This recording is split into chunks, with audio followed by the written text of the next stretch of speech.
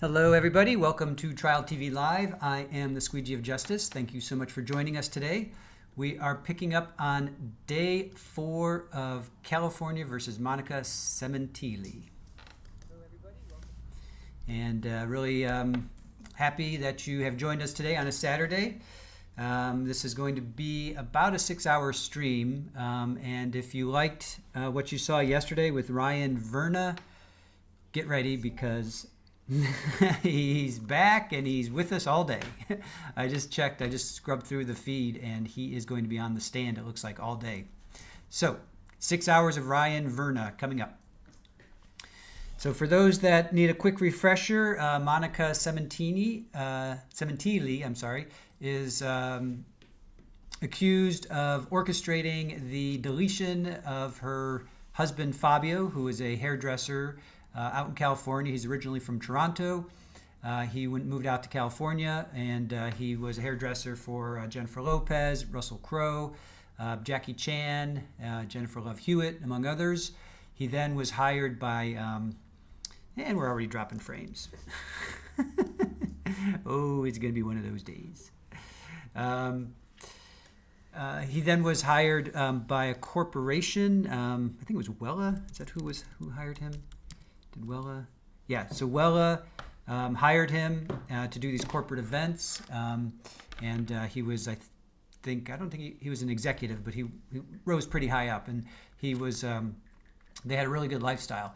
But Monica, they had been married just shy of 20 years, and they had 3 kids, a son and two daughters, and Monica hooked up with this guy, Baker, and they started to have a torrid love affair, and according to the state, she was doing threesomes and sending, all kinds of nude and naked photos of herself, sleeping with other guys.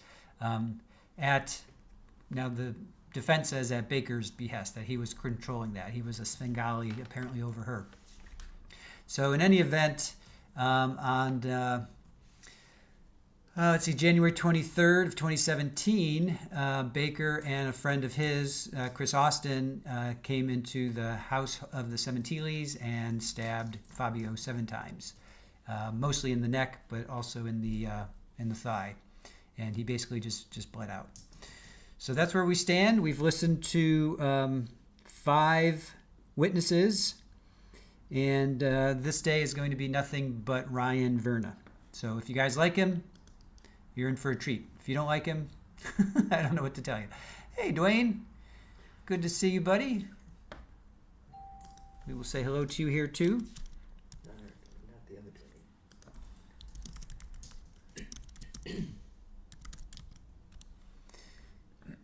Dwayne. And Pammy, so good to see you back. Yorkie, hello to you. Ricky Watson, good to see you. Mandy Strong, good morning to you. Julie, hello.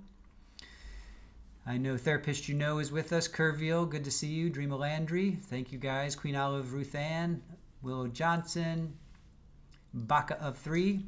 All right.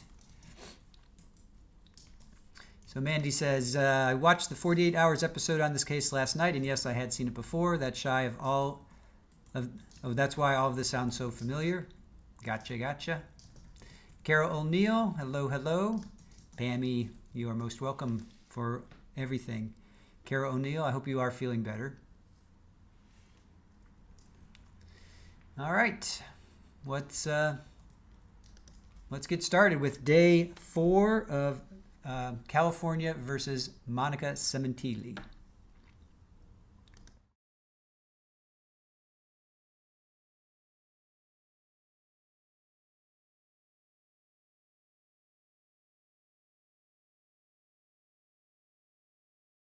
Identified a silver and white Apple cell phone belonging to victim Fabio Sementilli, an iPhone 7, phone number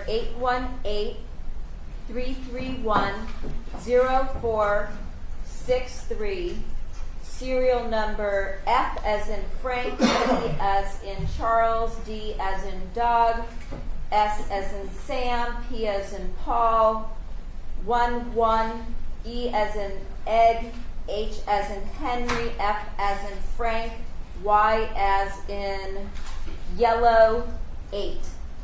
The cell phone was recovered from the residence's kitchen counter by LAPD detectives and designated as evidence item 67 by the LAPD. A black Lenovo ThinkPad laptop computer. The computer was recovered from the residence's kitchen counter by Detective Bucknell and designated as evidence item 68. These evidence items were packaged and booked into evidence at the LAP Van Nuys Property Division by LAPD detectives. Counsel join? Yes.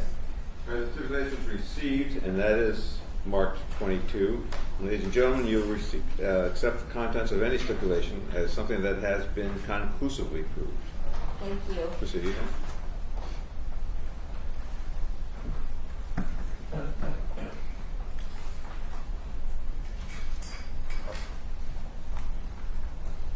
Now, did you at some point that evening on January 23rd of 2017 interview the defendant? Yes, And did that take place at approximately 9:15 that night? I believe so. And I think you told us yesterday that this took place across the street. Yes, at a residence prosecutor. Okay. Your Honor, at this time we're going to ask to mark the audio for recording number 701548 as Exhibit 23A and the accompanying transcript as 23B. The recording is approximately 30 minutes. Let's have the transcript of 24 Okay. as the transcripts by law cannot be received into evidence. Okay. These items are so marked. And at this point in time, may I distribute the transcripts that are now marked as Exhibit 24? Yes. Thank you. And while counsel's doing that, the same admonition applies. The transcript is not evidence. This assists you in understanding the audio, which is the evidence.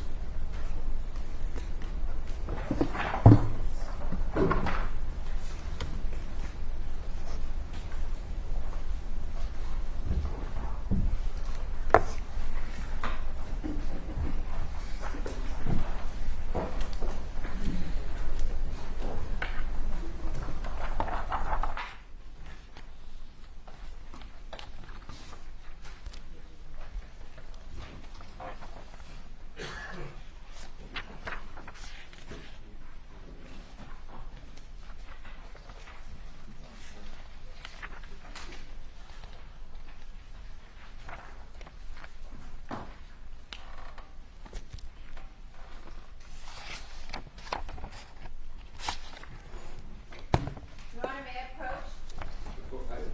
With this? I have it. Thank you. Your Honor, the people would agree to stipulate the court reporter does not have to take down the recording. The rules, of course, say that she doesn't have to, but thanks for the offer. Okay. Thank you.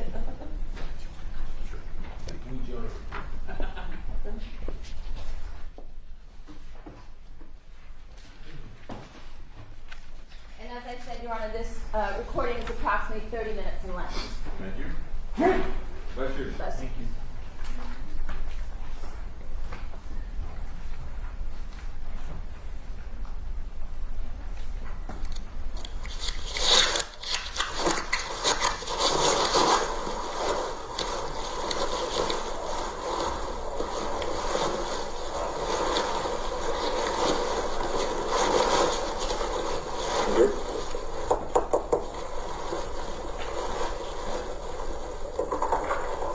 Hello, I'm Detective Porsche.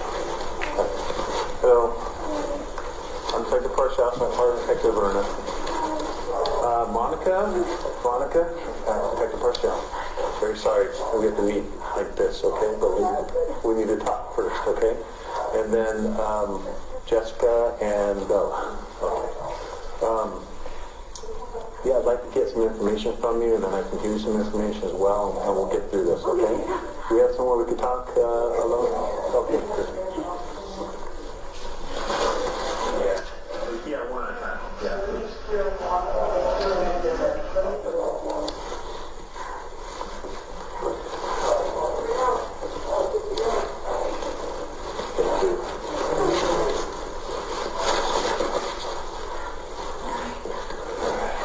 be able to speak with us and get through this?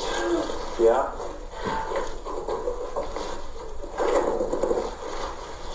I just know there's media down the street. I don't want them open the camera or whatever.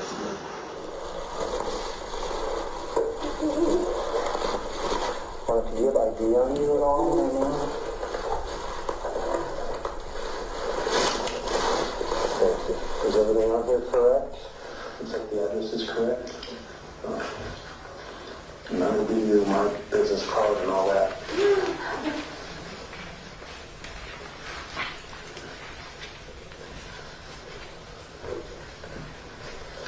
Martha, what's your cell phone number? 818 Uh-huh. 424 Uh-huh. 4213. 4213. How long have you lived on Queen Anne, or Queen Victoria? It's going to be 4 years. Okay. And you have a daughter, Jessica. Yes. What is her cell phone number? 818 Uh-huh. 746 5223. Okay, and then Bella, her cell phone? 818 Uh-huh. 213 Uh-huh. 9243. 9243. And your husband's cell phone? 818 Uh-huh. 331 0463. 818-310? 631 331 04. 331-0463. 818-331-0463. Is there anyone else that lives in the house with you? Just the four? Okay. No one's renting a room? No guest houses? Okay.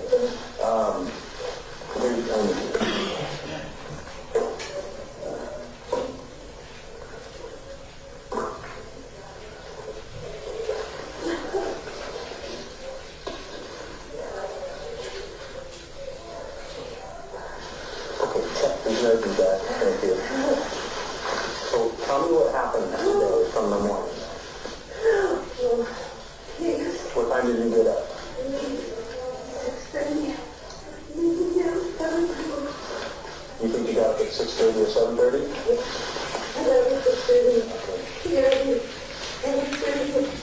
What? You work from home?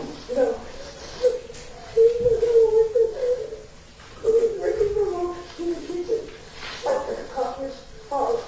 Business calls and stuff? Yes. Any issues with anything at work? Any problems or?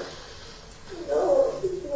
I just What business does it work for? Wella. Wella. W-E-L-L-A? What is his position at Wella? SVP Education. SVP Education? Yeah. How long has he been working there? We moved here years ago for that job, and then he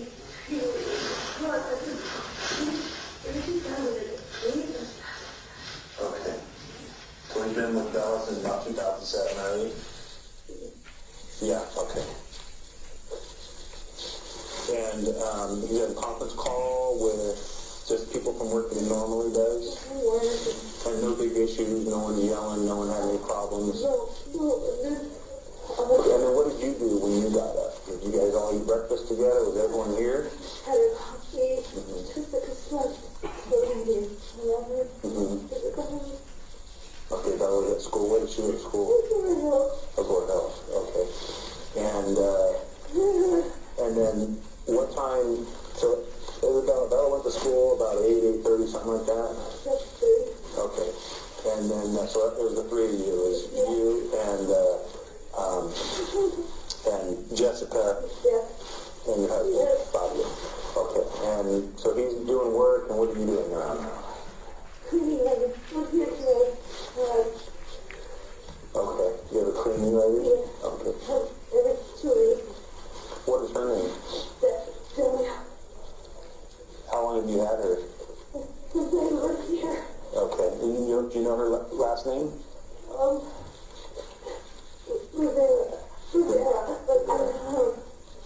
Okay, it's okay.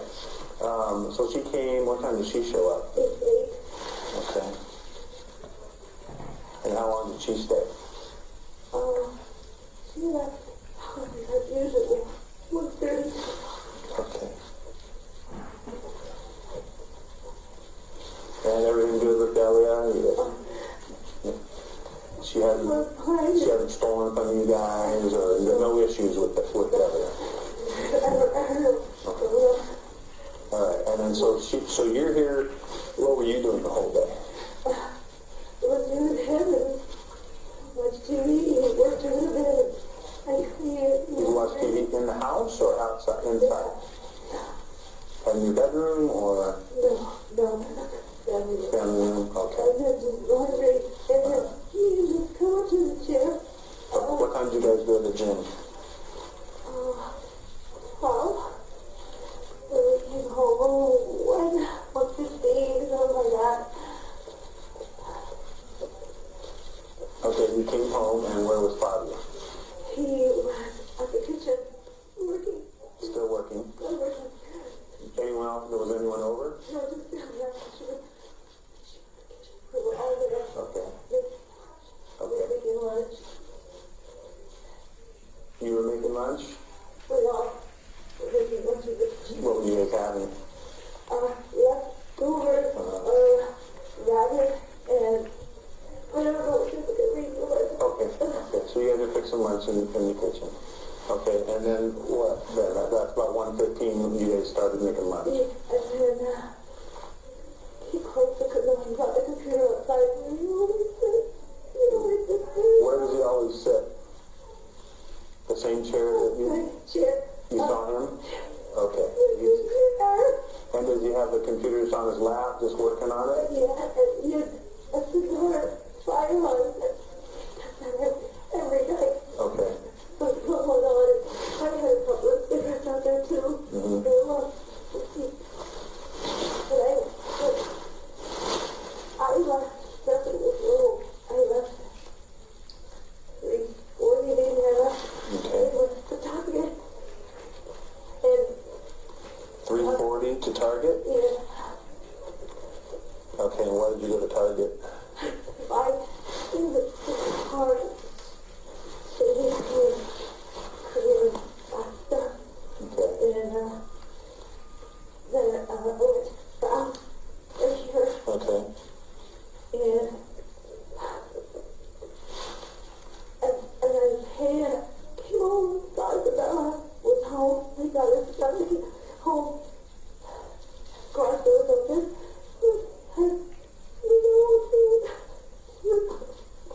Okay. So, what car did you take to Target and Ralph's? the truck, I drive the truck. The Ford truck? So, you first hit Target and then you hit Ralph's? Yeah, Okay, did you have any problems with anyone in there? no, Anyone on the road yell at you, road rage, cuss at you, flip you off, anything like that? No? Okay, and no problems with anyone in either store? You didn't notice anyone following you or anything like that? That you can remember? Okay. And then so you left at 3:40 Target and Ralph. What time did you get back around? it was 5 o'clock. Okay. After that, I walked in. Okay, you came home, pulled in, and then you didn't know anything at that point, correct? No, just a little, it was open. The garage door was open? And I said, oh, where do you go? Because the car, Yeah. And what did Bella say? She was on the phone already? she was on the phone. And she was... And she was, I started screaming and they were telling us to pick it up and move it. So you both were on him trying to move him? Were you wearing the little brown boots? At 3 shoes. You wearing those shoes? On your shoes? It's a thousand money.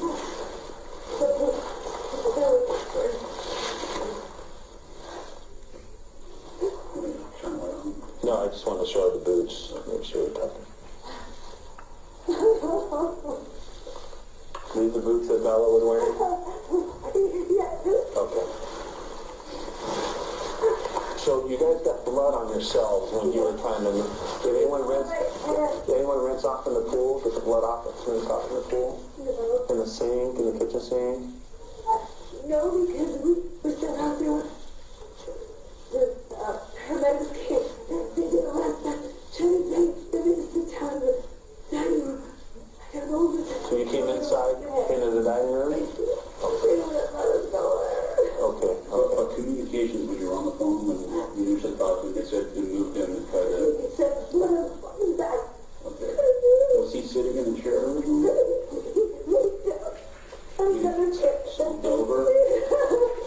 The chair that he was laying on, is that the one he sits in, or he sits in the one across from that?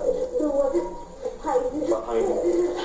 So he went forward, it looked like. Okay. I don't mean to... I'm just trying to... Okay, that's okay. I looked at your knives in the chopping block, the knives. The only ones that look like it could be missing, and most people have these ones missing, those little steak knives. There's two from the end and one from the... Are those usually like that, missing? the dishwasher. Probably the dishwasher. Okay, all right. You guys have a camera system, right? Yeah. Okay. I got somebody on cameras here. Good. Okay. What kind of camera system do you have? Is it on the phone? Don't know. Okay. Is it hooked up to a computer? No. It's in the garage or the little box. Okay. And then on a screen in the kitchen. Okay. So the screen for the... Look there. Look there. Everything's there now. Is that what you're saying? We moved into it. They had a system already. We just put new cameras because they were old. Okay. So If I'm looking in your garage, where is the actual box at? there's a white cover on the top of a big white cover. Okay. Is it visible if you're just looking at it, or do you see it? Or is it... Yes, it's a GDR. Box. Have you looked at video before? Have you guys had any incidents or anything? Okay. But for all you know... I know it's happening, but they're now quite a bit lately. Rain, and we had people work here with a while. We just have to plug it back in, and that was it. I never really looked at it. We think it was plugged in, though? We think it was plugged in tonight? Oh, that's the thing. No, there was no power today. So you don't think the cameras were on today? Yeah, they were. They were on. Yeah, the only time I ever had to use them is to attach the power again because of the power failure we had. You have a monitor that's in your kitchen. Is that always on? Always on. And you saw it on when you came home, or was it off? It's always on. It's always on. Everybody's there all the time. It's always on. You have access to it on your phone? No. No? If I need it, I look at it there. Okay. Do you guys all have the same cell phone company? Yes, AT&T? Do you know where your husband's cell phone is? Don't know where it is? You think does he usually carry it with him? He has it with him all the time? Okay. Or in the kitchen. That's usually. Okay. Don't worry. Tell me about the car. I just bought that car a month ago. 1 month ago? Yeah. How much did the car cost?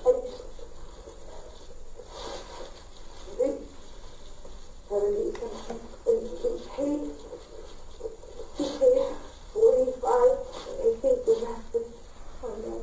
Okay. So I'm sorry, the car was 70? Or I think 75. 70, so somewhere around there. Paid 45, financed rest. Through what company? Do you know? I don't know. I think it's the owner. Okay. Someone mentioned that there might be a program on his phone to track his car. Yeah, I think he was spotted. And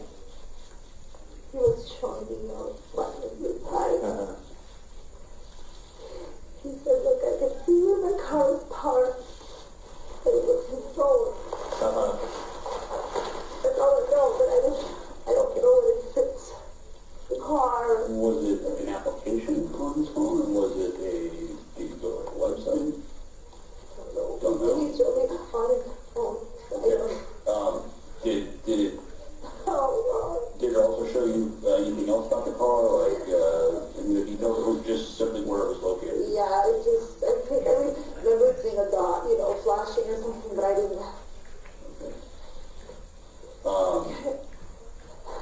It's a Porsche, right?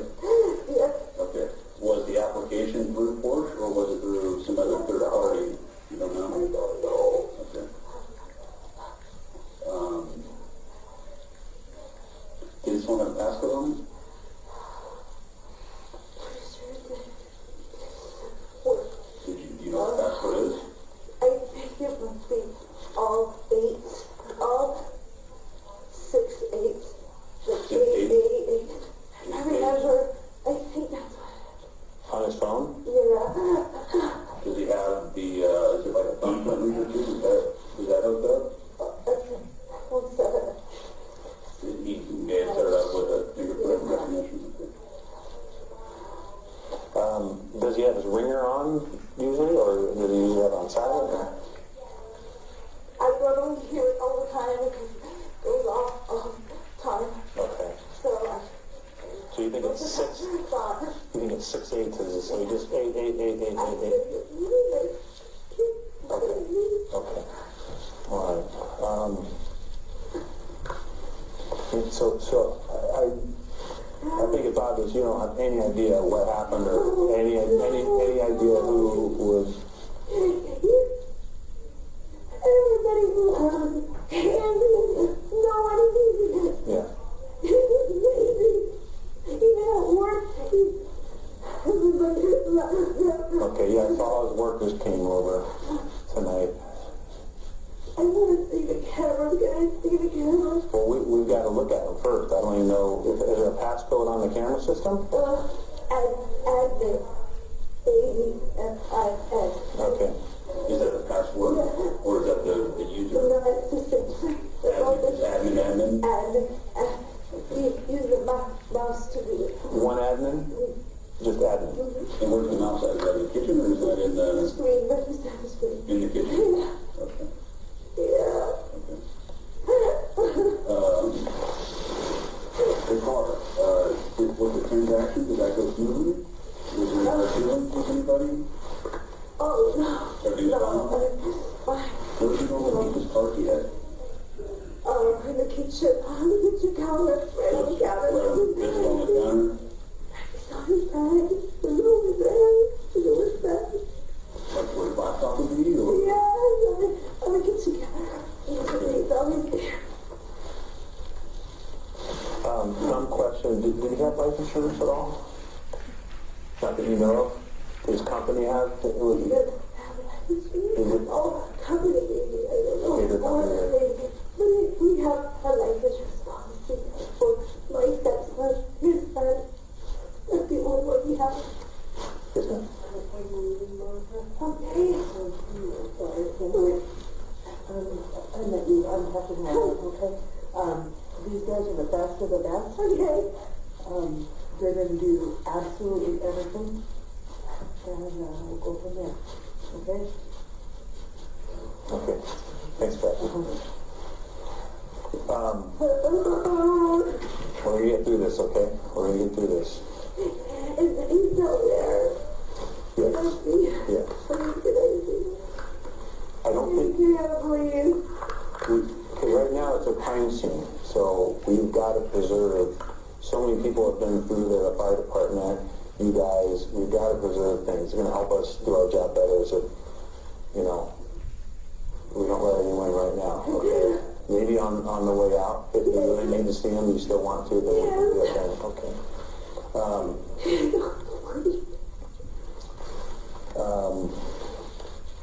Got the video that. Anything else right now? Do you have any kind of enemies that you know of?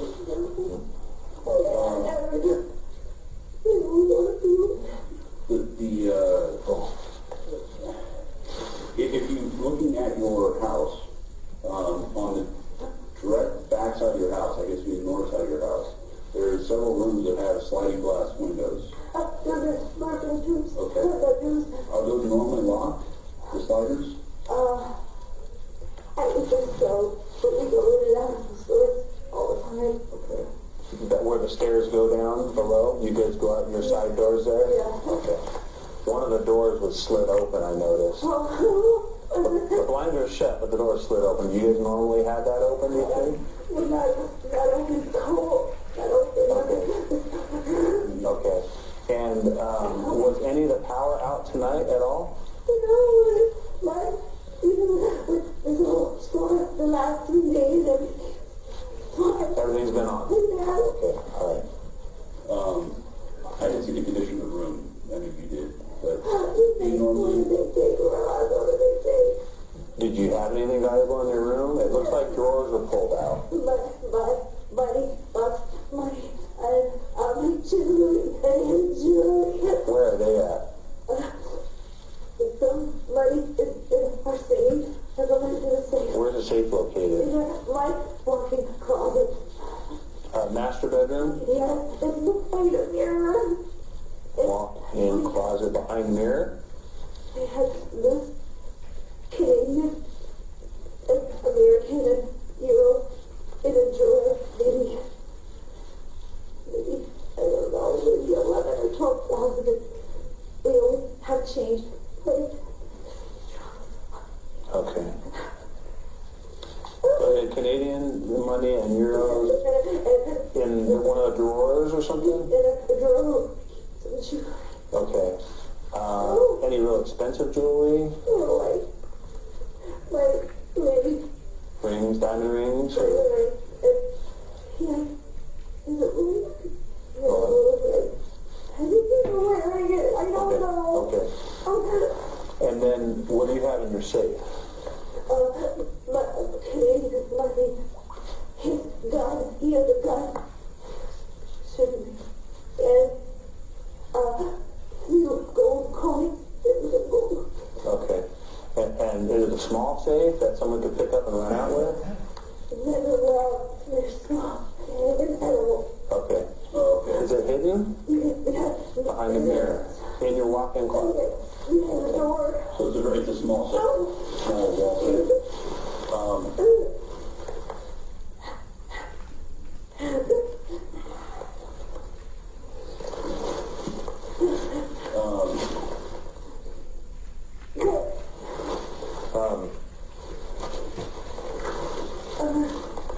Where does he keep the car keys? He comes over the kitchen counter. Just anywhere on the kitchen counter. There's a Fiat. There's one that says Fiat. That's what my car is. That was my son's house. Okay. While I was driving the truck, we need 4 cars now. Bella has a Fiat. Okay. And he throws the kitchen. He shows the Porsche keys on the counter. Did he have 2 set? I think that our spare sets are in kitchen drawer. Kitchen drawer. Okay. And then where do those stairs go in the back? The wood stairs. Tree house and our pool equipment is down there. Is there access to another gate or? Little cement, like those city. A wash? Yeah, behind there. So if someone was walking in a wash, could they gain access to your property through the wash? If they climb the fence? Is it a tall fence or? I don't know, yes. It's a steel. Okay. Do you know of other crimes happen in this neighborhood? We have a personal association. Every time something happens, everybody emails, and mostly they're happening on Tarzana, home break-ins, and we get all the news. Nothing ever So there's been no burglaries going on? You've Yeah, not heard we about? have Officer Dent. He helps us in the neighborhood. The senior lead officer? Yeah. And you're active in the crime watch? I just read up on it.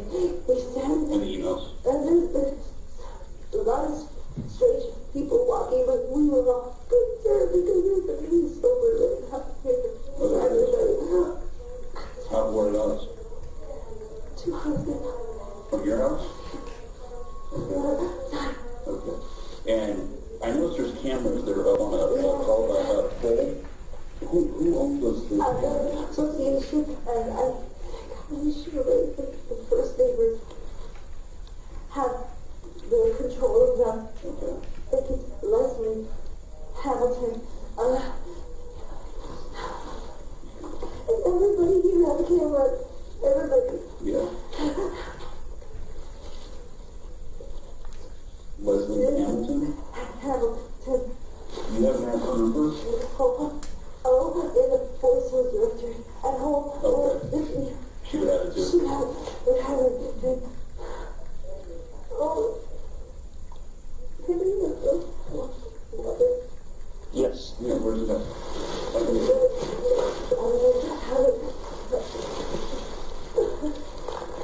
How long has the halfway house been there? Do you know how many people stay there? They said it was only a few, but there were 50 people there at once. 15? Yeah, we had a meeting with the Congress and everything. I know people are out there smoking weed. But ever since then, we've never seen a problem. People walking up and down. Okay. They still look like they belong here. Okay. What am I gonna do? You have your daughters, and you guys are gonna be able to get through this okay, right?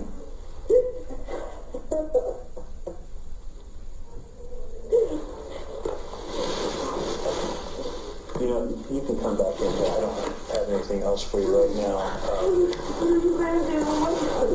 We're going to do everything in our power to find out who did this. There's video everywhere, and we're going to start with that. We're going to start with a lot of video. Can I go home? No, that we're going to have to go through. We're going to process the whole house. It's probably going to be here for hours and hours and hours processing that evidence. Okay. I'm done, sir. Okay.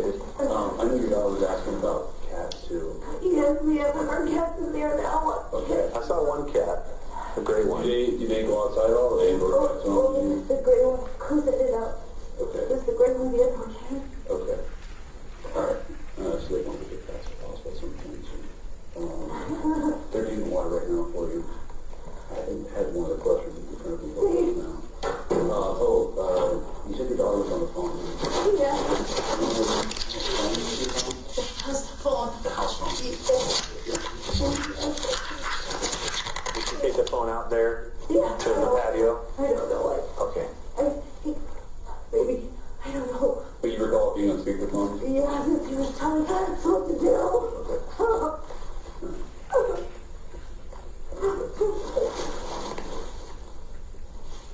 Okay. Monica, you want to come back out to the living room with your daughters, and then we'll talk to Bella or one of your daughters. That's okay. Is that okay if we talk to Bella? Yeah. Okay. Should I be here too? Can someone else be here, a neighbor or something? Because I don't want to get crisis. Yeah.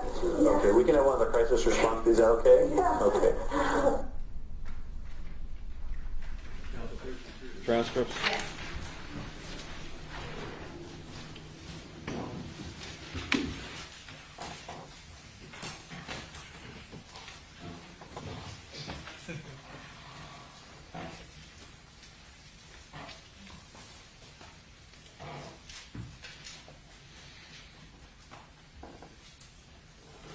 I've done that, Your Honor.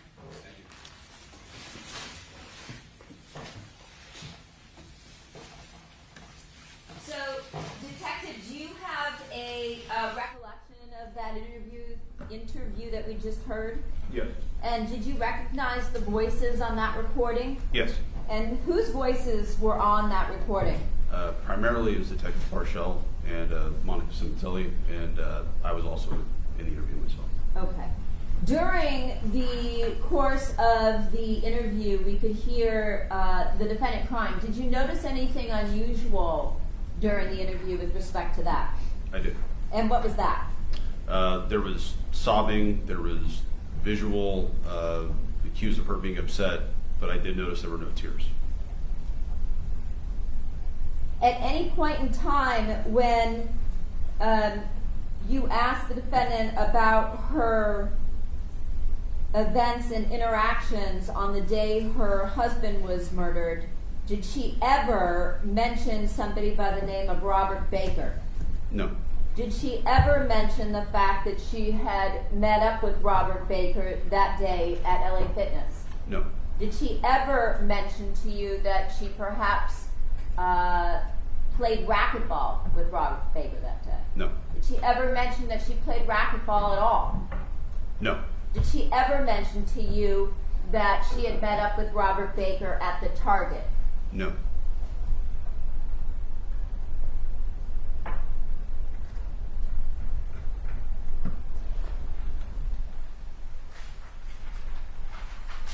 And when you asked her about the surveillance camera system, did she ever change her answer when she said that she didn't know anything about the surveillance camera system? No. Did she ever change her answer at any point in time that we didn't hear on the tape as we heard on... I'm going to object. The tape speaks for itself. I believe there is some answers about the system. Well, one, I will not accept a speaking objection.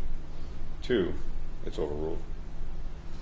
Did she ever change her answer at any point off tape when she claimed she had no access on her phone to view the cameras? Did she ever change that answer? No. Did she ever off tape change her answer when she told you that Fabio did not have a life insurance policy? No. Did she ever change her answer that the only policy she knew of was the one she had for her son? No.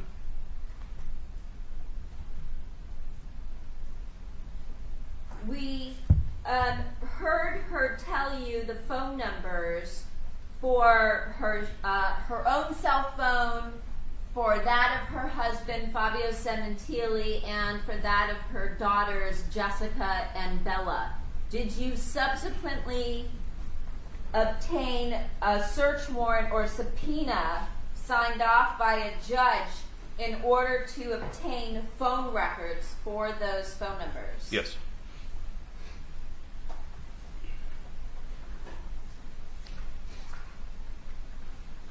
Your Honor, I have another stipulation. May it be marked as People's 25? Yes.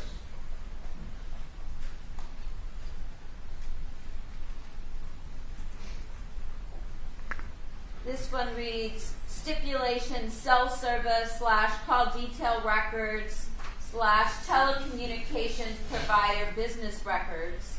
Detective Ryan Verna. The records contained in the following exhibits were obtained either by a search warrant or subpoena and are true, correct, and authentic business records for the companies from which they came. AT&T records for defendant Monica Sementilli, iPhone number 818-424-4213 for item number 119, iPhone 7, serial number A1778, and SIM card passcode 1962.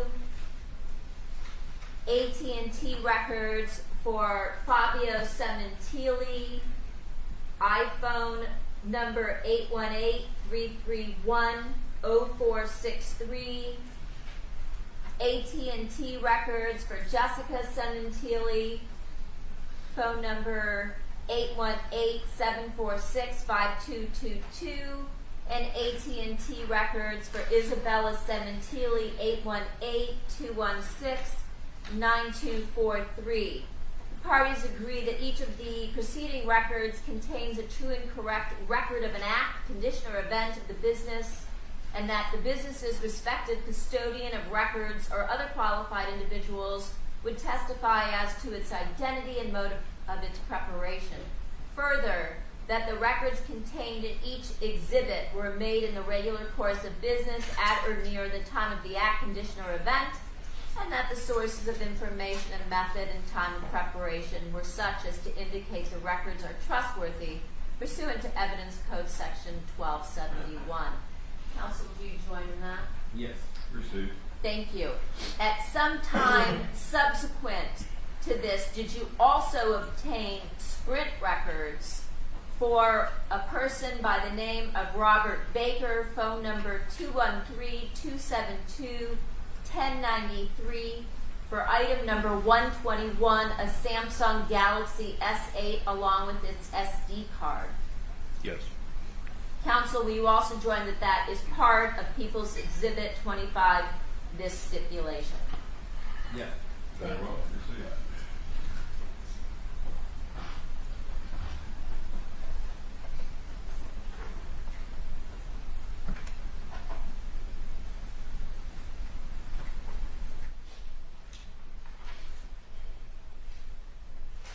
Now, we heard at the end of the interview with the defendant that you asked to interview the daughters. At that point, did you and your partner also interview separately both Jessica and Bella Sementilli? Yes.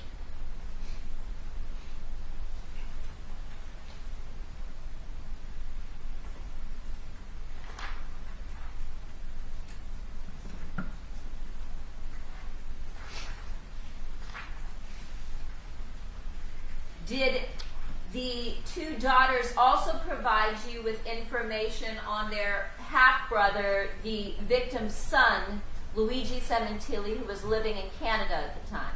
Yes. And at some point, did you and or your partner also have contact with Luigi Sementilli by phone? Yes.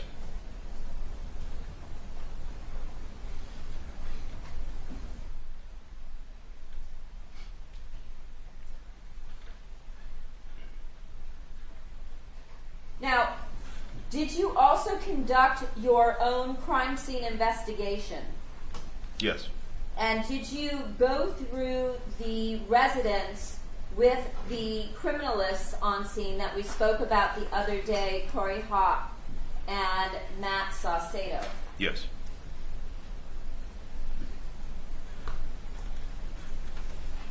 As you went through the crime scene, did you notice that anything with respect to any physical evidence inside the residence itself? Can you repeat the question, please? Yes. Did you notice any physical evidence, biological evidence, inside the residence as you conducted your investigation? Yes, there was a lot of it. And what was that? There's red stains all over the living room. I'm sorry, the kitchen area. Kitchen or living?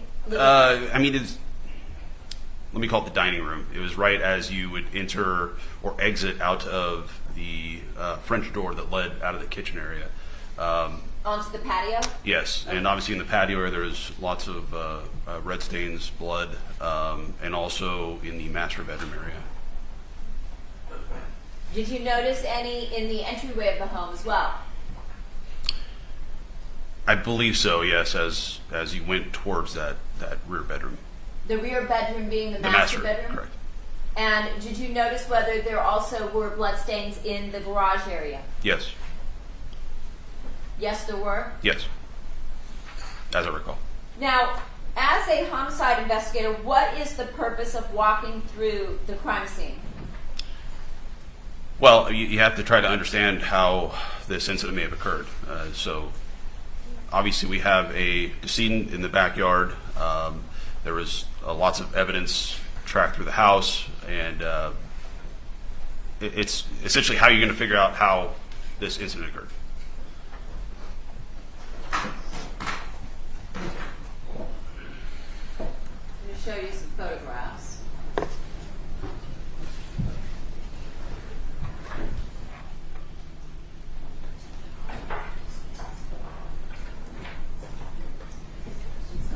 We may need your help, Esther.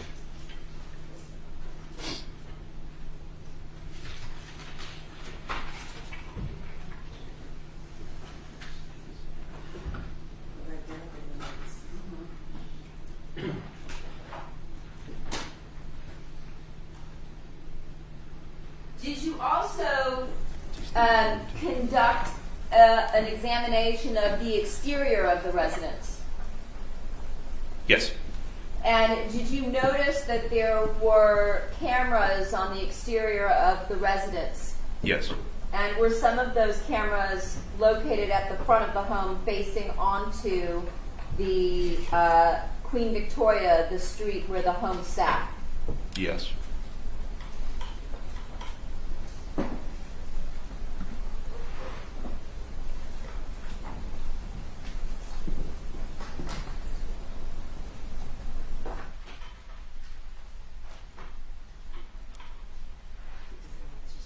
Were there any particular rooms in the home that appeared to have evidence of a disturbance?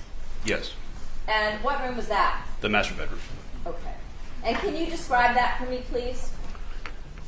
As you walked into the room, there was a set of actually what appeared to be kitchen cabinets that were used as cabinets inside the bedroom.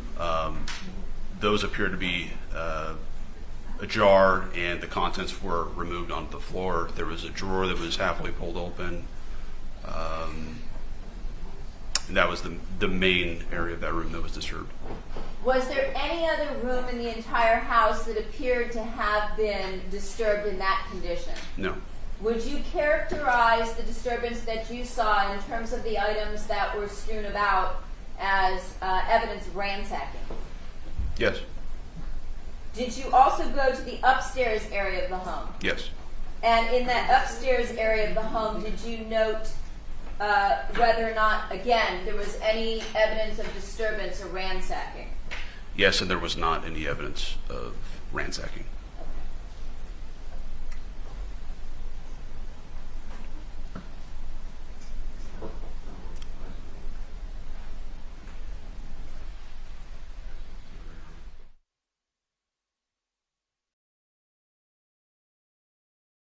Bedroom, subsequent to what the defendant told you about a safe, did you go into the walk-in closet?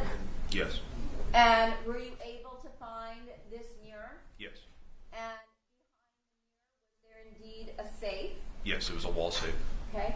And did that appear to have been disturbed in any manner, or did it appear to have been untouched? It appeared to be undisturbed. I'm sorry, what was that? I didn't hear. For conclusion or foundation. There you go. Whatever you did, it worked. Did you see any evidence of, was the safe closed? Yes. Was there any blood or anything that resembled any kind of red staining on the front of the safe? No.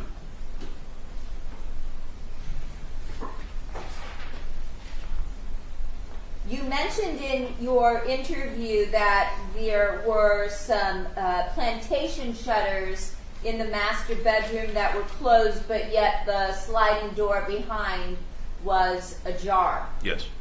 That sliding door, did that lead onto a patio that ran along the side of the home parallel to a wash?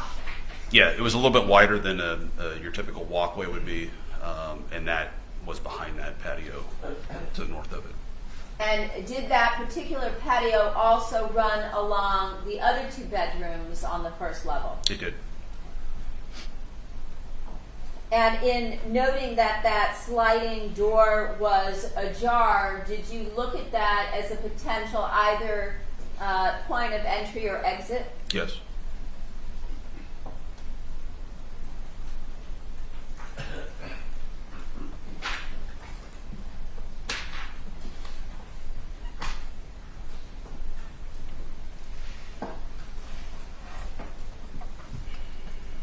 Showing you what you previously reviewed the first day that you testified, People's Exhibit 7, page 5.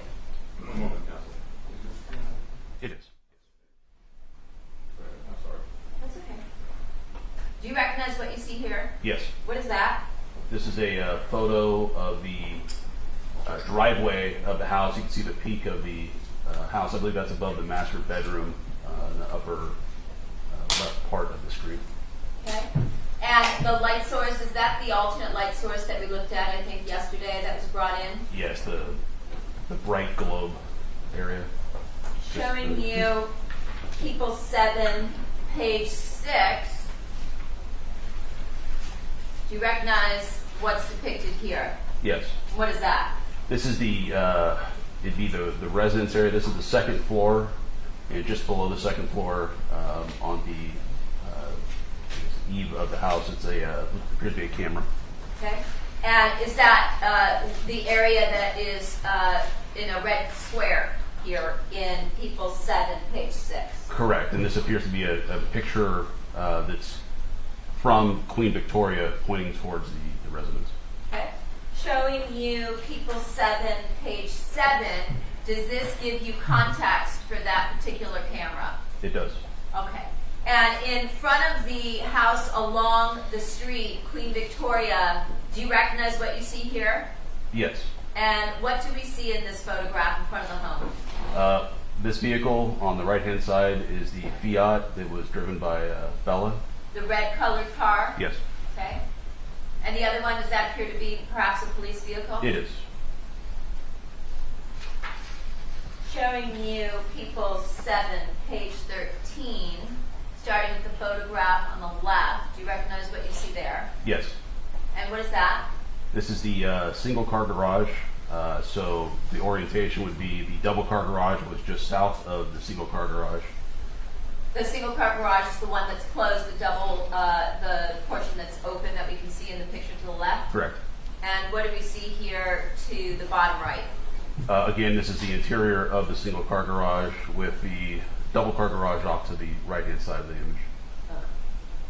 Showing you People 7, number 50. As you walk into the home, if you were to go slightly to the right, what is this area here? Right here, the blue chair. I believe it's a half bath, powder room. And does that also show us the stairs that lead to the second floor when you come into the entryway? Yes. Looking at the photograph to the bottom right, can you describe what we see here? Yes, so it's the same blue chair. This is basically taken from the orientation as if you were standing near the staircase looking in the opposite direction. And looking at the photograph in the bottom right, does this area where the floor changes from this tile or marble to wood, does that hallway lead you to a particular location? Yes. And to where? So I believe if you made a quick left, it took you down to the 2 bedrooms that were connected via the Jack and Jill bathroom, and if you went straight down the hallway, it took you to the master bedroom. Okay. Showing you People 7, page 51. Do you recognize what you see here? Yes. And what is this? So this is looking down the hallway from where the master bedroom would be, looking back towards that powder room, half bath area. Okay. And to the bottom right, is that the cabinet area that you were talking about that was similar to a kitchen cabinet Yes. area? Yes. Sort of a dressing area in the master bedroom? Yes. Showing you People 7, number 57. What does this depict? This depicts the master bedroom area. This is the bed itself in both images. And you can see some clothing on the floor. Okay. Showing you People 7, number 61. Do you recognize what you see here? Let's start with the photograph to the top left. Yes. So in the upper left-hand corner, that's the main entry door that comes into the master bedroom. These are the cabinets I was speaking about earlier. You have the flooring here with some items on the ground, and then the master bed. Okay. And shifting over to the photograph in the bottom right of Exhibit 7, page 61. What do we see here? Again, this is the cabinet we spoke about. Off to the right is the bed, and here are dresser cabinet area as well. So, is this the evidence of ransacking that you were describing? Yes. Within the master bedroom? Yes. Showing you People 7, number 62, page 62. 22. Are these also photographs taken of the master bedroom? Yes. And if we look in the photograph to the top left where I'm pointing, does that lead you to the walk-in closet area? Yes. Showing you the two photographs in People 7, number 63.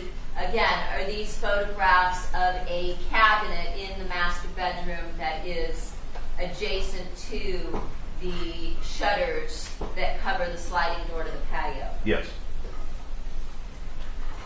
Your Honor, what's the next in order? Is it 26? Thank you, Your Honor. Showing you Exhibit 26. There is no 26. Oh, whoops. I'm sorry. Your Honor, I have a set of two photos. It's labeled Search Warrant 5012 Queen Victoria Road, Master Bedroom Safe. It has it looks like three photos actually. If I could have this marked please as People's 26, and it has a 5 in the bottom left corner. Yes. Thank you.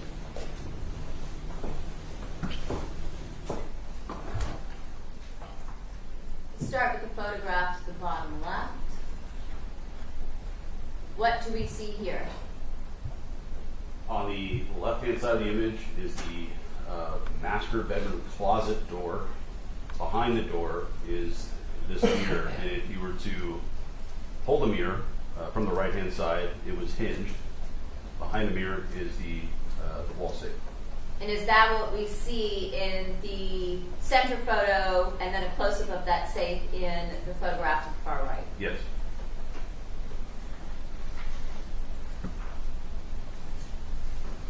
Showing you what you previously marked as Exhibit 7, page 64. Are these, the photograph to the left, does this appear again to be a photograph of the master bedroom? Yes. And looking at the doorway to the right of that top photograph on the left, where does that lead? So this leads into another bedroom, and then if you continue on, this goes into that Jack and Jill bathroom, I believe. Okay.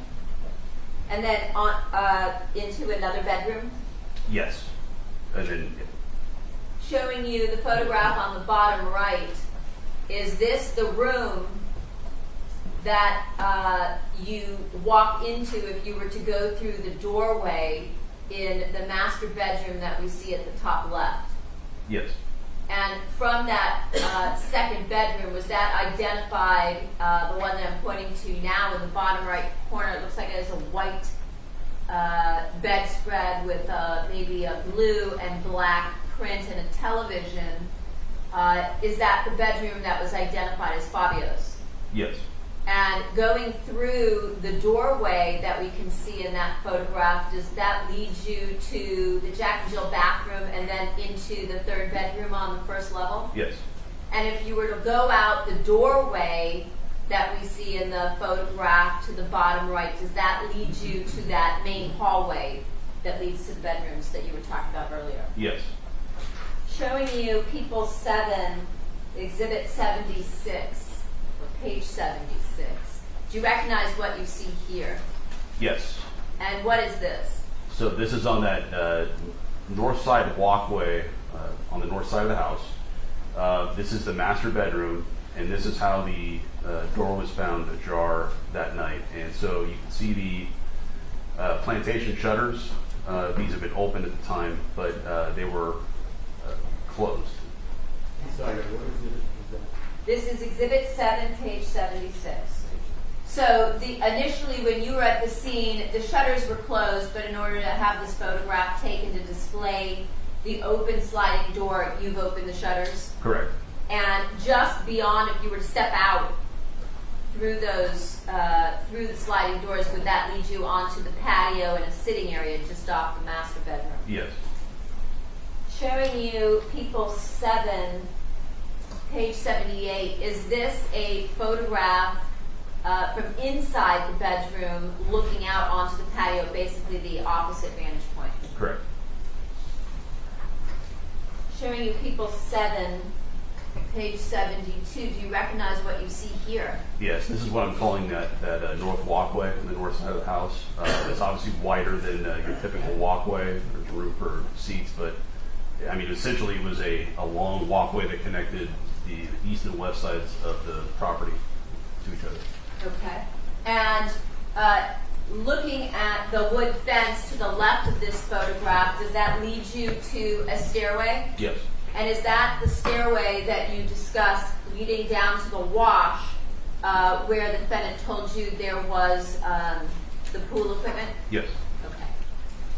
And looking to the right, is this the master bedroom that we see just off the sliding doors? That's correct. And do you see the area that has, again, a red box around it up in the eaves? I do. And did you notice something in that area? Yes. And what was that? There's another camera that's up in that. Showing you Exhibit 7, page 74. Is that a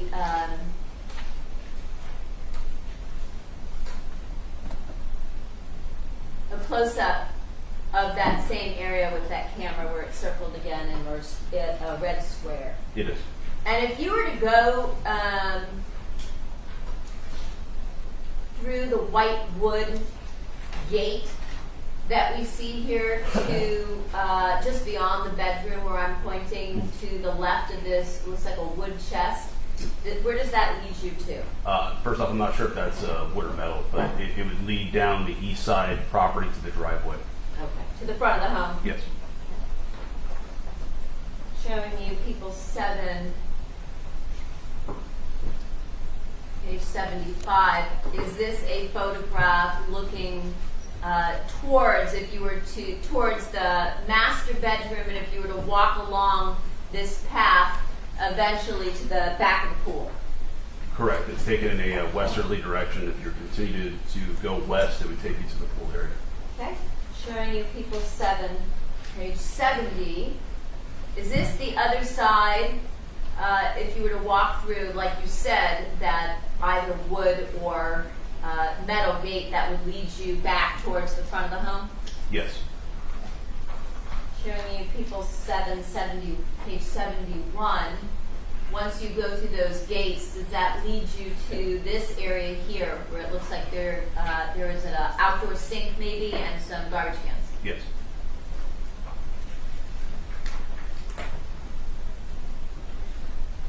Showing you the 2 photographs from people 7, page 73.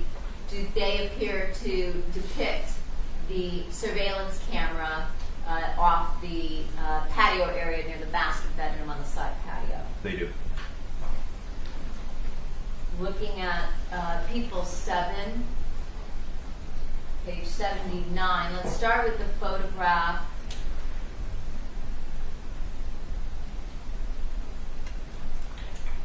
To the left.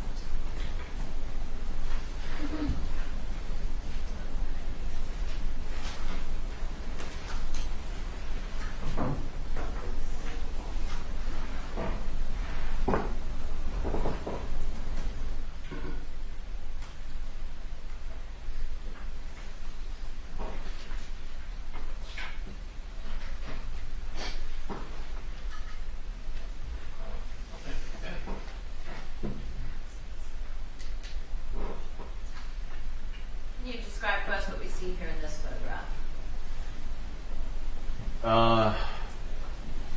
It appears to be part of the walkway. I'm not totally sure where this is actually at in the house, though. Okay, and on the right side, does that appear to be the part of the wood fence? Yes. It's just it's so grainy right here. It's hard to tell what that part is. So. Pointing to the left area Yes. of the photograph where it's dark? Right. Let's see if this orients you. Look at the photograph to the bottom right. Yes, that's the staircase we were discussing. Okay. So again, looking to the left of that staircase going down, again, this would be the walkway that goes along the first level bedrooms towards the pool. Correct. Now, did you also, prior to the coroner's personnel moving the body in any manner, did you also examine the area where Fabio Sementilli was on the back patio. Yes. Showing you People's 8, page 13. Do you recognize what you see here? Yes. And what is this? This is the back covered patio area of the house. In the upper right-hand corner, you can see the doorway that leads into the kitchen area of the house. Obviously, there's the decedent in the center of the image, along with lots of blood and a knocked over fire pit. And did it appear that this area here had been disturbed based on the fact that you have something that's knocked over and the location of the decedent? Correct. Objection, that's legal. Showing you People's 8, page 14. Is that a close-up of Fabio Sementilli? Yes. Now, when you were inspecting this area of the crime scene, was there something that stood out to you given the disturbance of ransacking or the evidence of ransacking that you saw in the master bedroom? Yes. And what was that? Fabio appeared to have a very nice watch on his left wrist.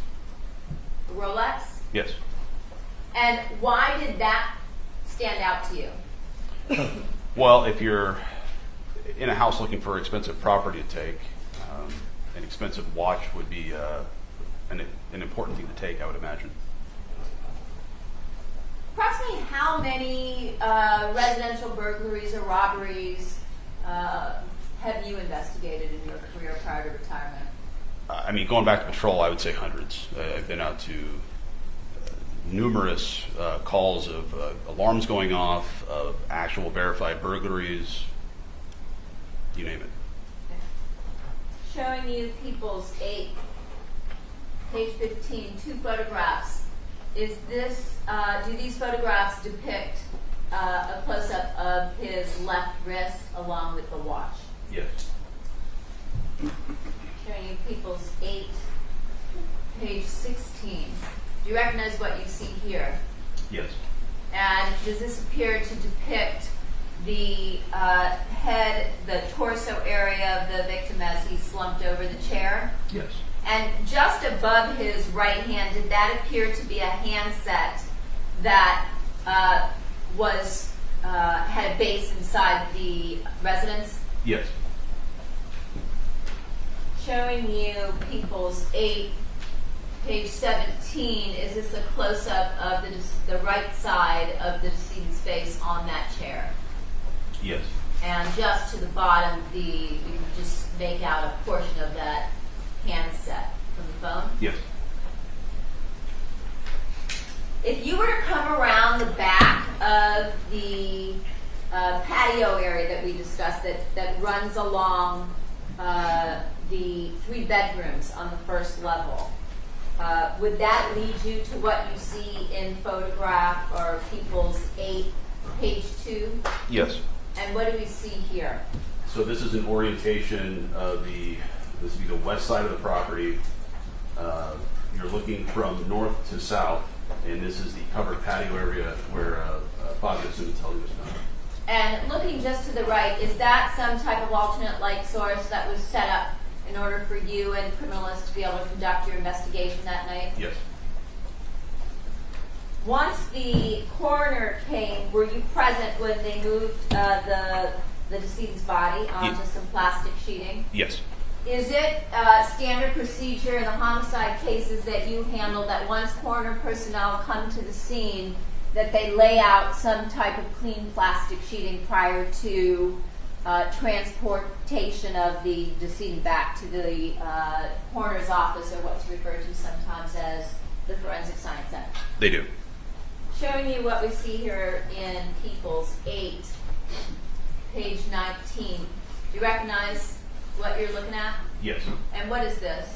This is Fabio Sementilli after the coroner had arrived, and they call it rolling the body. And at that point, were you able to get a look at some of the injuries to the front side of his body? Yes. Okay. Showing you People's 8, page 20. What do we see here? Again, it's the Same scenario, just a different angle. And in this particular photograph, were you able to see that he was bleeding not just from the neck and face, but that he also appeared to have a significant I have not heard the question, so I will not rule any objection quite yet. a significant wound to his right leg? Overruled. Yeah, at this point, we weren't sure about an injury to the right leg. We weren't sure if that was just from him lying in the pool of blood. Okay. At some point, were you able to make that determination? Yes. Showing you People's 8, number 21, what do we see here? Again, same scenario, just different orientation. This showing the face, the right arm, and what appears to be the right leg. Yes. Showing you People's 8, page 22. Do you recognize what you see here? Yes, this is a close-up of the face and upper body. Of the decedent? Yes. Showing you People's 8, page 23. Does this photograph depict the right face and neck of the decedent, Fabio Sementilli? Yes. Showing you People's 8, 2 photographs, page 24. Does this appear to depict the abdomen area and chest of the decedent at the scene? Yes. And the individual that we see that appears to be wearing blue gloves, do you know who those gloves belong to? That'd be the coroner's personnel. Okay. Showing you People's 8, page 25. Does that appear to be a close-up of the right side and neck area of Fabio Sementilli? Yes. And what did you notice here that was significant to your investigation? Well, you have multiple sharp force injuries on the neck, and they're appear to be targeted right towards where you have significant arteries and areas where you bleed out from.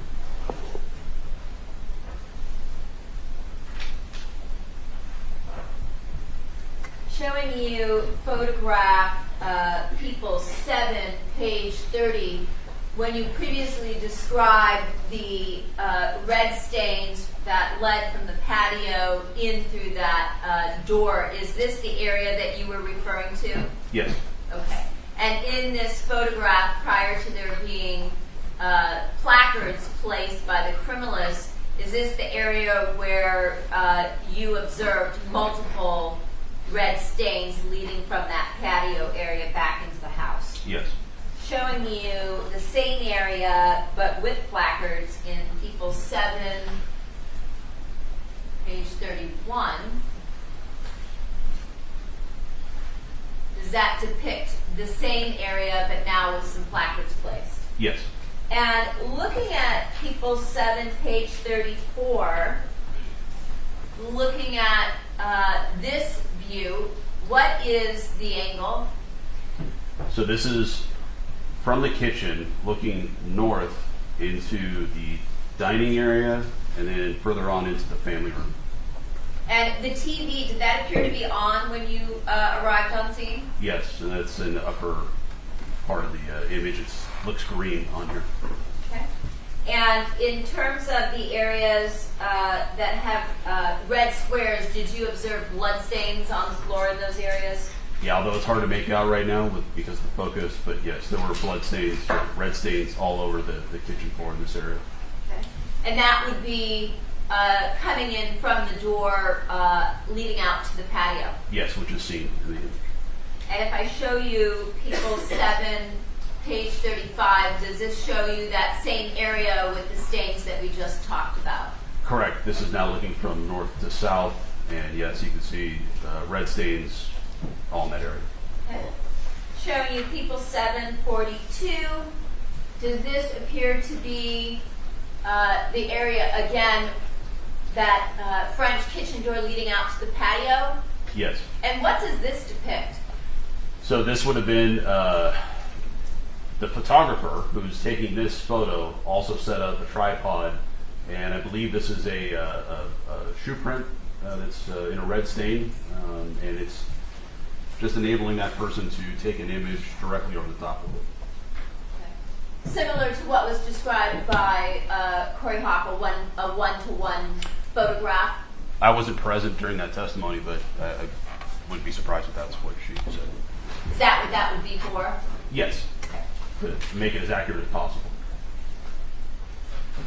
Your Honor, I have a photograph that appears to contain an iPhone along with some packaging. It's titled Search Warrant 1512 Queen Victoria Road, item number 67, victim Fabio's iPhone 7 Plus. May it be marked as People's 27? Yes. Showing you People's 27. Are you familiar with what you see here? Yes.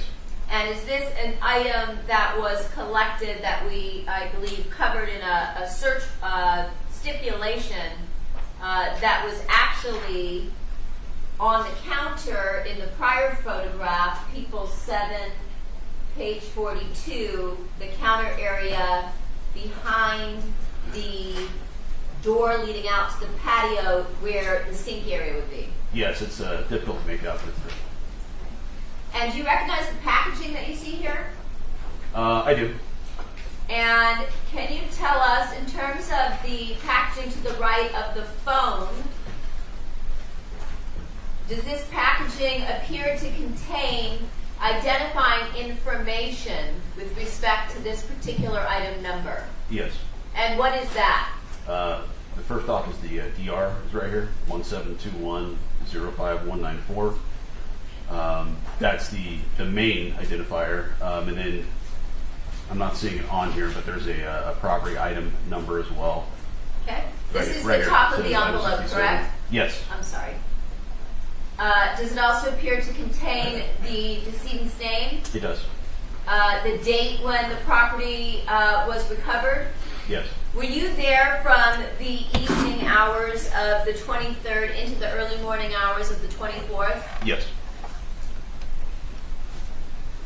And when you see the description and it says item number 67 written in a couple times, does that correspond to any documentation that would be a part of your case file, or what's sometimes referred to as your murder book in this case? Yes. And what is that? There's a property report that's completed in this case. I'm sure there's multiple in this case. But the first one would have been all the property that was recovered from the residence, and that's item number 67 would be on that report. And that would identify this particular item? Yes. And looking at the photograph to the, or what we see in the photograph to the top left, does that appear to be some sort of an envelope from which item 67, or into which item 67 was placed prior to being placed into the packaging on the right? Yes. And the phone at the bottom, does that appear to be item 67? It does. Your Honor, I have another set of two photos titled Search Warrant 5012 Queen Victoria Road, item 67, victim Fabio Sementilli's iPhone 7 Plus. Appears to be the front and back of the phone. May it be marked, please, as People's 28. Yes. Thank you. Showing you People's 28. Do these photographs appear to depict that phone along with the passcode? Yes. Showing you People 7, page 28. Does this appear to be a photograph looking from the corner of the dining room into the kitchen area? Yes. In fact, if you want to put that back up, I can point something else out as well. So in the upper part of that image here, this is the, if you can slide it down just a little bit. Oh, yes. So this is the monitor that was on the countertop that was connected to the home's security cameras. Did it look black like we see here when Yes. you were in the home? Yes. And why was that? It appeared not to have any power. Okay. And the box that the defendant described to you as being on top of the cabinet in the garage, I think we talked about that. Did we talk about that yesterday when you testified? I think briefly. And that DVR box, did that appear to have been taken? Yes, and if I can add also, that box would have been virtually right behind this monitor, this wall. Let me object, no foundation. That's a rule. The wall where these cabinets are up against, the backside of that wall leads into the garage. So, you were there. You saw the location of the cabinet in relation to where the monitor was. Yes.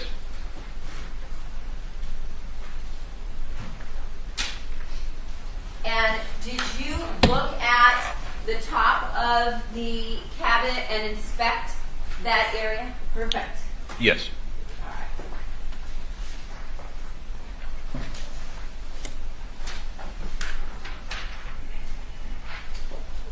Showing you people 7, page 20, 2 photographs. Do you recognize what you're looking at here? Yes. And what is that? So this is the, on the right image, there's a doorway. This is the door that leads in from the garage to the kitchen area. Just to the right of that, on the wall is the sub panel we spoke about yesterday, and immediately to the right of that is this white cabinet that was described during our interview with Monica as having the DVR on top of it, and there was no DVR box, which is the digital video recorder. On the left image, you can see all the cabling that was there. We assumed it was attached to the actual video box. And this, the top of this cabinet area, again, was that just on the other side of that wall where the monitor was? Correct. And were those cables basically hooked up to nothing when you got to the scene? Correct. Counsel, I'm going to take our morning recess for 15 minutes. The admonition applies. See you back here in 15 minutes.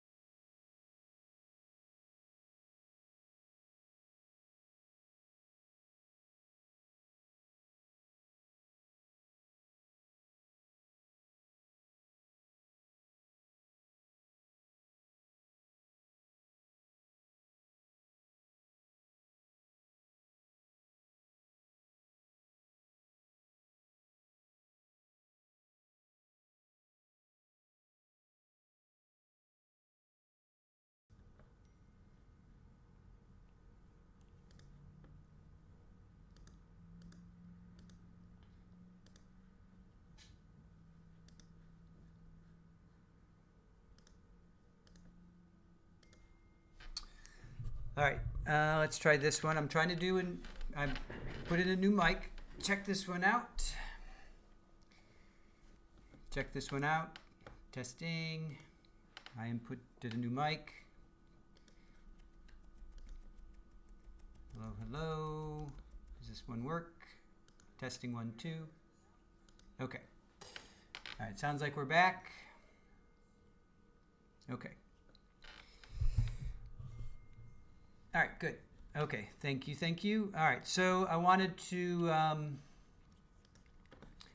pull up the house while they came on a break because they're talking all about the house. So let's check out this house.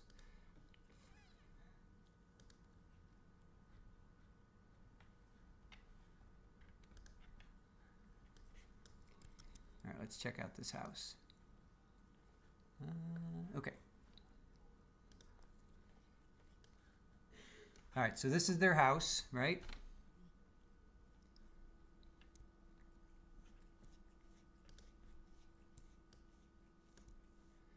All right, come on.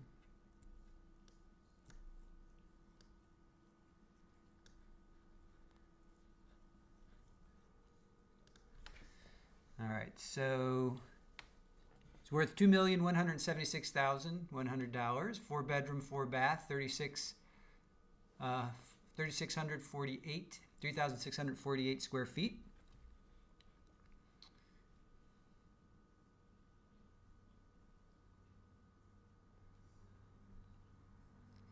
Just want to see. Oh, here we go. That's what I wanted. So it's very close to Ventura Boulevard.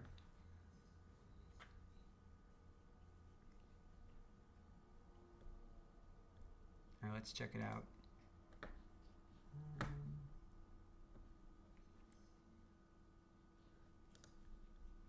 Here we go. Okay. So I can make this a little bit bigger. All right.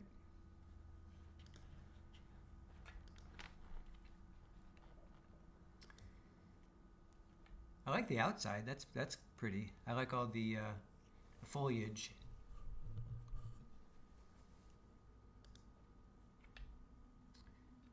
Okay, here's some interior shots.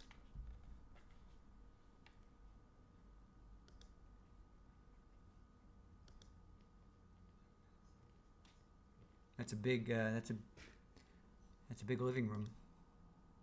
Looks like it's a I love that hardwood floor. That is really nice flooring.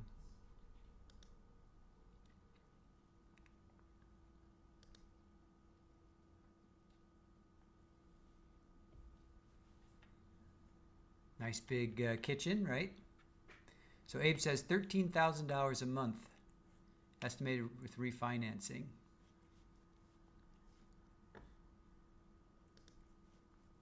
Yeah, I love that kitchen, right? That's a cool kitchen.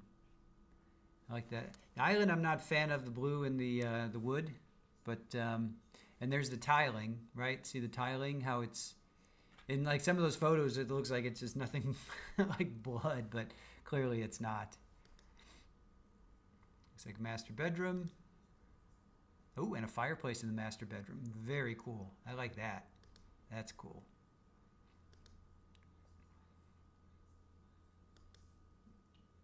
Shower and tub. All right, here's another. There's 4 bedrooms, 4 baths.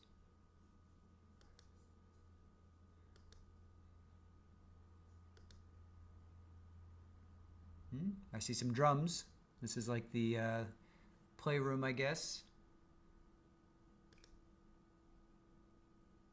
There's another bedroom. Bedrooms are pretty decent size. Then there's the pool. I would totally jump off that roof into the pool.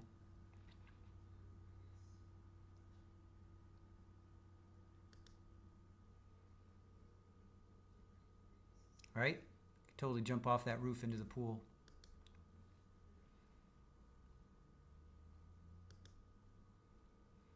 That is I like that. Little outside cabana area.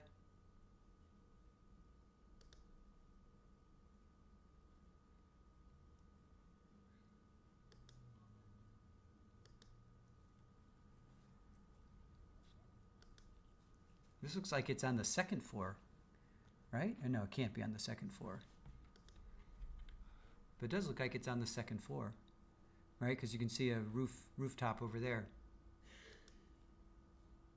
I love all the foliage and the trees. That I really dig. Yeah, it's...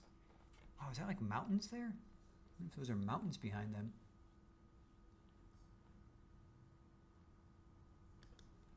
Yeah, I love that cabana area too. That is cool. Cannonball style, yep.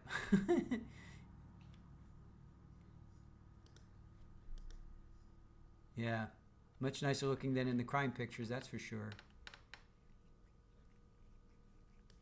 And Debbie Blair, yeah, I love the cabana area, definitely. Baca, cannonball style, for sure. Outside is beautiful, yeah, looks very peaceful. I agree.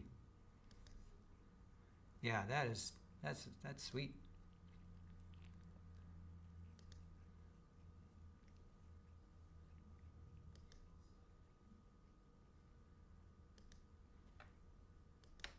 Very nice. Yeah, it's a cool looking house. All right, so let's look at the, see more.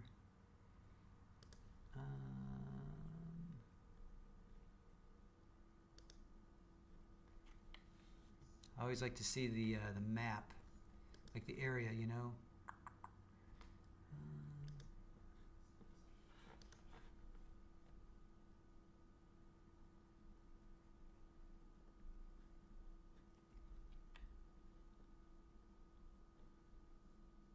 I guess this is it. Can we actually see the map? Okay. It has a fireplace. Fireplace is, yeah, saw that. Let's see. Oh, here we go. Here's the sold. Okay, so they sold it. Okay, so they did sell it in 2018. So this happened January of 2017. So the listing was removed in June. That's when she got, oh no wait, yeah, she got arrested. When did she get arrested again? It was, so June 14th, she got arrested. June 14th, so the listing was removed June 19th. Then they listed it again in October.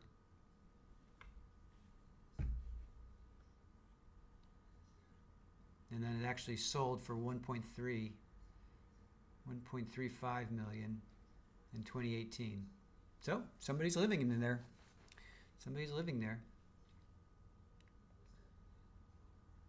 I would love to look at the I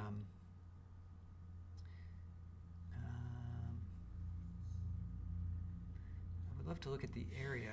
Like I want to see. Doesn't look like that is clickable. All right, we'll have to zoom. Let's see.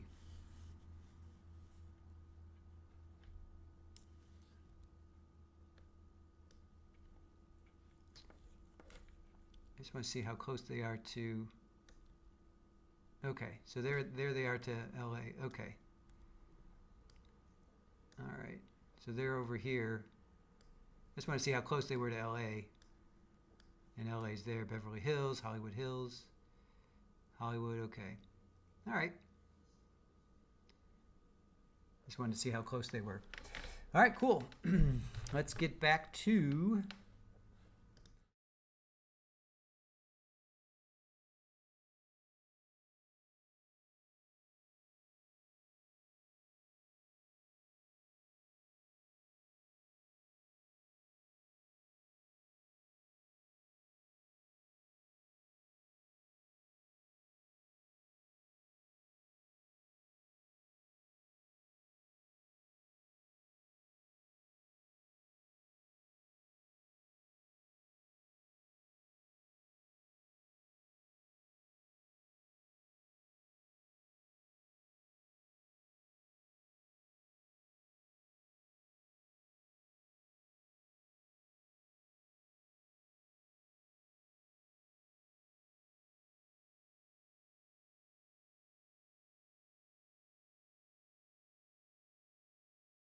in the bottom right of People's 7, page 67.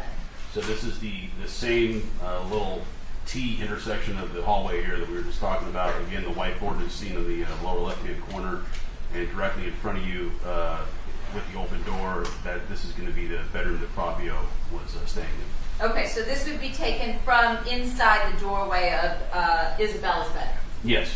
Okay. Showing you People 7, page 18.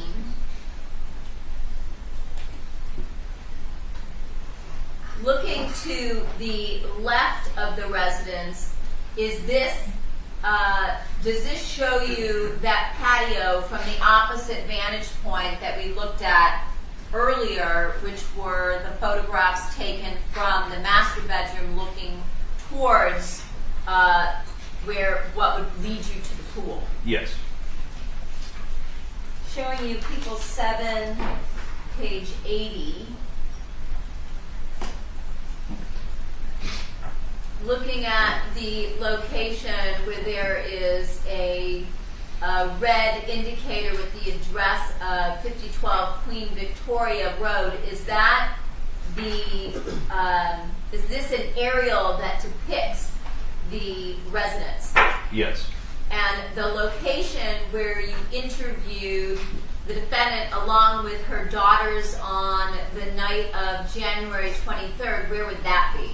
I believe it was right here at 5009 Queen Victoria. Okay.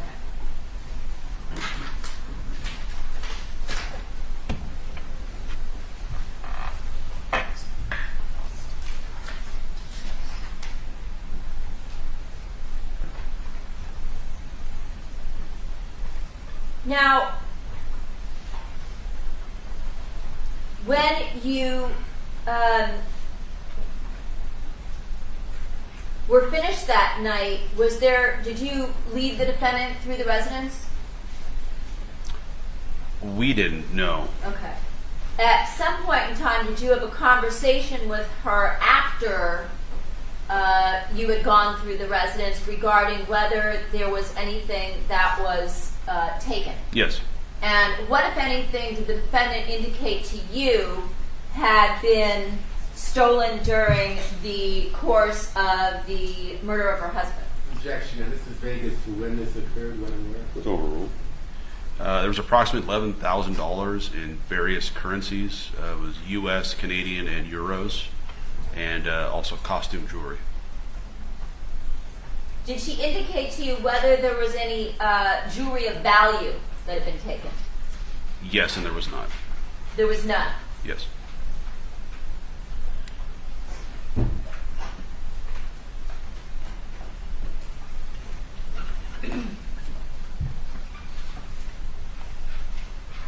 Did the defendant ever provide any specifics for any particular items of costume jewelry that she claimed had been taken? I don't recall there being anything identifiable.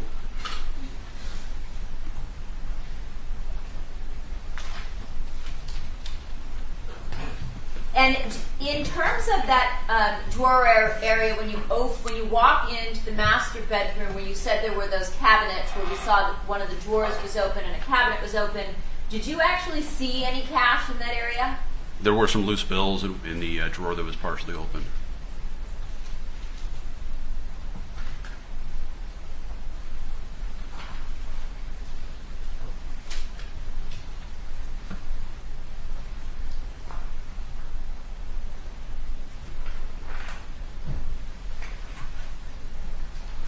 So, you said that you had handled, I think you said hundreds of burglary investigations in the course of your career? Yes. If I were to give you a hypothetical based on your experience, if you had a burglar who entered the home to commit a burglary during daytime hours, would it be common or uncommon for the burglar to go out onto the patio to attack a resident? Objection, Your Honor. Calls for speculation. It's an improper hypothetical. Sustained. In your opinion, in this particular case, given what you observed, did this appear to be a burglary or a robbery that had gone awry? Objection, Your Honor. Again, no foundation. Sustained. Was there anything unusual about the fact that there was, this occurred during the daytime hours, that the homeowner was on the back patio, that he was still wearing a Rolex watch, and that blood was observed in the master bedroom, and that was the only bedroom or room in the home that was ransacked? Same objection, Your Honor. It's Sustained. documented. It's not argumentative. Sustained on the first ground. Same other objection. Did you find anything unusual about this particular scene? Same objection. Sustained. Counsel, this is something for argument.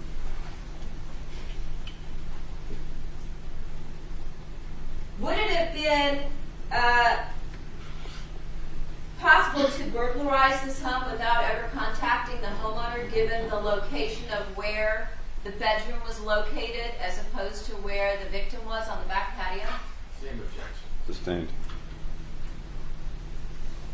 The fact that there was blood on items in the bedroom, did that indicate to you whether a burglary had taken place first or whether the murder had taken place first?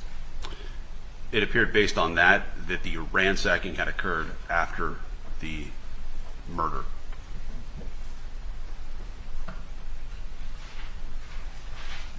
In terms of the burglaries that you had investigated in the past in comparison to this one, was it unusual that there was only one room in the home that had been ransacked? Same objection. Sustained.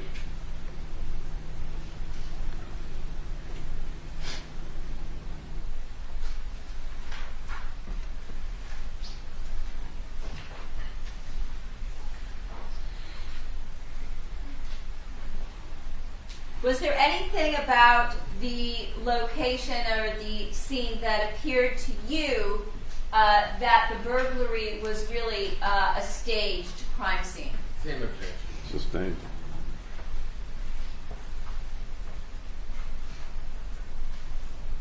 Did you recover some surveillance video from the area of Oakdale and Queen Victoria, some neighborhood community cameras? Yes.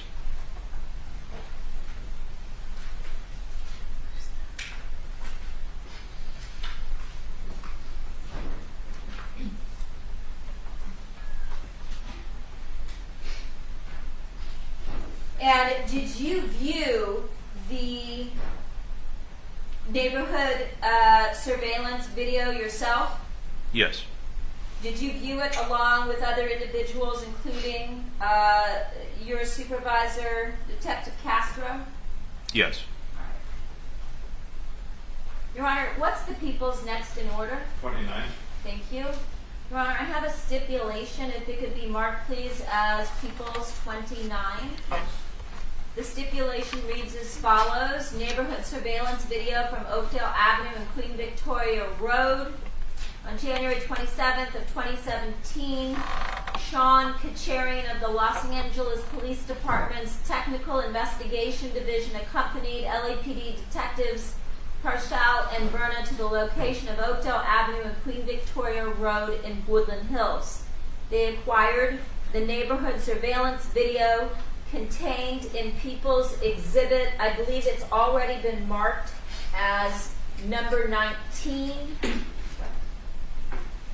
which is a true and correct copy of the video captured by the video surveillance system for the date of January 23rd of 2017. The system video timestamp is 1 hour fast. Counsel, do you join? Yes. Received. Your Honor, for the record, in terms of People's Exhibit 19, that is a DVD that contains multiple surveillance videos from the Queen Victoria location that are separately labeled. Thank you.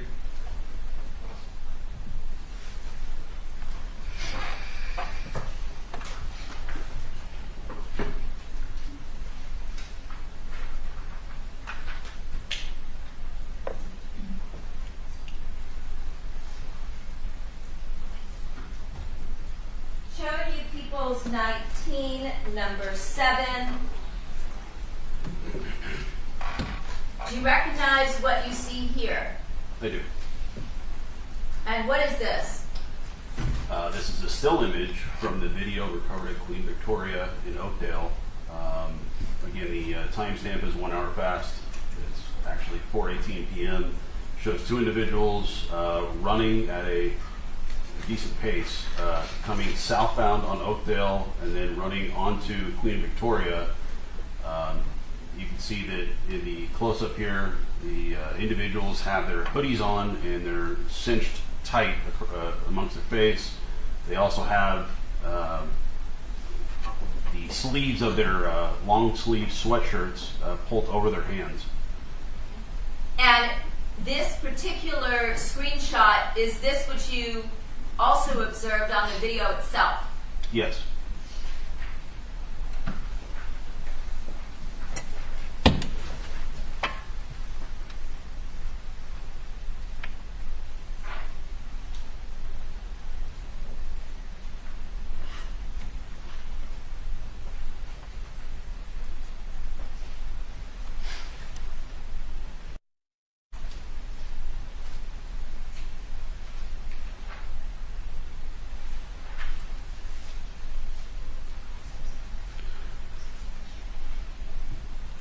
Your Honor, at this time we are going to ask to play various surveillance videos that are contained in People's 19, the surveillance video from the neighborhood surveillance camera from the date of January 23rd, 2017. Very well. Showing you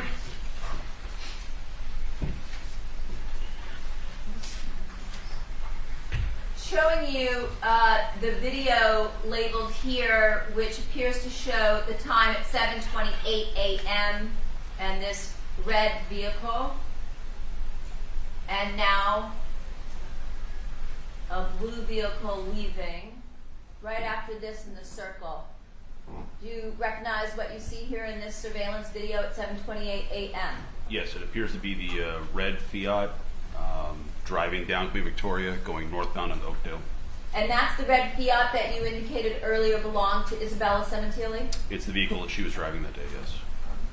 Was that consistent with your interview of not just her, but also the defendant in terms of the time that Isabella Sementilli left for school on that date? Yes. Okay.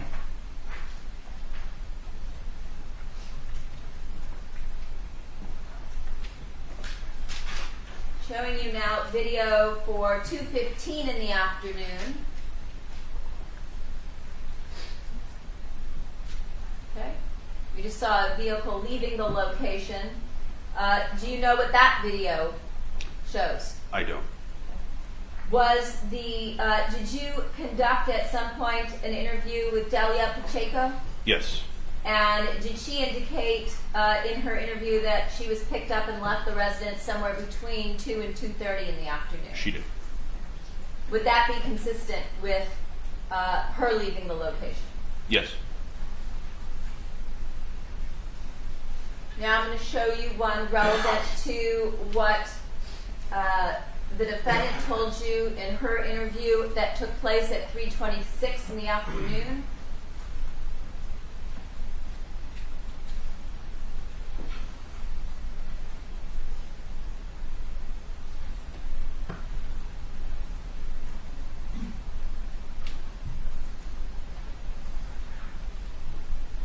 Do you recognize what you see here?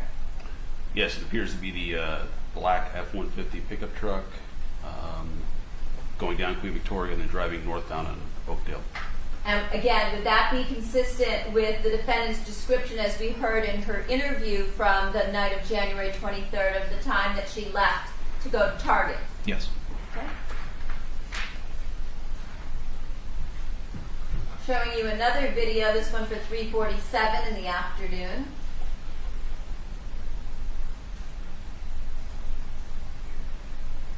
We just saw a red convertible Mustang. Do you recognize what you just saw there? Yes, that appears to be Jessica's vehicle leaving, going northbound in Oakdale from Queen Victoria. And was that consistent with your interview of her? Yes.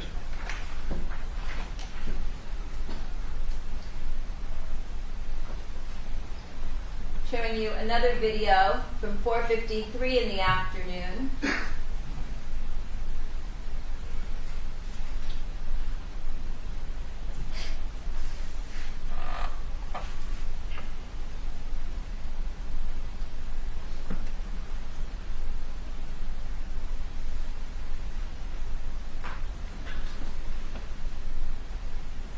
Do you recognize what you see here?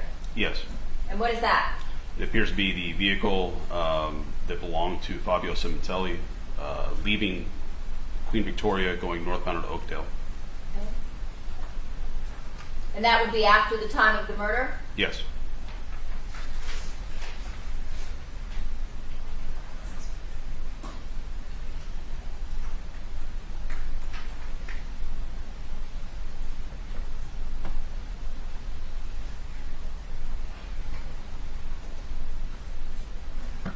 Showing you another video at 4:54 on that same afternoon.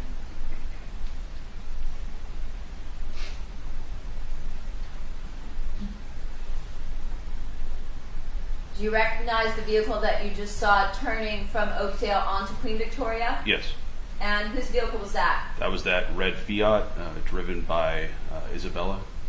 Okay. And was that consistent with your interview of her regarding what time she returned home? Yes. Okay. And one more surveillance video at 5:03.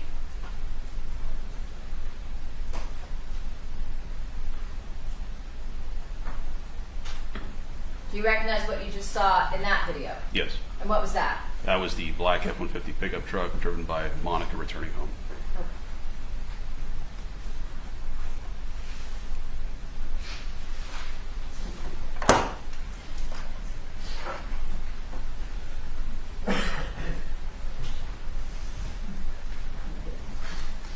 Now, I want to turn your attention to the date of January 25th of 2017 at about 5 in the morning. Did you respond to a location across from 22935 Khalifa Street? Yes. And why is it that you responded to that particular location? We received information that a vehicle had been abandoned at the location, and the vehicle was the black Porsche that belonged to Fabio Sementilli. And when you went to that location, did you in fact find Fabio Sementilli's Porsche? We did. And was that a 2008 Porsche 911? Yes. And where was the vehicle abandoned? It was a residential street, but a larger properties on a residential street, not a very busy street. Okay. Was it just parked along a curb area? Yes.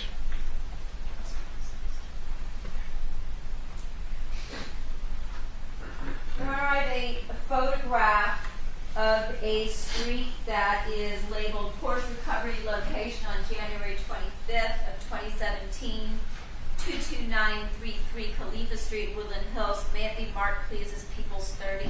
Yes.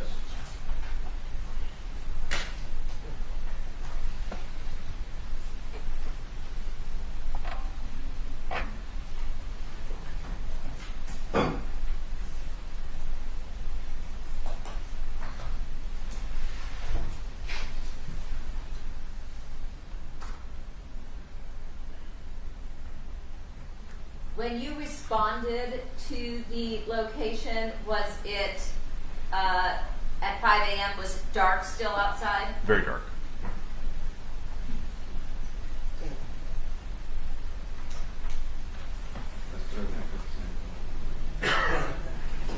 Plug and unplug situation? Yeah.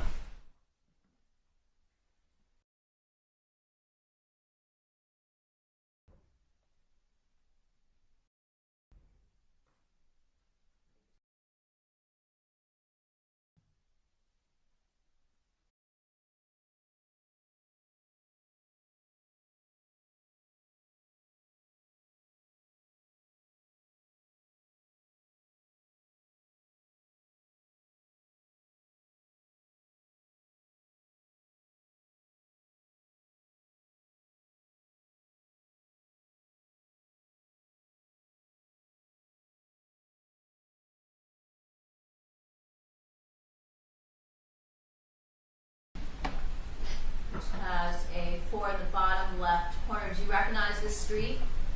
It appears to be Khalifa Street. Okay. And if I was to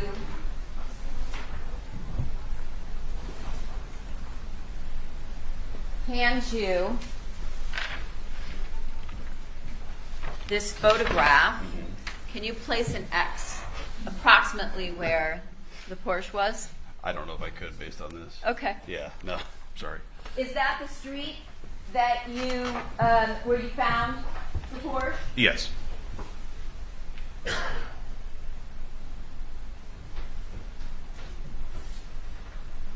Your Honor, I have another photograph labeled Victim's Porsche recovered on Khalifa Street. It has a 5 in the bottom left corner of it. The mark, please, is People's 31. Yes.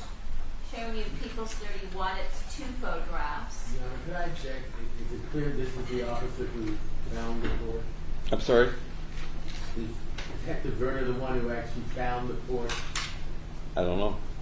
I'd object if he didn't find it as to describing anything about where it was found. I don't know about this picture. Then if you're objecting to the last one, your objection's untimely. I believe the detective testified that they went out to this location on the morning of January. Let's proceed. Looking at the photographs that you see here in Exhibit 31, do you recognize what you see? Yes, and this is how I recall the situation. Very dark, so I don't recall the residences or how it looked on the street at the time, but this is how the vehicle was when we were at sea. And actually, did you take these photos? I believe Detective Parshall did. Okay. Who was with you that morning? Yes. And showing you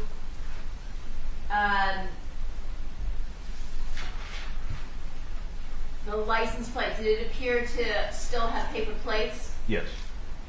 Your Honor, I have another set of 2 photographs labeled the same. May it be marked, please, as People's 32. It may. Thank you. It has a 6 in the bottom left corner. Showing you what we see here in People's 32. Do you recognize these 2 photographs? Yes. And what do you recognize here? Again, this is the 2008 Porsche. Both images. In fact, right behind it is our vehicle. This is on Khalifa Street. Did you notice anything about the condition of the vehicle or the windows at that time? Yes. And what was that? Both of the rear quarter windows in the back behind the main side windows were down. Did you and your partner have this vehicle towed to a police impound or tow yard? Yes. For processing? Yes. Subsequent to finding the vehicle, did you also locate surveillance video relative to when the Porsche was abandoned at that location on Khalifa? Yes.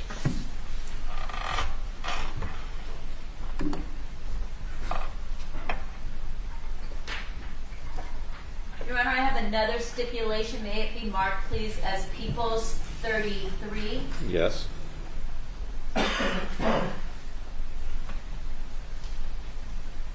This one is titled Stipulation Khalifa Street Video.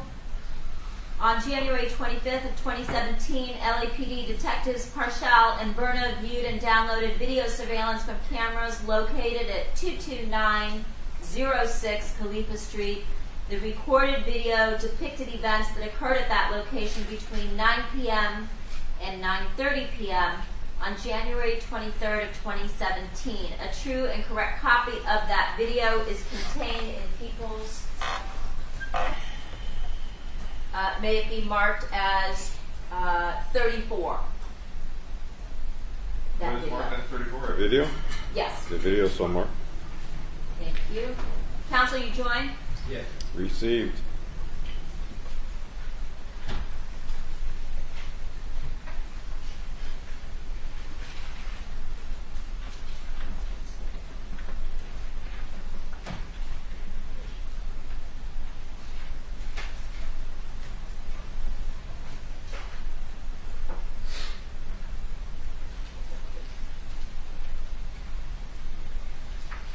Your Honor, I have a still shot labeled Porsche dump on 22906 Khalifa at 9:20 p.m. with a yellow circle, a red 3 in the bottom left corner. May this photograph be marked, please, as People's 35. Yes. Showing you People's 35. Is this a screenshot taken from the surveillance video that we just discussed? Yes. Okay. Your Honor, we'd now like to play People's 34. Very well.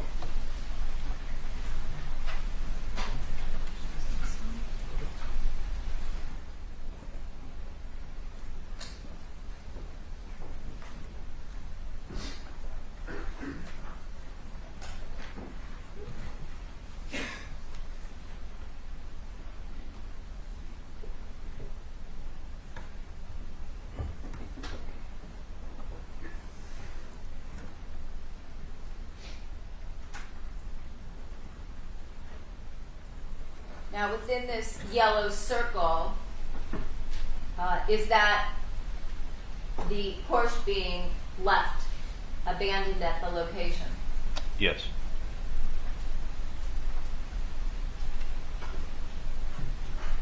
And what, if anything, did you note with respect to this video? There appears to be a single person that gets out of the vehicle and walks away from the vehicle.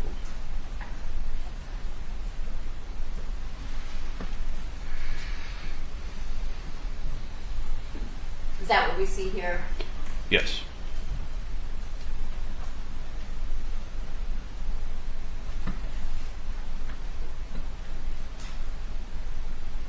And Your Honor, for the record, this video, I believe, is 2 minutes in length.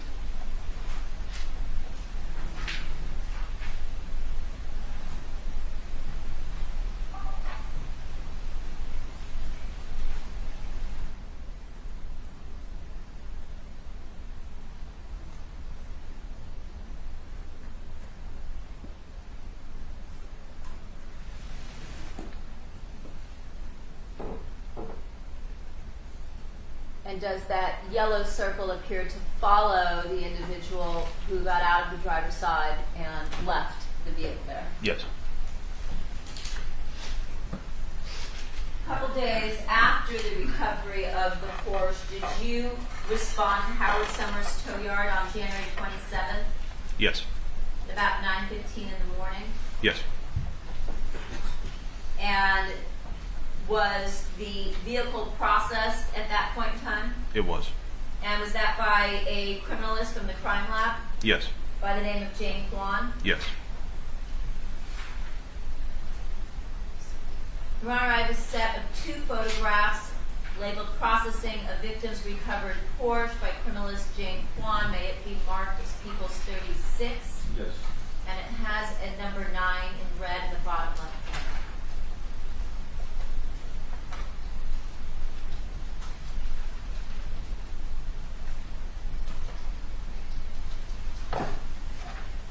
Showing you the 2 photos that you see here. Do you recognize what is depicted in these photos?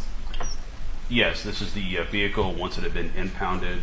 I believe it's Howard Summers Tow in the valley in Canoga Park. It's parked inside. Okay. And were you present for the processing? Yes. And did you notice anything in or around the vehicle in the driver's compartment area? Yes. And what was that? There were some red stains in the driver's compartment area. And did you watch as Ms. Kwan collected various samples from those areas in the driver's compartment? Yes.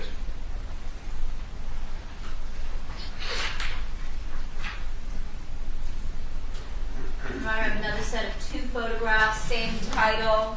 It has a 10 in the bottom left corner. If it could be marked, please. These 2 photographs is People's 37. Yes. Showing you People's 37. Does this appear to show on the left the back of the vehicle? Yes. And what do we see here on the photograph to the right? The temporary registration, which I believe was in the windshield area of the vehicle. Your Honor, I have another set of 2 photographs with the same title. May they be marked, please, as People's 38 with number 11 in the bottom left corner. Yes. Showing you People's 11. I'm sorry. People's 38.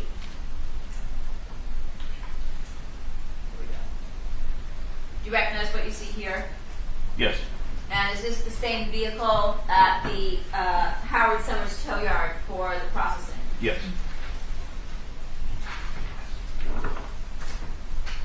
Now, in terms of the items that were collected by Ms. Kwan, did you collect those items from her and take them back to the lab, or did she do that? I believe she did that.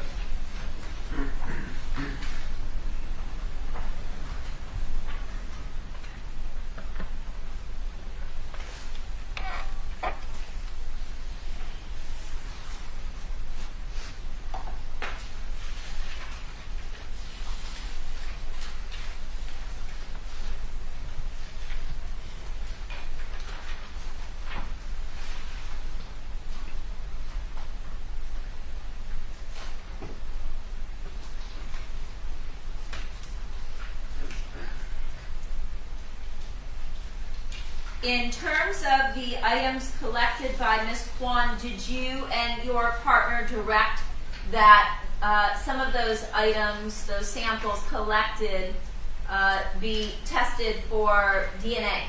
Yes. And is there paperwork that you fill out to get that done? Yes. On February 14th of 2017, did you receive some information that started to focus your investigation? Yes. And what information was that? That some of the red stains from, I believe, the residence and also the vehicle returned back to Rob Baker. Robert Baker? Yes. Did you conduct some investigation into the background of this particular individual? Yes. And were you able to determine where he was living at the time? Yes. And do you know that location? It was on Independence. I don't recall the actual numbers. It was an apartment complex. An apartment building? Yes. And approximately how far was that location from the location on Khalifa where the Porsche had been abandoned? I believe roughly 3 miles. And approximately how many miles was that residence, that apartment building, from the Sementilli residence? Roughly the same, around 4 miles if I'm not mistaken. Were you also able to determine through department resources a cell phone number for this individual? Yes. And was that cell phone number a number for which you or your partner or someone who was working with you wrote search warrant for cell phone records? Yes. And relative to the stipulation that I read earlier, was that carrier through Sprint? I believe so. And was that for a phone number 213-272-1093? I believe so. If you'd like me to, I can refresh my recollection, look at my notes. Would you please? Sure. Your Honor, may he review documents in his murder book? At any time.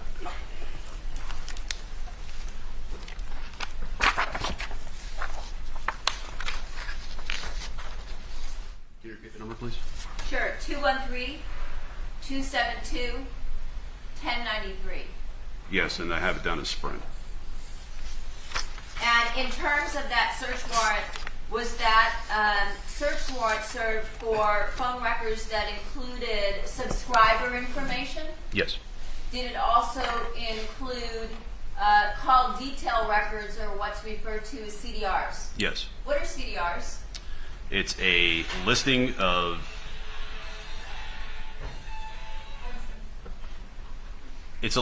any phone number that has called you or you've called from your device.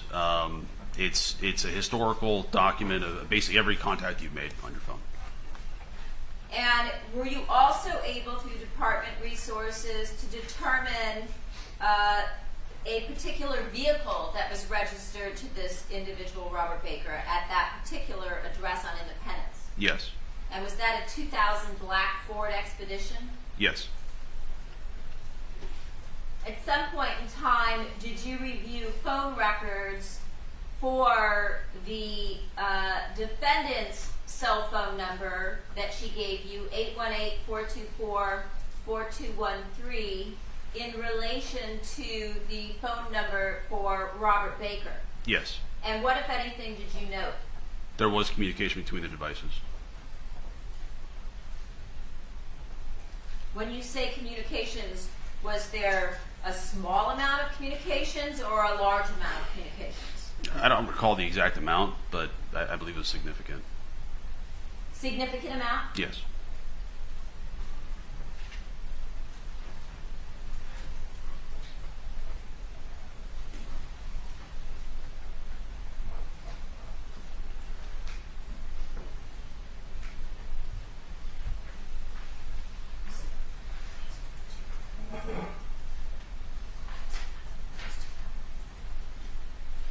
Your Honor, I have a recording, number 701560, of a recorded call between the defendant and Detective Parshall that it took place on February 20th, 2017 at 9:20 a.m., which is a 9-minute recorded call. May the call be marked as People's 39. Yes. And the transcript as number 40. Yes.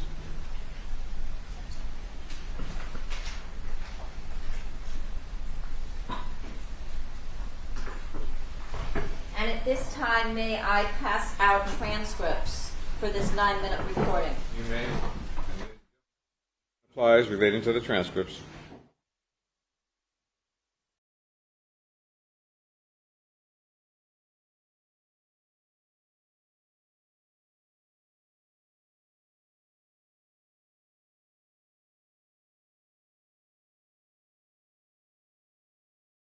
Thank you.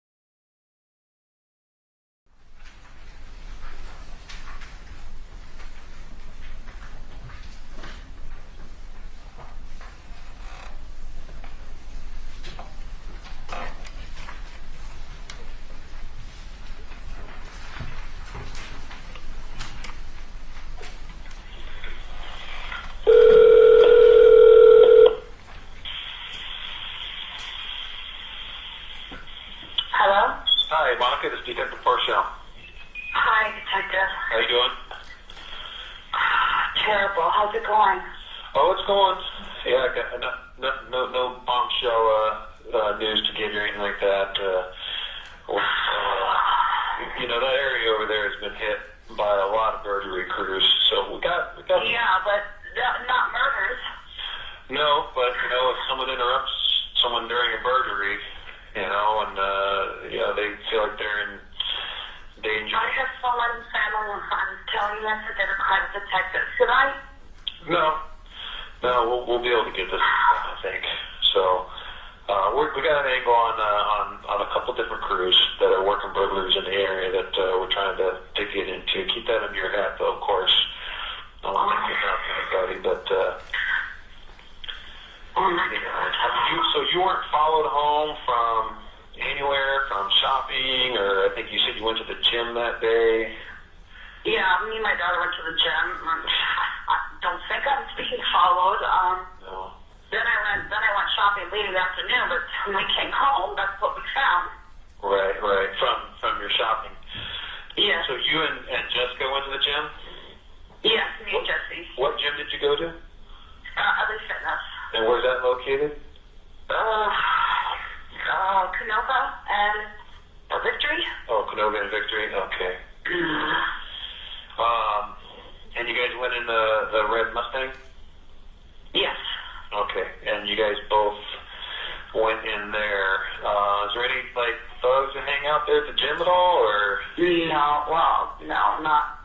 It's pretty safe. Not that we noticed. Right. Do you know what you were wearing that day when you went to the gym? Oh man, I don't remember. Probably my type. Okay. I don't even remember now. It was raining that day, so maybe like a jacket or a hoodie or something, or. You guys always park in the same spot right there on the lot, or? Yeah, I'm a lot. We always park in a lot. Yeah. Hmm. I could ask my daughter. Maybe she remembers, but I doubt it. Okay. What we're wearing. You guys went there in the Mustang, and I got your times here. I looked at the times from the camera down the street. Looks like you guys leave about 11:42 to go to the gym, and you get back about 1 o'clock. Does that sound about right? Yeah. Okay. Did you guys stop anywhere between there and? No. You went straight to the gym, and then after the gym, you came straight home. Exactly. Okay. And then when you left to go Target and Ralph's, you were in the Ford again, the truck. I was in the truck, yes, because Jessica went babysitting and she used the Mustang. Okay. But she usually drives the Mustang, right? Yes, she does. That's usually her car, yeah. And then I got you leaving at 3, it looks like 3:26 you leave to go shopping. And you get back about 5 o'clock or so. Yeah, I think I came in right after Isabella. Okay, and you didn't see any people hanging around the corner or around the corner at all when you drove away? Just like wild place or anything? No. Why would I even think that? Yeah. I'm just trying to go over kind of. No, I'm having a little bit of a problem here. I know there's nothing you can do about it, but just people walking by the house, the street, and I don't know if they're coming, the teenagers are coming from the sober living, but they're just saying all these really terrible comments that my kids have to hear. So as they walk by, they shut it out with these awful things. What are they? Is there a ghost there? Is someone getting stabbed there? Like, if we're sitting outside, we hear everything. So, I don't even want to stay here. I think we're going to end up selling this place, and I just was calling to let you know, Jessica and I will be going in Toronto next week from Monday to Friday for memorial services.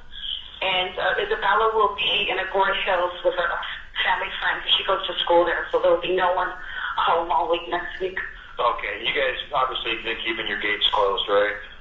Yes, absolutely. Okay. And so you're going to be gone from, are you talking about next week, the 27th? Yeah. No, the 27th, I guess, a Monday to the Friday, I think, yeah. I'm booking them today, so I'll find out the time dates. So 27th to the 3rd, you guys won't, no one will be there. Okay. No, I'll have my neighbors cut my mail and come check on the cats, but that's about it. Okay, all right. Okay, well, if we get something before then, or even if we get something when you're out, you have your cell phone. I do. Okay. All right, we got some good stuff that we're looking at. I can't go into details. This is nowhere near being considered anything like a cold case. I think we're going to get this thing done for sure. So we just got to get the right people to talk to us. So, and we're working on that right now. Okay. Any luck? Anything back with any DNA? Anything? Well, again, that's evidence, so I can't discuss that. I don't know if we had victim, suspect, whatever on it. Did you? And so when you got home, I wanted to do a walkthrough maybe with you. Does Nella leave pretty early in the morning every day for school? Yeah, sure, very early. Yeah, I was thinking maybe tomorrow my partner and I could come by. And I just wanted to do a walkthrough with you and Jessica separately on, just where you guys went, what you saw, what you did, what was open, what was closed, what was on, stuff like that, just to get a better idea on the sequence of events. I know you talked to Detective Bucknell a little bit about, like, where you kept the money, and you pointed out the drawers and stuff like that. but I wanted to do one myself. And a couple more questions that I have. So, are you available tomorrow? Like, what time are you guys up and awake? Oh, tomorrow by 7:30, 8 a.m. My cleaning lady is going to be here tomorrow anyway, so I'll be up. Okay, so you'll be up by 8? Yeah. Okay. Yeah. Why don't we plan on 8 o'clock? My partner. Okay. I'll talk to you and Jessica. Okay. Oh, okay. I'll get her up for sure. And then I don't know if anyone left your receipt for the laptop and the phone.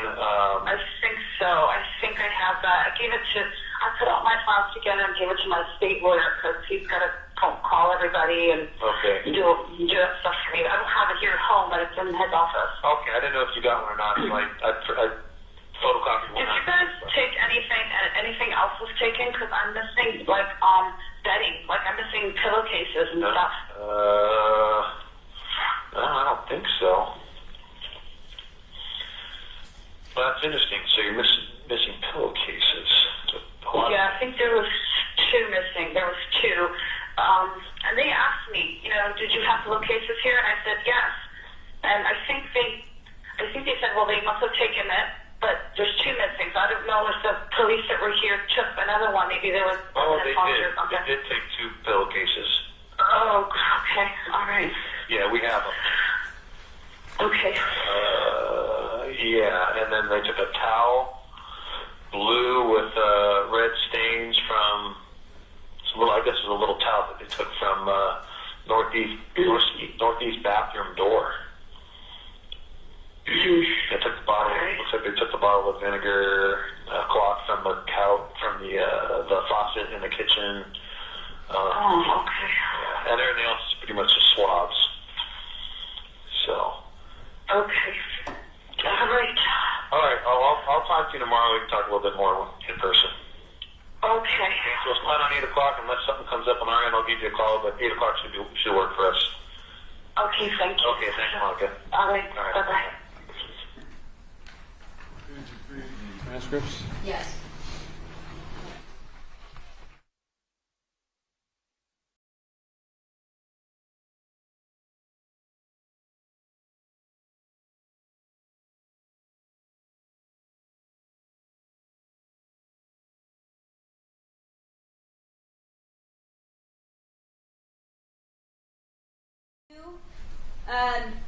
Hear that recording? Yes. And did you recognize the voices on the recording? Yes. And whose voices were those? Detective Parshall and Monica Sementilli. In fact, was this a conversation that took place while you were with Detective Parshall in your office? Yes, we had desks that were kind of back to back, so he was right there when he was talking. And when he was talking to her, could you hear what she was saying? No, I don't believe so. This wasn't one of the phone calls that was played where you heard it over the speakerphone? I don't believe that was on speakerphone, no. Okay.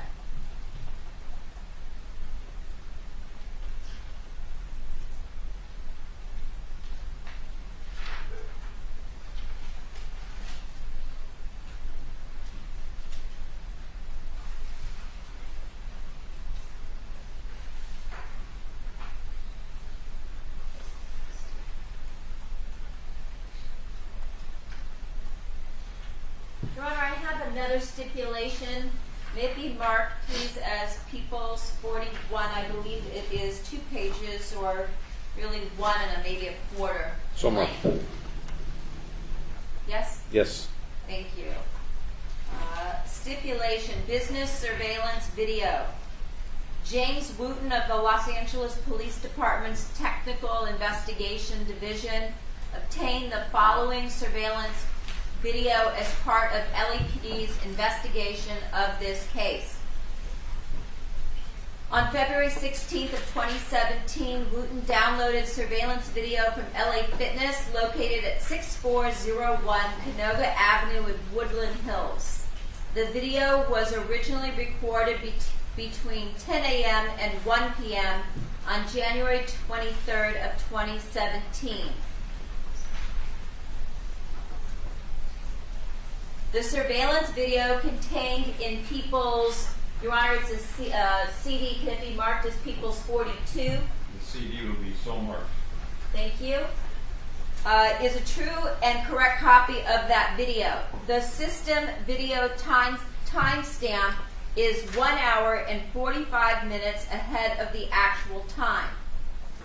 On February 16th of 2017, Wooten also downloaded surveillance video from Ralph's Supermarket located at 20060 Ventura Boulevard in Woodland Hills. The video was originally recorded between 3 p.m. and 5:30 p.m. on January 23, 2017, and includes video from cameras located inside and outside the store. The surveillance video contained in People's, can this also be, Your Honor, on People's 42, the same CD? Yes. Is a true and correct copy of that video. The system video timestamp is accurate with respect to the actual time. On February 16th of 2017, Detective Fillmore of the Los Angeles Police Department obtained surveillance video from Target, located at 2081 Ventura Boulevard in Woodland Hills. Fillmore received the video from Target manager Marilyn Robles. The video was originally recorded on January 23rd of 2017. The surveillance video contained in People's, again, Your Honor, Exhibit 42, please. Sure. Is a true and correct copy of that video. The system video timestamp is accurate with respect to the actual time. Counsel, join. Yes. Received.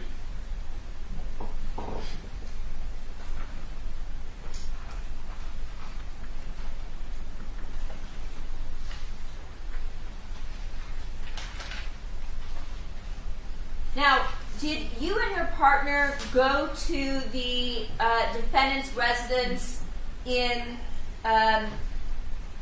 consistent with what we just heard of the February 20th, 2017 recorded call between your partner and the defendant? Yes.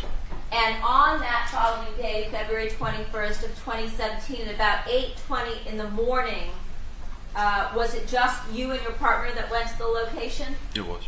Do you recall who was home that day besides the defendant? It was Monica, I believe Jessica was there, and also a family friend. And was that individual Ernie Valorano? I believe so.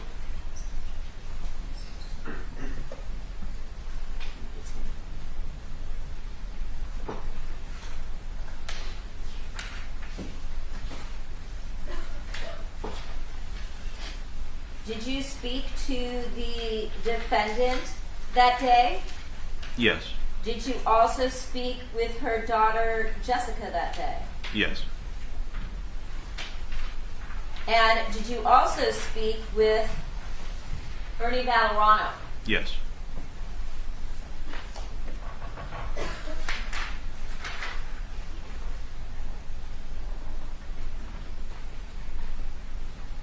And when you spoke with each of these individuals, did you speak with them in separately in a different room?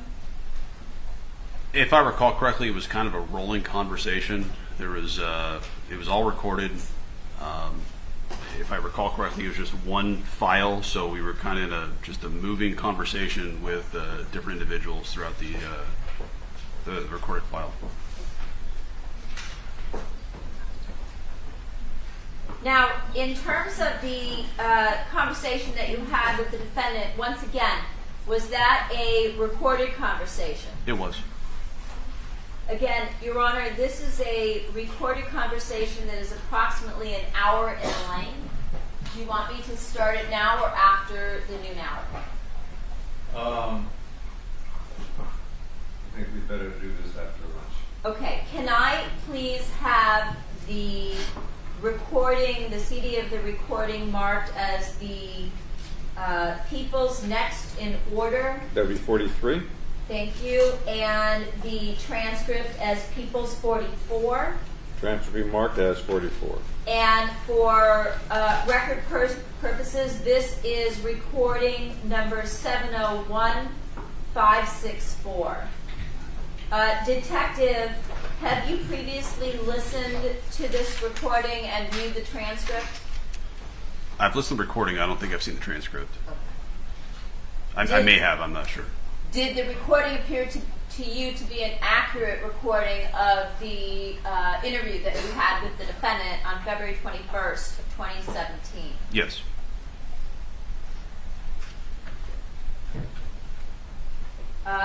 During this interview or any other time, did you advise the defendant of the DNA results that implicated Robert Baker in the murder?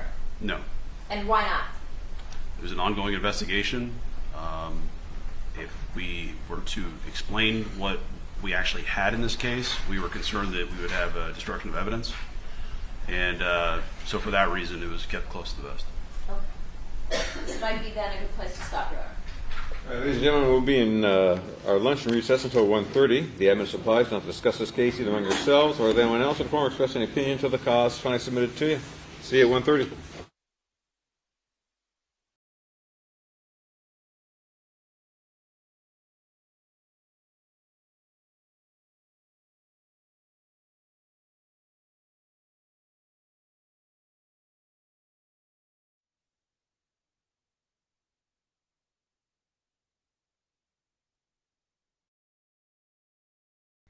Okay.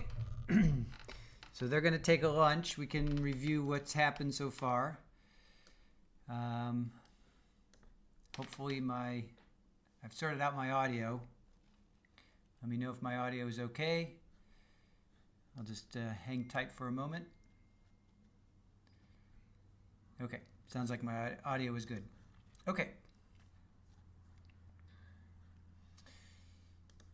So let's just review. I'm going to pull up Therapist You Know sent a video tour of the house. So I want to pull that up. But first I just want to go through. So Ryan Verna, he's a retired homicide investigator. He and his partner, Gene Parcell, I think, investigated this. And Parcell has passed away. So that's why all this evidence is coming in through Mr. Verna. So at 9:15 that night, he interviewed Monica. She was across the street, presumably at a neighbor's house. And then they go ahead and they played the interview. We found out that Fabio was the senior vice president of education at Wella. And then Monica talks about going to the gym around noon. She came home around 1:15. Fabio was in the kitchen and they had lunch. The cameras were on. Oh, Super Bowl is on my lap. Okay. All right, get yourself sorted out there, kiddo. She didn't know where Fabio's phone is, which is interesting, right? Then let's see. There's video everywhere, and we'll. This is Parcells is saying there's video everywhere, and we'll do everything we can to find the person who did this. Oh, here's Super Bowl. Tail, Super Bowl tail. And let's see. We'll do everything. And then we found out they have a great cat. First time we found out they have a cat. Then the interview is over. Let's see. Oh yeah. So they asked. So the Silverman, I think. Yeah. Prosecutor Silverman asked. Let me see. Did you notice anything about Monica crying? He said, yeah, she was crying and sobbing in visual cues, but there were no tears. She never once mentioned Robert Baker. She said she didn't have access to the camera from her phones. She said Fabio didn't have a life insurance policy. Then they talked about the phone records of Baker. Then they interviewed Jessica and Isabel separately. Luigi is a half-brother. First time we found out about that. So remember, they were both divorced beforehand, Monica and Fabio. So it seems like Fabio brought Luigi into the second marriage. And then they had the daughters. They had been married just shy of 20 years, and the daughters were like 17 and I guess 18 or 19 at the time. So the daughters are the two of them, and then Luigi is from Fabio's previous marriage. Let's see. Talks about the bedroom and the dresser drawers. No other evidence of ransacking throughout the house. The safe wasn't touched and there were no bloodstains on it. The sliding door was ajar. It was more than ajar. It was open like 2 or 3 feet. There was a Rolex watch, which was on Fabio's right wrist, because he's left-handed, right? So it was on his right wrist, and that wasn't taken. And then they did find Fabio's phone. There was $11,000 in various currencies, US, Canadian, euros. There was costume jewelry, but nothing of significance, and nothing of value was stolen. So they're trying to make it maybe seem like a burglary, but so then they're like, no, we've seen a lot of burglaries. This is not a burglary. This was not a burglary. This was not a robbery. Something else. So if you're a detective, you're trying to find your path. There were some loose bills in the cabinet drawers. Let's see. Oh, then they show the still photo of the 2 individuals jogging with their faces covered. Yeah, that doesn't look suspicious, right? So Isabel leaves the house at 7:28 to go to school. Monica leaves at 3:26 p.m. I think that was to go to Target. Jessica leaves at 3:47 to go to her babysitting gig. And then Fabio's Porsche leaves at 4:53. So that's right after they... And then 4:54, Isabella comes home. Oh, that just makes me so sad. I mean, she literally passed her father's, killers. And then 2 days later, the Porsche was discovered. The rear quarter windows were down. Not sure why they did that. There were red stains in the driver compartment area. The red stains returned a hit back to Robert Baker. They talked about Baker's cell phone, a significant amount of communications between him and Monica. And then there's another phone call with Detective Parchell. He calls Monica, and that was really good audio, I thought. He's working the burglary angle. She says, and I think this is really odd, when we came home, that's what we found. It said, when we came home, my husband was murdered or my husband was this, but when we came home, that's what we found. Odd, right? I found that very odd. According to the video, let's see, 11. Okay, so she left at 11:42. She got back at 1. She came home right after Bella. That was at 4:54. And then Monica asks about the DNA. Remember, she kept saying, "What's the DNA? Have you found any DNA?" And then she says she's missing pillowcases, 2 missing pillowcases, right? And then the call ends. So then that's lunchtime. So let me pull up, I think this will be interesting. Let's pull up this video tour. Let's check out this house again. Now this is a video tour brought to you by Therapist You Know.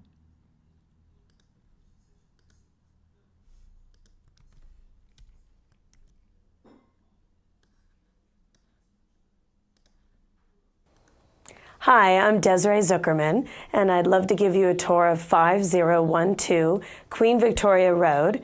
It's in the beautiful Forest Hills Estates, south of the Boulevard of Woodland Hills.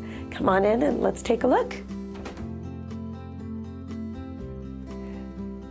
This home features an open floor plan. The living room flows very nicely off of the grand entry with double doors into the formal dining room. The formal dining room is right off of the kitchen for easy access. Lots of windows and doors again that take advantage of the entertainer's yard. The living room and dining room area flow back into the kitchen. Again, great for entertaining. Tons of cabinet space, granite counters, lots of storage. There's a built-in Sub-Zero fridge. We have a great stainless hood, double ovens. Again, just lots of counter space. And then the kitchen itself has a French door that leads out to the barbecue area, so you can take the food out for entertaining. The kitchen also has a breakfast nook for in-kitchen dining. The home is also equipped with a 4-camera security system.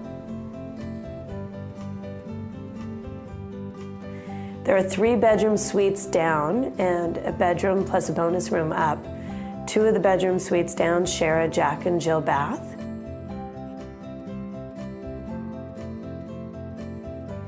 They both have French sliding doors out to the yard. There's a lovely downstairs master suite which features a large walk-in closet, private master bath. There's a beautiful marble fireplace and glass sliding doors out to the yard. The master bath features his and her vanities and a sunken spa tub. There is also a separate shower with glass doors and custom tile work. Upstairs there's a bedroom with a private bath. There's also a large bonus room, which could be an office, home theater, or an extra family room. This property is security gated. There's a stamped concrete driveway and 3-car garage, with lots of storage and direct access into the home. The exterior of the property is extremely private. The lot is approximately 17,000 square feet. There's tons of lush landscaping and beautiful, fully grown mature trees. There's a large redwood deck, which outlines the swimmer's pool and a spa. There's great shaded areas for dining and eating and relaxing. There's an eating area with a counter and a sink that leads back into the kitchen. Makes it great for entertaining. There's lots of private pathways and little hidden grottos in this property. There's a fun little hideaway kids tree house on the property. Lots of room for hide and go seek. This home is located in the Forest Hills neighborhood, south of the boulevard in Woodland Hills. It's very quaint, nestled among hills and decorated with the famous deodora trees. There's only about 40 homes. There is an active homeowners association, but it's a modest $250 a year, and everyone watches out for each other. Great area to walk, bike, and hike.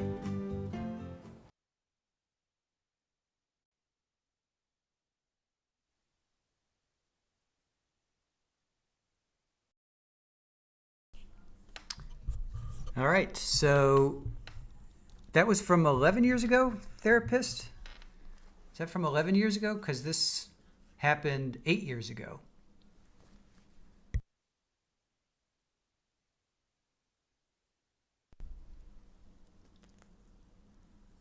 So how could, okay, anyway, all right, let's get to,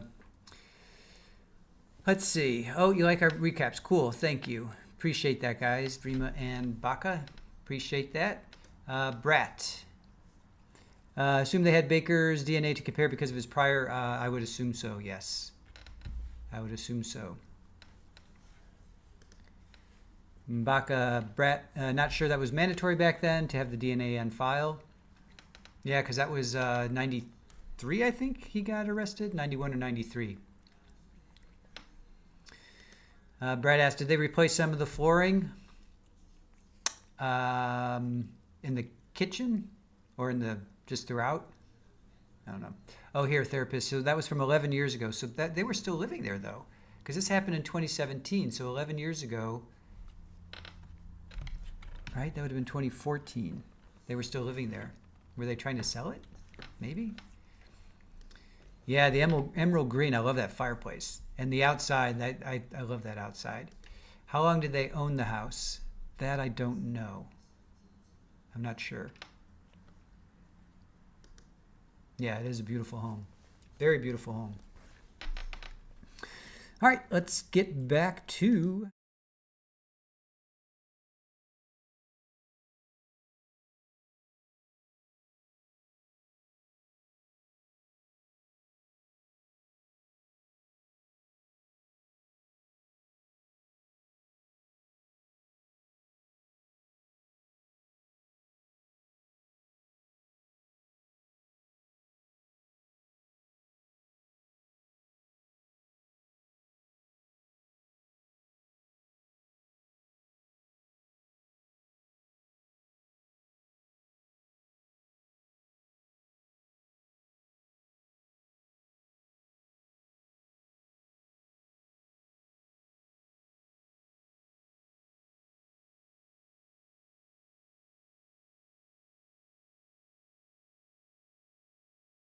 I should have gone to medical school. Hey, Detective Werner, you're still under oath, and you may continue. Hey, Joanna, I think at this point we were getting ready to play a recording of the defendant's interview from February 21st. I believe that we marked the audio as People's 43 and the transcript as 44. That is correct. And at this time, let me just ask a couple of questions before. Prior to this interview that you had with the defendant on February 21st along with your partner, had you already received some phone calls from an individual by the name of Deborah Obad? Yes. And prior to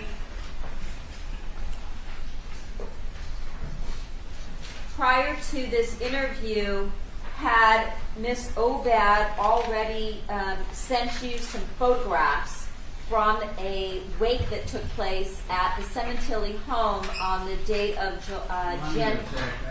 Based on hearsay, I haven't heard the question. I'll take your objection as submission. You may finish your question. Had she sent you some photographs prior to the time of this interview? Yes.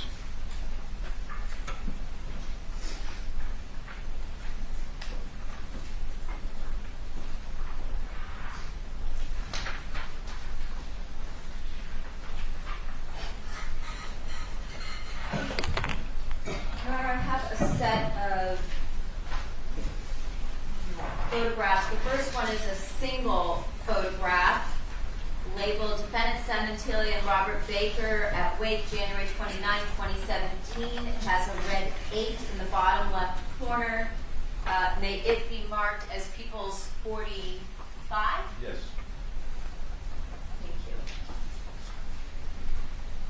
Showing you what's now been marked as People's 45, is this one of the photographs that you received from Deborah Obad? Yes.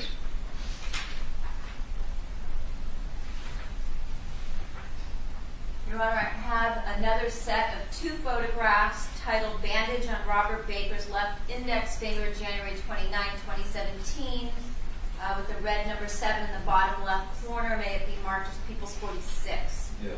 Thank you. Showing you People's 46, the photograph on the left, is that another photograph that was sent to you by Ms. Obad? Yes. When you got to the home, you told us earlier, just before lunch, that the defendant was at the home along with her daughter, Jessica, as well as a family friend, Ernie Valorano. Is that correct? Correct. Your Honor, I have a photograph of Ernie Valorano. May it please be marked as People's 47? Yes. It has a red 21 in the bottom left corner. Showing you People's 47, do you recognize this individual? I really don't at this point. It's been 8 years. Fair enough. Yeah. But you remember that being the name of the individual that was at the home the day that you went on February 21st of 2017 to speak to the defendant? Yes. Your Honor, at this point, we would ask to pass out the transcript, which is People's 44. Very well. And again, the same ammunition applies.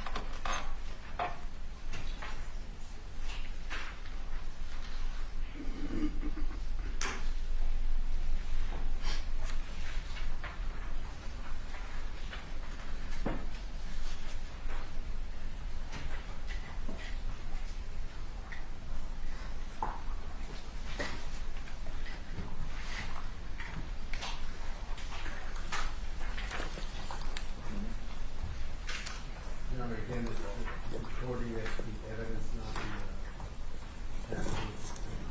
the I already admonished him again. You weren't listening?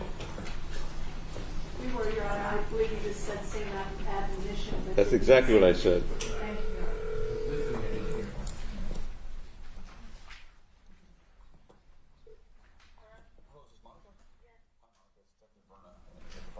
Oh, yes, I was going to open the gate. Thank you.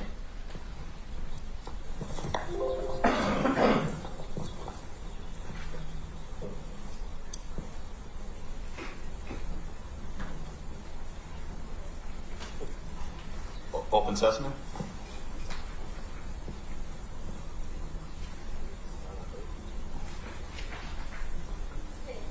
All right, good. Got it.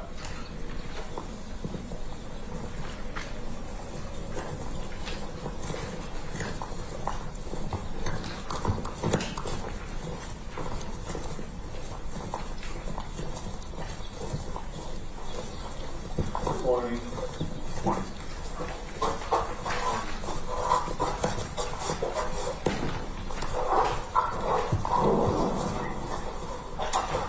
We had to stay there a little bit longer. A little bit. I have the family here, just Jessica. Okay, hi Jessica. Hello. So what I want to do is I wanted to kind of do a walkthrough, kind of retrace everything that happened. And then I want to do the same thing with Jessica as well. And then eventually Bella as well, just to make sure, we got they took so many different swabs of different areas in here. I can't submit, 145 swabs at once and expect them to get it back to me. They just won't let me do it. I have to do handfuls at a time. So a lot of it is just figuring out what ones I need to submit. Because pretty much I think hopefully not, but most of it's going to come back fine. So I got to kind of determine what I should look at first. So if we can go out front, take it from when we got home. Did you want to go through the garage, or that's what Yes. Yeah, I think go through the garage.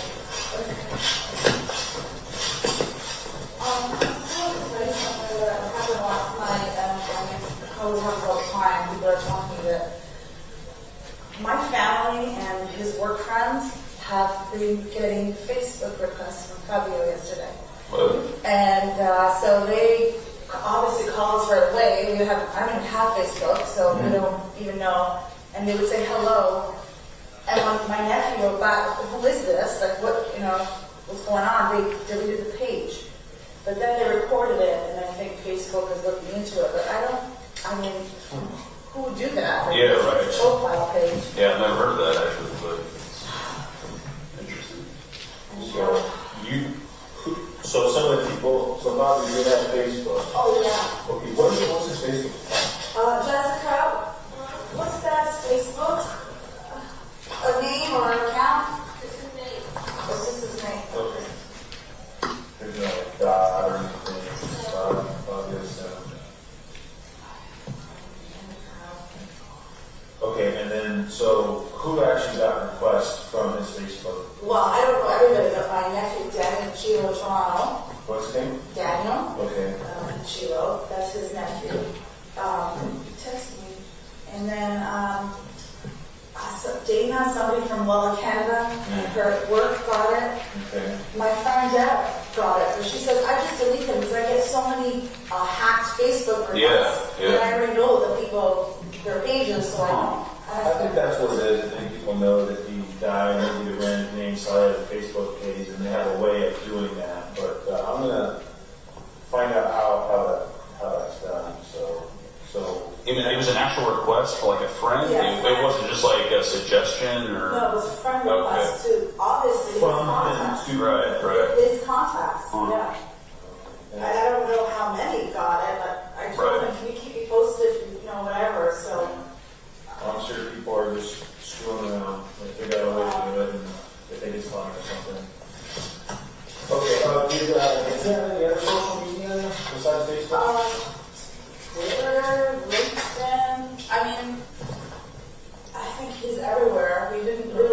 how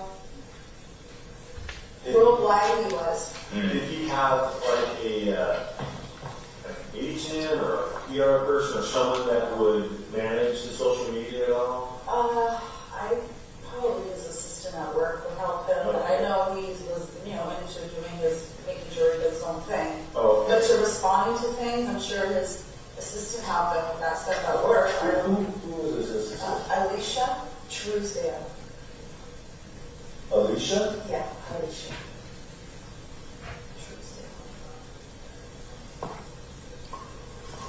And was she just his assistant, his personal assistant, or was she? His executive assistant. Okay, so she didn't work for anyone else. Just. Oh, I'm sure she worked for the people there in the office. Okay. Everything. Okay, but she took care of a lot of All things. the and his powers, everything. Okay. All right. And then, have you had anything on your social media at all? Any contacts? I have Instagram. That's what my kids made me get because I think I'm the only person on the planet that doesn't have Instagram. What's your Instagram account? Monica_Sementilli. And you haven't got anything weird on that? No, because it's just family and friends. Right. Okay. Okay, what's the start? Okay. I think his friend Ernie is going to come today to take the car. We just don't want it in here anymore.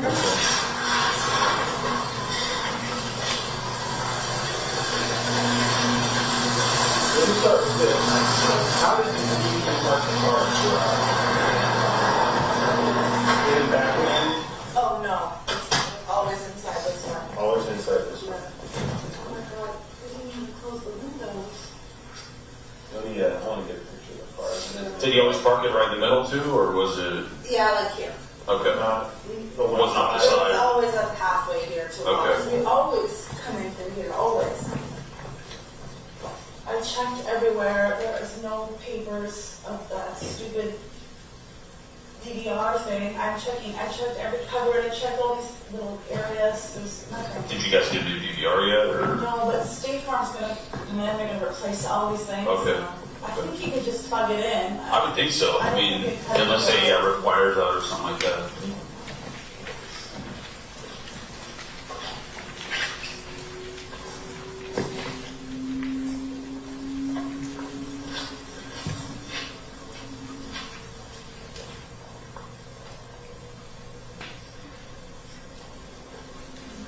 Okay, so you park it just like this in the middle. Alright, so you've gone to Ralph's and then Target, or Target then Ralph's? I went to home. I may have done 31st. Okay. Then Ralph's, that's it. Okay, and then what did you get at Target? What were you shopping for, if you remember? Well, after I shopped around and looked for some clothes and shoes, I went to the pharmacy area. I came home with shaving cream and razors, a loofah, like big bathroom stuff. Okay. Just lots of toys you guys shop Yeah, at Target. yeah. And at Ross, I got wine. I think I got tomatoes, things that I needed for dinner that the kids, I just dinner that. Okay. Alright, so Target and Ralph's, like those things, and then straight home from there? Yeah, and as I came home, I saw the Fiat on the side of the road. I said, oh, Bella's already home. Because I knew she had to go get her glasses, and whenever I pulled in, and I saw the garage open. Even if I would kill them, they always leave the garage open. But his car wasn't here. Okay. So I walked out, I walked into the door. Actually, the door was cracked open a little bit, and I can hear her saying, Dad, Dad. Okay. So I ran in, and So did you park pretty much right where you're at right now, the black truck? Where was parked there. And you got in the black truck that night, you parked where it was at right now? Okay. When you came home, was the gate open? Yes. It was already open. Yeah, it was where? Right here, I parked on the side. Okay. Where left handed, that's exactly where she parked. Okay, so just to looking out for the right of the driveway. Yeah. Okay. And we talked about this before, gates usually open during the day? They were. Usually open, not even closing now, but whatever. Okay. Especially, I don't know, we're home. When we leave, we always close the gate. Like when there's no one home. If everyone leaves, you close the gate. Close last person leaves, close the gate. Otherwise, it's open during the day, Otherwise, coming and going. always open. Porsche is always parked in the garage? Yes, Okay. Is the truck always parked right here? always. And here is the Mustang, that's why she always parks on the road, or it's Fiat and Mustang on the road, because then they always fight who's got to get out first. All right, so whoever gets in here, the other person parks on the street? Yes. Okay. So you came home, you parked, you hadn't got any phone calls from anybody, or, you know? Oh, Bella, just Bella. She's on my way to get my glasses. Okay. And I think I was in the parking lot of Ralph's or getting in or out of Ralph's, and I said, oh, okay, I'm on my way home too. And I didn't think she'd make it home before me. Okay. And unfortunately, she did. Okay. So you came in, gate was open, you parked, garage is open, Porsche was obviously not there, and you came in through the garage. Yes. Okay. And did you notice anything unusual? Did you notice the DVR missing? Did you notice any blood on the ground or anything like that? No, all I heard was dad, dad. So I just kind of ran in there. So you ran or you walked? Oh, God, I don't remember. That's okay. But probably as soon as I heard it, I started running, but This door was cracked. yeah, just a little. About that far or so? Yeah. Okay. Oh, and it was dark, like no lights. Oh, there's no lights. Okay. So you came in. I went this way, I saw the door open, they were screaming, I dropped my bags, and I ran up. Got the bag from the counter right here. Yeah, right here. Okay. And then you ran out. And I ran out, and that's when I saw her trying to pick him up because she was on the phone with the. So this door was open? Yes, all the way. Okay. So you came out here. Yeah. Sorry to relive this with you, but We did it every day. okay. You saw Fabio here? Yeah, on the ground. We go over on one of the pillows, which is now gone. Okay. On one of the chairs. Yeah. Okay. And then where was Bella? Bella was here. Just here.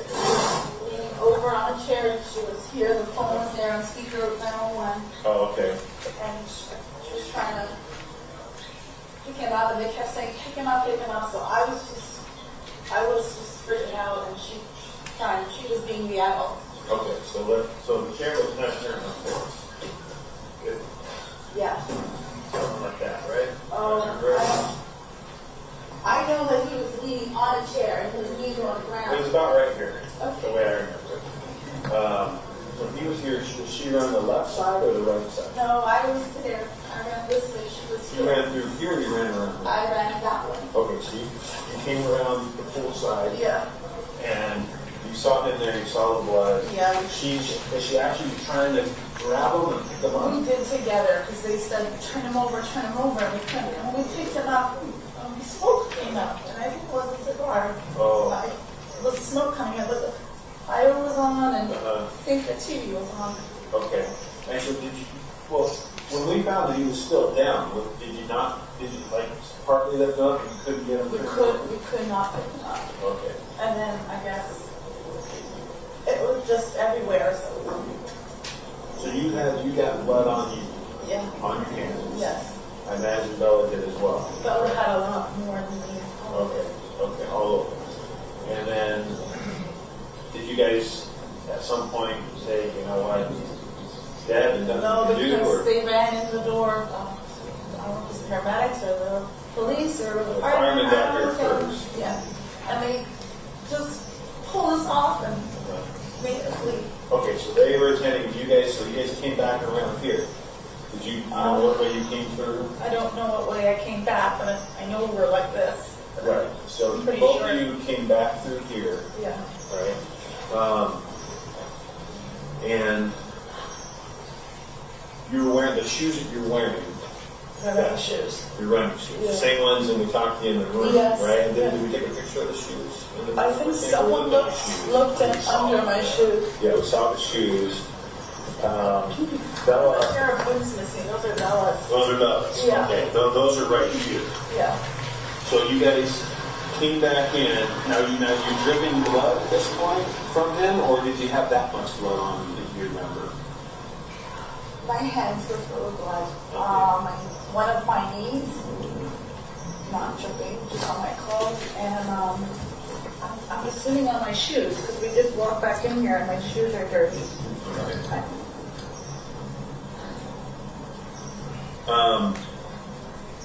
And then so you guys both came in all the way inside, or you stayed here and watched? Well, they pushed us in. They pushed us in and made us sit right there and not so leave. just you and Bella still, right? You came in, and then where did you guys go? Right there, those two chairs on that side, they made us sit. So you walked through here, Yeah, and we sat there. okay. Now, who arrived next as far as family, friends? Who did we call next? We called Deb to get Jessica here. Okay, so you called Deb. And my friend Elise. Elise? Elise, yeah. Who's Elise? She's one of my gym friends. Okay, how do you spell her name? Elyse. Okay, so you called. Bella texted her from my phone, and she texted Okay, Elise. so you're like, call Deb, tell her to get Yeah. Jessica here, call my friend Elise, Yes. tell her to come. Yes, she came. Okay. She came. Any reason you wanted Elise here, or just Just the two first what girls I think of are them two. Okay, all right. I didn't call his family until we were outside. Okay, Can I put that? so Bella texted on your And then while we were here, that's when they looked at our shoes, or my shoes. Who did? Police, I think, or the fireman, I don't know who it was. And so they maybe left to look, and then they looked here and they said no. So I guess it was because Bella had footprints because she came in to get the phone to call. And then I don't know if... Maybe she came in. Oh, She's the first one out there. Yeah, this is what she remembers of when she went up. She saw, ran to get the phone. She went to see and got the phone and brought it out. Okay. And so I don't know how that's. I think those prints got there, but they were then. They were there. They were all through the kitchen, and What do you mean all through the kitchen? Whose prints? Bella's? I don't know. We don't know, but it's like blood stuff. And then they made us. We went through the garage, but we stopped, closed everything, and we went. Okay, We just go to the front door. Back up. So you guys came in, you walked through here, you texted Elise, you texted Deborah, and then did you remain there? Yeah. Okay. So, did anyone else come through the door while you were sitting over here? Deb, Elise, the police? Yeah, everybody came in through here. Okay, everyone came through the garage. Everybody, because it was wide open. I think everyone came this way. Okay. I don't remember. Okay, so who all showed up then? Just Elise came, and then Deborah. But I don't know who came first. Elise came, Deborah came, who else? That's it. Jessica showed up at some point, right? Oh, Jessica came before everybody else. Oh, okay. Yeah. Wait a minute. God, I don't remember. No, Deb came, went home to relieve Jessica from babysitting to send her home. Oh, first Deborah came here, and then she's like, crap, so I gotta get back to Yes. watch. Yes. Okay. All right, then that's okay. But Yeah. Elise, Deborah, Jessica, Yeah. the garage was open, they just came through the garage. Yes. But now did they go out there next to Father's They Farm? were not, no, they wouldn't let anybody go here. Okay. I walked around here because I was looking out the window and they wouldn't let me move from here. Now you had who was it, the paramedics? Yeah, Or- everybody, yeah, the police. Okay. There's I think 2 or 3 here that, just made sure we stayed here. I don't remember, but I think Bella said something. Oh no, she asked them, can I go to my room because she had to get something. And so I think she went there. Okay, so Bella went to her room. I think I didn't ask her. Okay, you think maybe she went to her room and did Yeah. something, whatever. Okay. You don't know what she went there for, or? I think she went to get something she needed, but this was when we were leaving. She had asked, can I go to my room? Because we left through the front door after. So, and I use the restroom right here. They let me go right here to the restroom. And Okay, that let's show them that. Okay, walk. I guess this is the dining room. Yeah, so walk in here and so I think she had to get something in the room. Oh, changing clothes. Oh, she went for something. Okay. To bring out, and I just went in here. And when I came here and I went like this, that's when I saw everything. And I was about to go here and They wouldn't let you go in the room. Okay, so what did you do in the bathroom? Did you wash off? I did not wash my hands until the next day. I just used the bathroom. Okay. And then we left. You used the bathroom, and then did you come back over there? No, we walked over this way. We were all around. Did you already have your purse and your keys and all that? They got it. They came back in and got it from me. Oh no, that was the end of the. That was the way end of the night. Oh, okay. Someone went and came in and got me my purse. Oh, because you left it on the kitchen? Yes, everything was there. And the next morning, everything was still there. Okay. So you came in here, you didn't go to your room at all. You didn't grab any clothes, you just came to this bathroom here by the front door. And then where would Bella have gone to get a change of clothes? Oh, right here. Go right to the left. Okay, so she came here to get some clothes. All right. Anyone going here at all? Just the laundry? Yeah, just. Okay. And then when you came out of the bathroom, I mean, did she go to her room and come back out there, or was this at the same time? You went to the bathroom, she went to the room at the same time, or? I think she was in her room first. Okay. Changed in her room? No, because the lady there gave her a change of pants across the street. I didn't realize she came to her room. But I know that they allowed her to come here and then back. Okay. I don't think it was the same time I went to the bathroom. I think it may have been before. Okay. Anyway, at some point, she came in her bedroom, got something, you went to the bathroom, and then after you left the bathroom, you guys knocked out here. Yeah. Now, who was here? Jessica was also here, Deborah was here, and Elise was here at that whole time? Not Deborah, because she went home back to her child. Okay. I don't remember if Elise now was waiting outside or she was in here with us. Okay. I think maybe she was, and we all left. And you left here through the front door? Yeah. And you just walked down the stairs and you walked directly over to the secretaries across the No, street? we just waited at the end of the driveway until. Okay, we're outside the gates? Yes. Okay, you waited out there. So, going into your master bedroom. Yeah. And we asked her to. Yeah.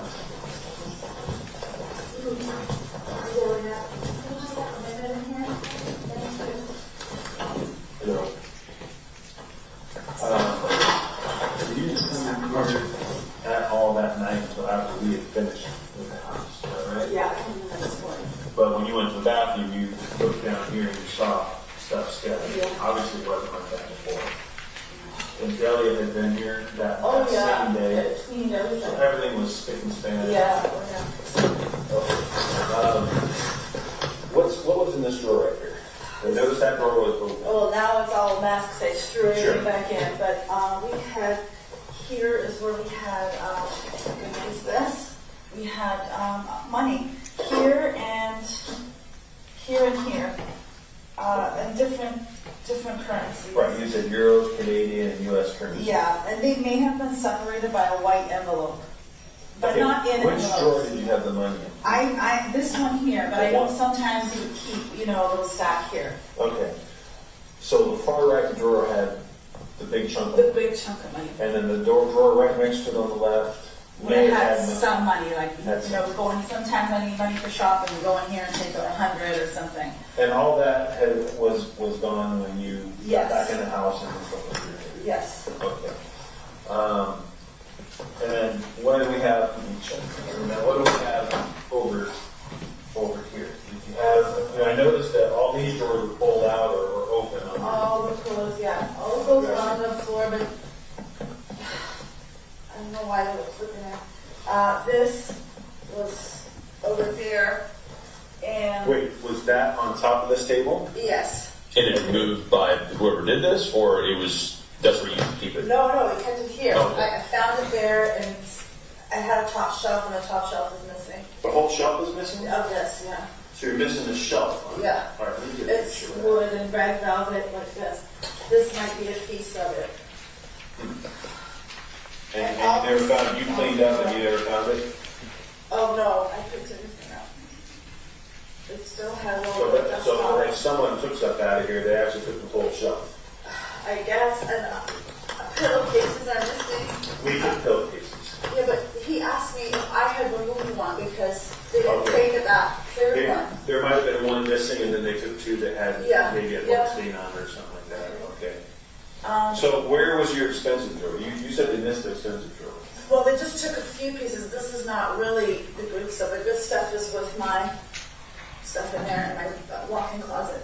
Okay, so the stuff in here was just costume jewelry. You did have jewelry in here? I did have jewelry, like I said, his pocket watch, a black watch, and then just pearls. I mean, I get $500. They're not like my gold and my diamonds and all that. Some Okay. silver bracelets. Now he had a pocket watch. Yeah, Did you know what brand or anything like that? he bought that in an antique place before we were even married. So pocket watch mean those ones got a little chain on it, and This one didn't have no chain. It was just a pocket watch. they're one of those round ones Yes. that you can open. Yes, it looked like it was the brass old, but I think it was gold. It was an antique kind Yeah, of. it was Okay. really antique. And he used to use it. He used to be a stage artist for these companies a long time ago. I worked with him for many years, and he used to. I'll have all these get-ups and different costumes, and that was part of one of his. And he got it. I haven't seen it. It's been buried for the last maybe 18 years. That he's never worn it, but I know that's missing. What else do you know is missing from there? Okay, so he has a black watch that is not real. It's probably $400 or $500, like a knockoff kind of watch. So it has a black face. Yeah, it's like one of those, diver watches Okay. things. Oh, okay. I don't know the name. I even was looking at recent pictures, and they're not in there. Diver style black watch. Yeah. With like a rubber black band Yes, on. yeah. And they didn't take, he was wearing his Rolex, and they didn't take that. Right, okay.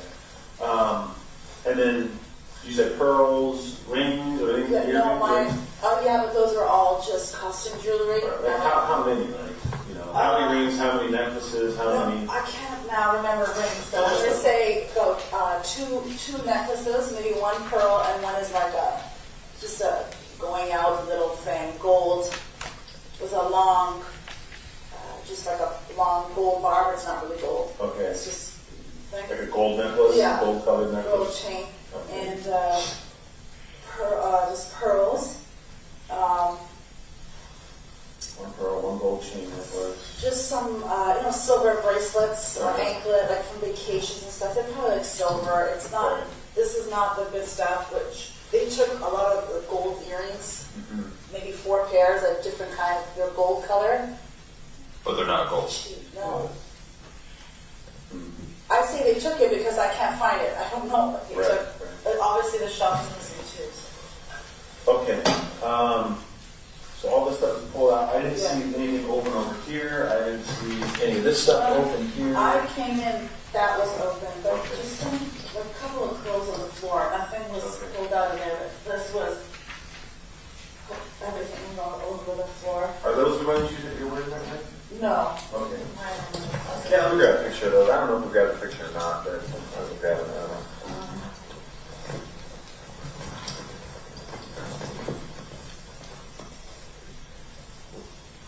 And then also where were quality procedures, but where was the good stuff? Oh, here.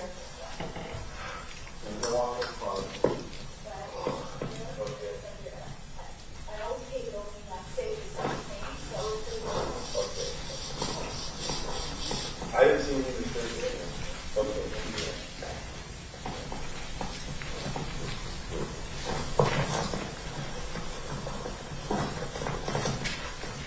But you can hold those. all black all over the floor, I think is from the Prints. Let me see the tread.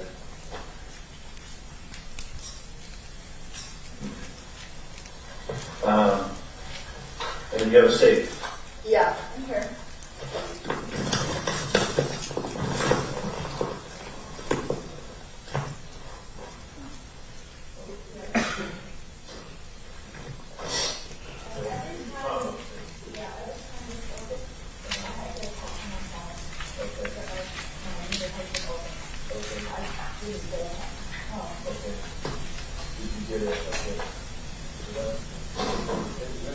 get that phone call. Just What kind of stuff do you do? money. Here I had 4,000 Canadian, which now is gone for this. He keeps his gun in there. But he will just went over the holidays to the shooting range with my nephews, everybody was visiting. And when I came in the next morning, it was in the case at the top. Now Mike has it. My neighbor Mike says he didn't want it. So the gun case was up here in Yeah. plain view? Yes, at the top is blue. Okay. But usually he takes out of the case and just puts only the gun in there. This time you just put the box up The here. problem is that I think, we've had people here, and I guess we just let nobody say. So afterwards, you got in a safe, you saw the gun wasn't there, right? Yeah. You checked the case, it was in there. Actually, the next morning, whoever I walked in here with Yeah, was buck down. another. Oh yeah. So and we both. I looked up and I said, "There it is." Okay. So then he asked if I wanted him to take it, but my neighbors were here cleaning up for me, and Mike said I gave it to Mike to keep because I don't know if I want to get rid of that. Okay. Was anything disturbed in here? When I came in, I just saw the door with all the black prints. Right. I think there's still, she washed it. There was a black footprint here. Okay. But that's, that's it. I don't remember if there was a mess in here. I don't think so. I don't remember. That night when you come home, you never came in here. They wouldn't let you come in your room, so you didn't come in here. No, I didn't come in here. All right. These doors over here, what's the situation with the sliders? Are they always closed and locked? Do you have them open during the day for fresh air? We do have them open. I wish I could say I lock them all the time, but we don't, because that's how we keep those chairs over here, because when the girls have their friends over, they go outside, they don't want us around, so we come out this way, and we sit here. He has one coming out of his room. I call it his room because he snores, so he sometimes sits in that room. Oh, he snores. Yeah. So I do. No. I used to complain and now. Yeah. So these are always, we always go in and out of here, but sometimes we'll sit here. Oh, and I just saw this when I opened these blinds. That's broken. That's never been broken. It's that fence. Ever. I've never seen You're talking about the wood part of the Yeah. right now? Yeah. I'm just saying, I never noticed it. So how do you open this door? So that day, To be honest with you, I think that may have been one of us that was looking down the hillside. Oh, And I think I remember seeing someone step onto that. Okay, so I didn't see it. Yeah, I think it's actually kind of rotten. Farmer's Road. Oh, it's got little small nails that hold it up. Yeah. Yeah. I think if someone put their foot on it to look down, Yeah. they might have done Yeah. Do you know where it came from? Do you know where it came from? It's a reserve integrity investigation. I can't tell you stuff that we're working on or stuff that we've deduced. Yeah, that would have got everything. So these doors are normally shut, but Not could be necessarily unlocked. locked. You coming out of here? Yeah, more so this one. She barely uses her door. That's probably always locked. But these two are closed, just not always locked. Right. So you have two sliders to the master, and that one's to the Second bedroom, and that's Isabella's bedroom. that's Isabella's bedroom down there. Okay. Anyway, this would have been left open during the day, right? No, this I would never leave this open. Okay. So Like open. Sometimes we have the screen, but in the summer, not. It's been so cold. Right, We never right. opened this. all right. So this should not have been open if it was open. Okay. And are these the interior plantation shutter doors? They're usually open or closed, or They're usually closed, but during the day I open it just to get some light. right? Around here, Yeah. these doors here, are they usually unlocked? Yes. I never had them locked until we just came to change the locks. So this door can't be locked, correct? That one isn't locked. It's that one. Those that's locked. people. Yeah.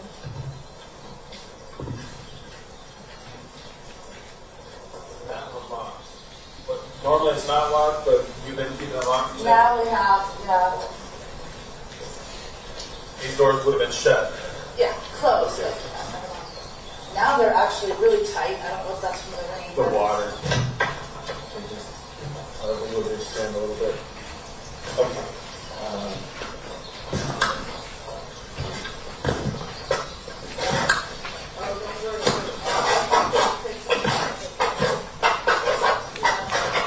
I'll try to do my best too.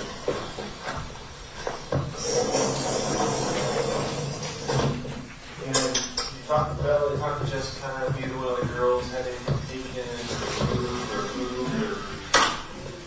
The one thing else, everything was almost in pretty immaculate condition except this one area.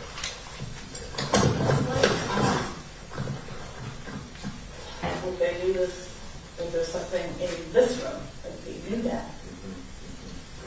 Had you ever had anyone over that saw you going to hear anything? No. He loves entertaining. This house is full of people.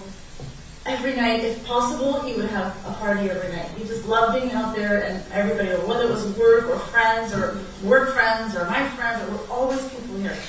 But no one comes into my room. Okay. I mean, No reason for anyone. there's no reason for that. He could have maybe come in here, oh, let me get you some money and pull the drawer open. They might have been right there. I mean, probably not, as far as you know. And you don't have anyone close enough to you, like, oh, the money's in the top drawer, go in there and just grab me a 20, grab me his assistant, or... Oh, no. Oh, no. That, no. But, you know, like, my friend's dad, when I was in my house, every time we travel, she comes to take care of things. Or, no, I trust her with my life. That's not... But I don't know. I don't know. What about your girls? You ever tell Jessica, go get a 20 out of the drawer, go get it, whatever. You go out, go... When they need money, he or I would give it to them. They don't... I mean, I think they knew we kept money here, but not that much. Right. Okay.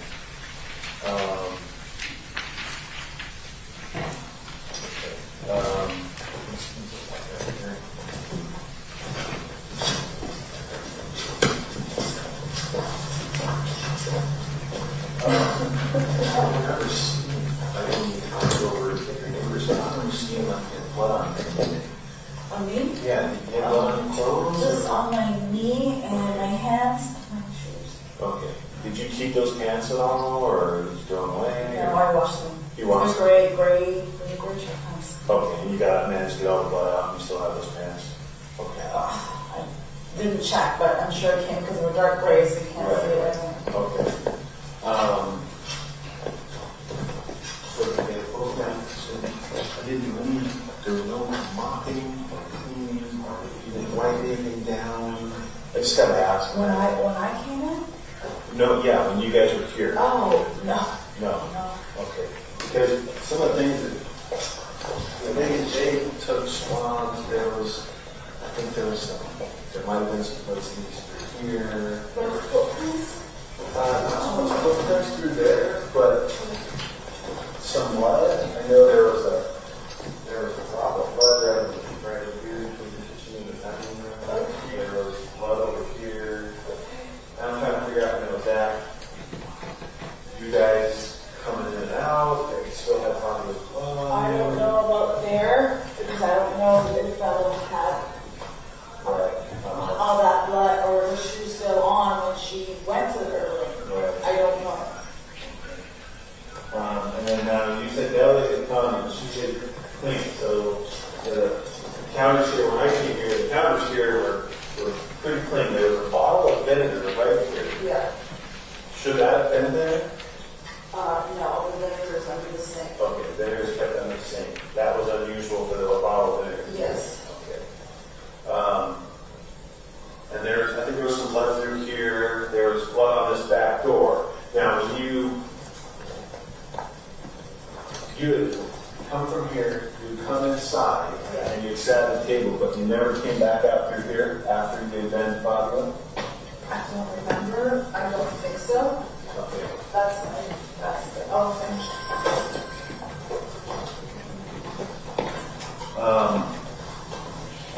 Okay, so I did see blood here because I I just cleaned it last week. My sister was here.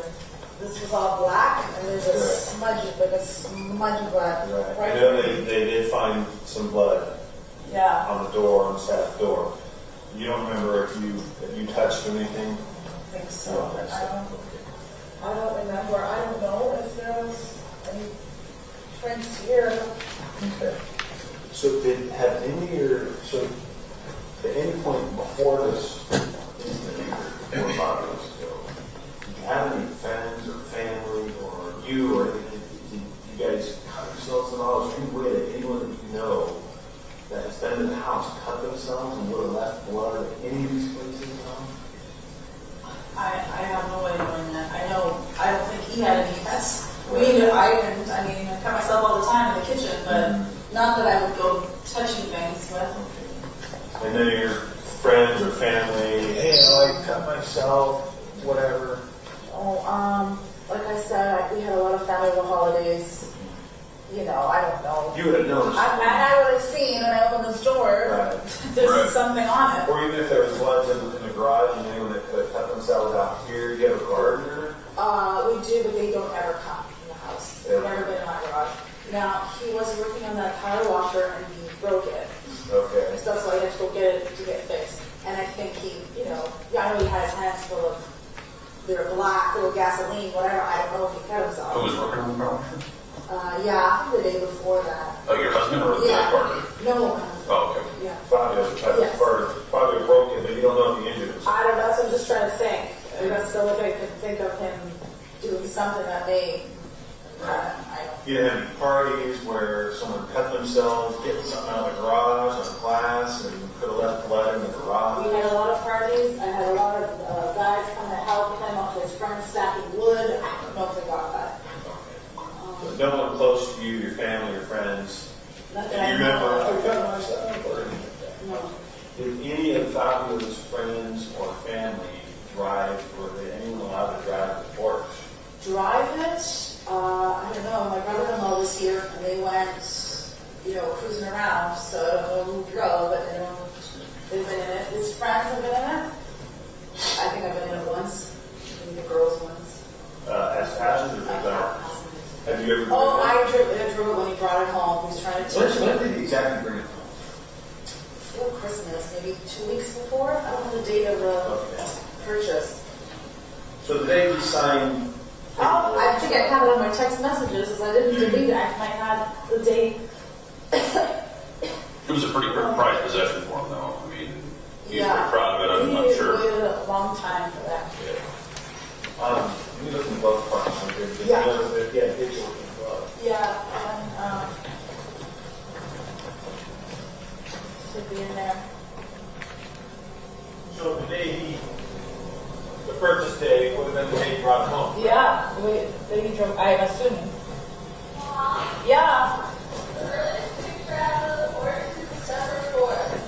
Is that the day he came home with it? I'm not sure. Is the picture at home or at the dealership? Oh, wait, no, he came home with it on December 3rd. December 3rd. Did you hear that? December 3rd. December 3rd is what day? The day he brought it home. When did the purchase price on the visual here? December 3rd. Okay, so December 3rd, that was almost 3 weeks before Christmas. Yeah. Did he go on any trips out of country from December 3rd till January 23rd? Oh gosh, he traveled all the time. I don't think he did, but I we can get his calendar or if it did, it was just a weekend one. Sometimes he's gone for 10 days, sometimes he's gone for 5 days. So you think if he did go somewhere around the holidays from December 3rd to January 23rd, it was only for a weekend? Yeah, no. Let's say by Christmas to what happened, he didn't travel anywhere. We had people come here. From Christmas to the 23rd, January 23rd? He never traveled. No. It was before, if anything. It was before that. But could have been between December 3rd and Christmas that he may have gone on a trip. On a weekend trip, maybe. during those trips, when you allowed you to drive the car, did you go out with anybody in the car? No. Did you allow any of his friends to drive his car when he wasn't here? No. And your friends, hey, let's take that horse out. No. I wish I could drive it, but I can't. Clutch. Yeah, he was trying to teach me, and the first day we were at home, Jessica was in the car. It's probably not the easiest clutch to learn how to drive a car with. No, because I used to do it a long time ago when I was like, I'll take the F-150. Oh, he just got the plates in the mail, registration. Oh, yeah? Yeah. The 2 days after. Mm-hmm.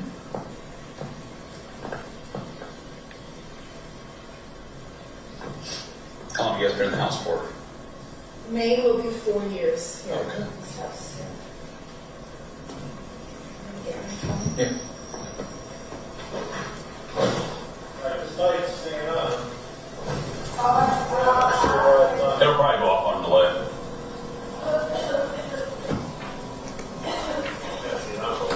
She went to get her phone. So look. Yeah. Plenty of room to walk behind the car.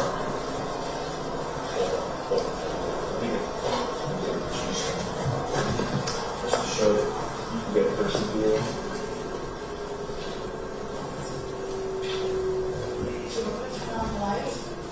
No, it's okay.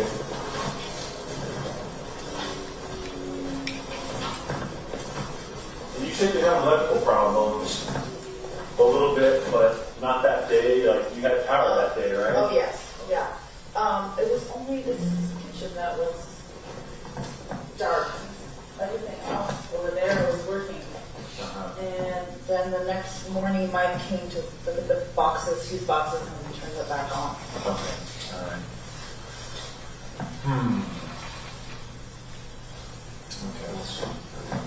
So knowing that you know, you were here, used the sink or wiped anything down on the sink because it looks like there was some blood around the sink.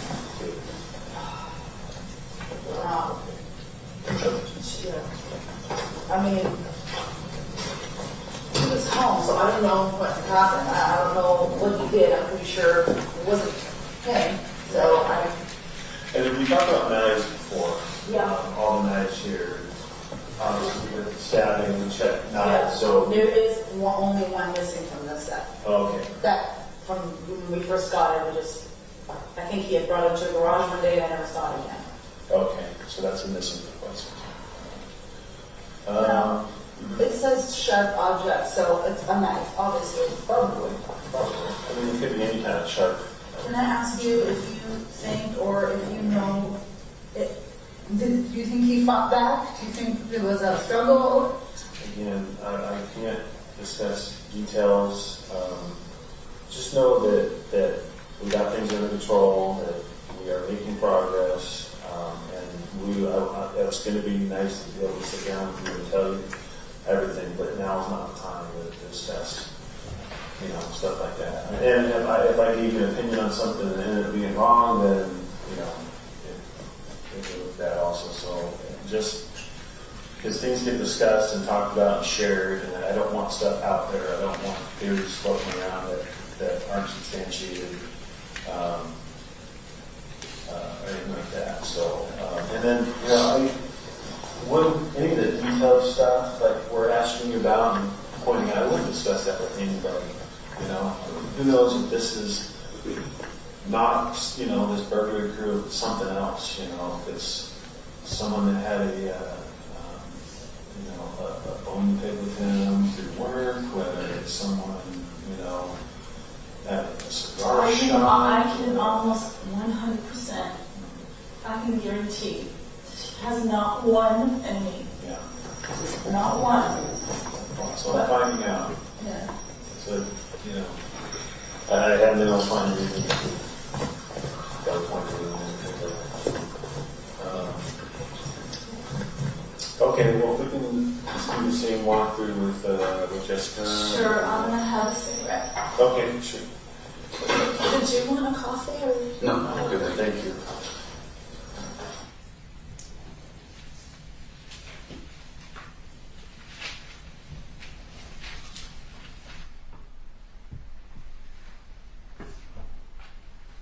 In going over, again, all this DNA stuff that could be in the car and whatever like that, I was just asking just friends and stuff like that, who might drive the car. She mentioned, you did mention Elise.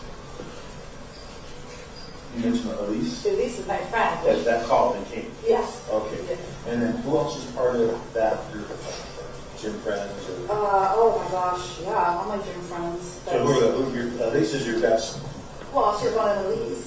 There's Faye. Okay. I'm just thinking of people, gym friends that actually, have been to the house. The girls, they're the only ones who really have been to the house. And then after, all my gym friends came. But, so prior to Fabio's death, yeah.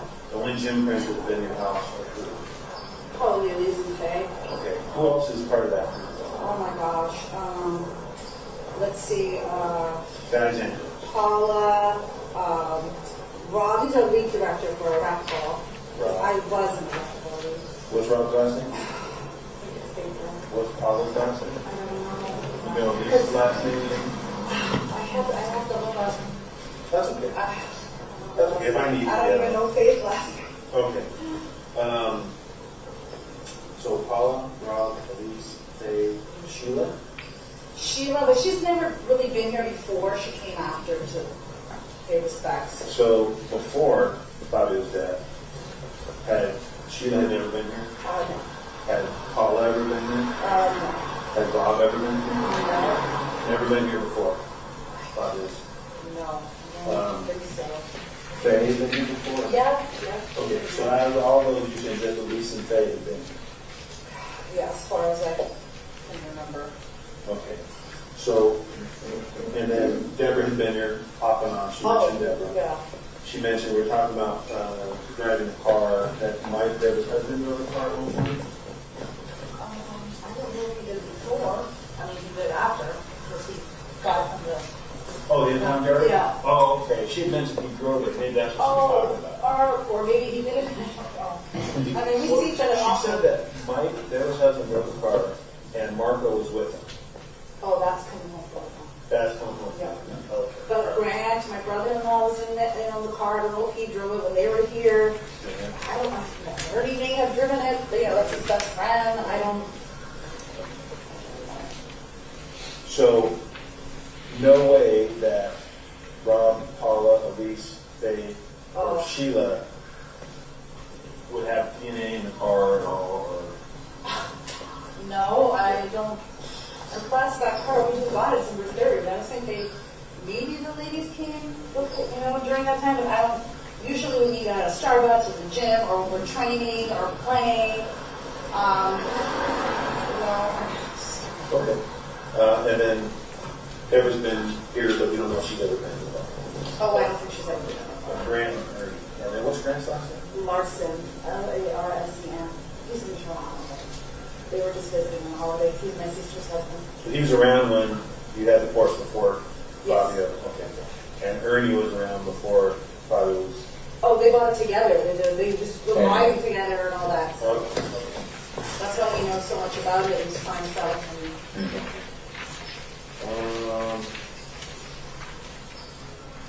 Okay, that's all I wanted to clear up.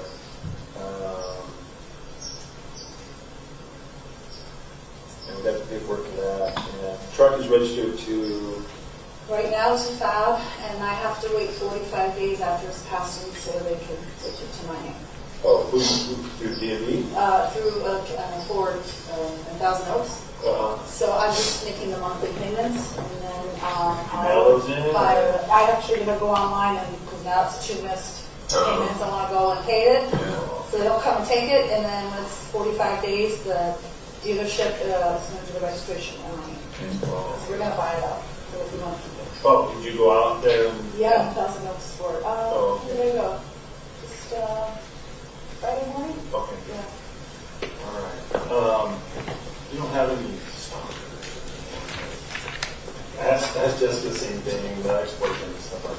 gosh. No. No, Well, my no. boyfriend was my husband. Yeah. He stalked me every day. Yeah. And then I asked Jesse this also. Boyfriends with her, Bella, have been in conflict with Fabio at all? Or no, that got all mad because he kicked him out of the house. No, after they left, he would get mad. Right. Why are you not going over there? Oh, No, absolutely not. And you don't have any people on any of your social media or trying to get a hold of you or stalking you or anything weird like that? Like, nothing like I have been racking my brain and coming up with this, probably so irrational, illogical things, just trying to make sense of it. nothing that Nothing. worth telling me about or that sticks out in your head at all? I just want to cut down. I think we're heading in the right direction with this burglary cruise. There's a couple of cruises. Actually, a few cruises. Like all in this Wells area. Yeah. Like, this is why we live here. Yeah. I mean, it's not like we live in, I actually found one burglary that I believe is going to be the same people. So we're looking at that one as well. I hope they have families. Maybe they're suckers. And that's a lot. Does this, I know you sound hopeful, but it seems like it has to take forever. Right this time. Yeah, it seems like forever for you. It hasn't even been a month yet. These things can take a long time. Sometimes they're done right away the same day. Sometimes they take months, to happen. And the thing with DNA, and I don't even know if DNA is going to be so far. It looks like everything's being positive, but I can only test a certain amount of stuff. I can't give them 145. So. If the young guys do a little bit of time, you can imagine every other homicide in the entire city, those detectives are asking for their stuff to be done first.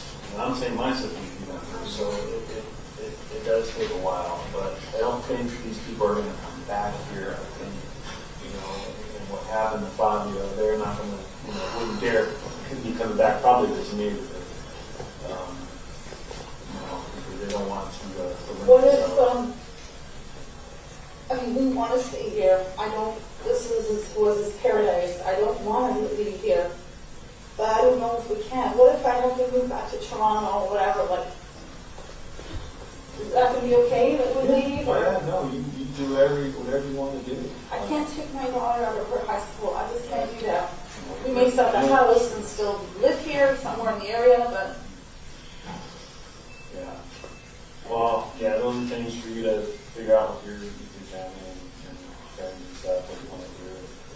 Stay here. This is a pretty good area. We have good security here. We got the case. I know you said the system is old and you really couldn't see anything, but that tracking mode had a good camera. No, this corner house had a great camera. Well, I know, but where did it come from? Is there any other videos? They keep running up. Oh, yeah.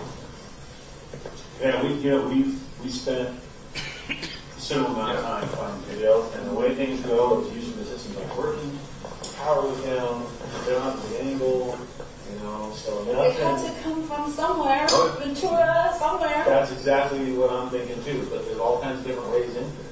It doesn't make you go right on wells, left on wells, you go straight on Oakdale, and then it just kind of spirals down to the Boulevard, and so we've done a lot of work. We have some stuff that we still need to look through. But again, it sounds like these people were new. They knew they were security. Yeah, if they're just jogging out, why did they pick this house? Right. When they didn't see that truck in the driveway, and they thought no one was home. There's no cars here. Right. Probably thought no one was home. Even though Fabio has a TV on the patio overlooks the street. And if I know when we're sitting, you can't see, but when you're standing, you can see. Yeah. And the fire was on. Yeah. So when he left, he was in the kitchen. He must have went out right after that. Maybe the TV was turned down, or does he usually have it loud? Or? He usually has it loud. We text him from inside. Can you lower the television so we can hear it? That's another thing to think about. Normally these burglars they don't want to go to a house where someone's home. But if they've been one of those things where they knew what cars you guys were driving and none of them were here, and they figured maybe someone. Was this still locked? We don't know, right? I don't know if this door locked. When we came here, it was open, because we came in and out of here a lot. So, but it almost seems that because these guys were hooded up, as they made the corner onto Victoria, they knew that this guy's got video cameras right here. Why would you Yeah, or you can see all of mine too. You can see there's a camera right there. Yeah, well, they took care of that, but they took the whole machine. And you never been able to find the manual for it? No, I was just talking in the garage. I Were you getting to searched look all through the credit card areas. receipts? Let's find out the brand maybe of that. This is going back a while, so I'm going on to that. Knowing him, I'm going to look, but knowing him, and this is another thing, he always walked around with thousands of dollars in his pocket. For 20 years, I've been giving shit. Don't do that. So I know he pays everybody cash. So I don't know the name of this person, but maybe the name of the company, maybe who came. Okay. He didn't sell himself. Right, right. Someone came to put it all together. So Maybe there's something in your credit card receipt or I something. don't know that. Have video stuff. And just get the make and model. Good. Just in case we end up, tying over somebody. It's just on here. So you can't just, take the stuff down and without that. Okay, that's all. I just wanted to verify that. Oh, yeah, okay. All right. We're back to Ernie, and then we'll leave you guys alone.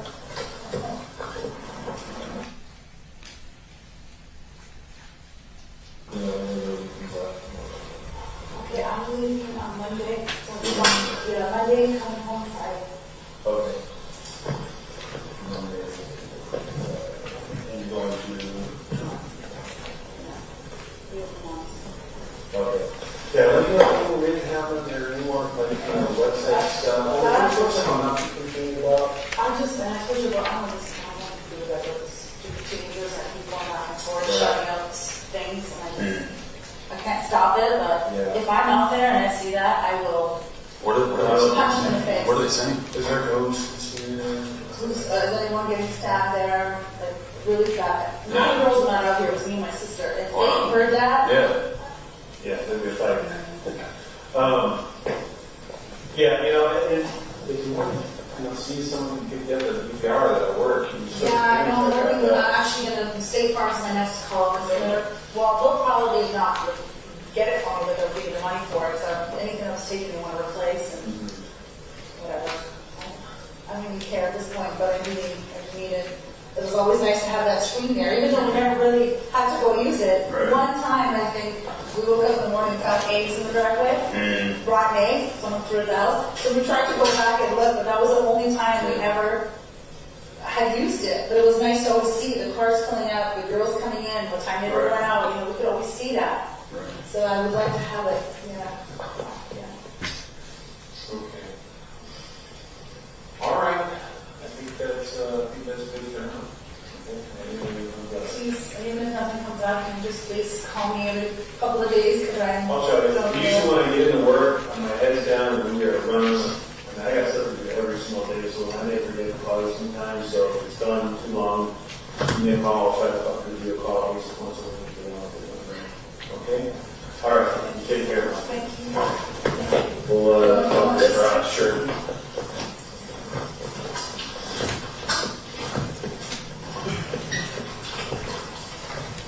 All right, okay.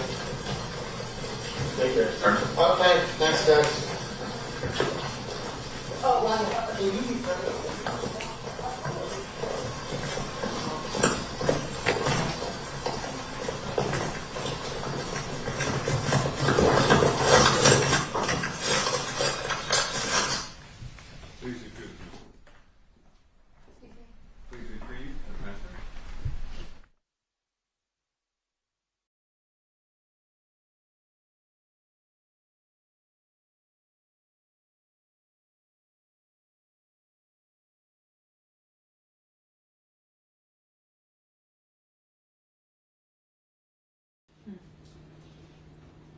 Come on, maybe we need a stretch.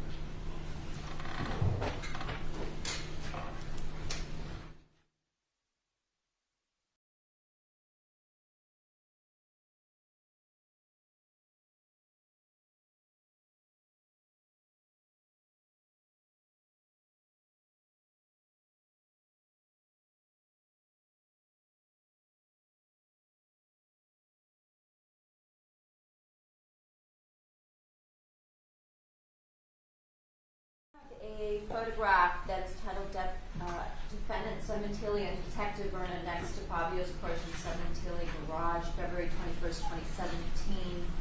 May be marked as People's 47. 48. 48. Has a red number 1 in the bottom left corner. A photograph titled Victim Fabio's Porsche in Sementilli Garage with the same date with a number 2 in the bottom left corner. May it be marked as People's 49. Yes. And then a set of 2 photographs titled Victim Fabio's Porsche in Sementilli Garage, same date with a 3 in the bottom left corner. If it could be marked, please, as People's 50. So marked.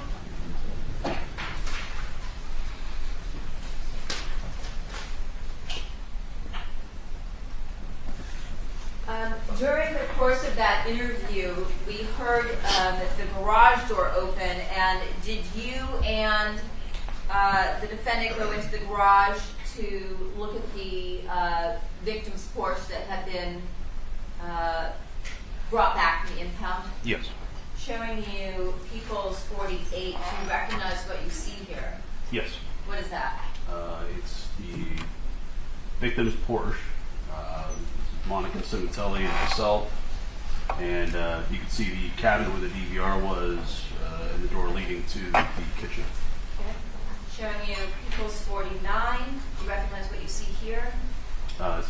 Similar image, just showing the other side of the vehicle. And are these 48 and 49, are these photographs that you took while you and your partner were at the Sementilli residence that day? Yes, they were taken by Detective Porsche. And showing you People's 50, also photographs taken that day? Yes.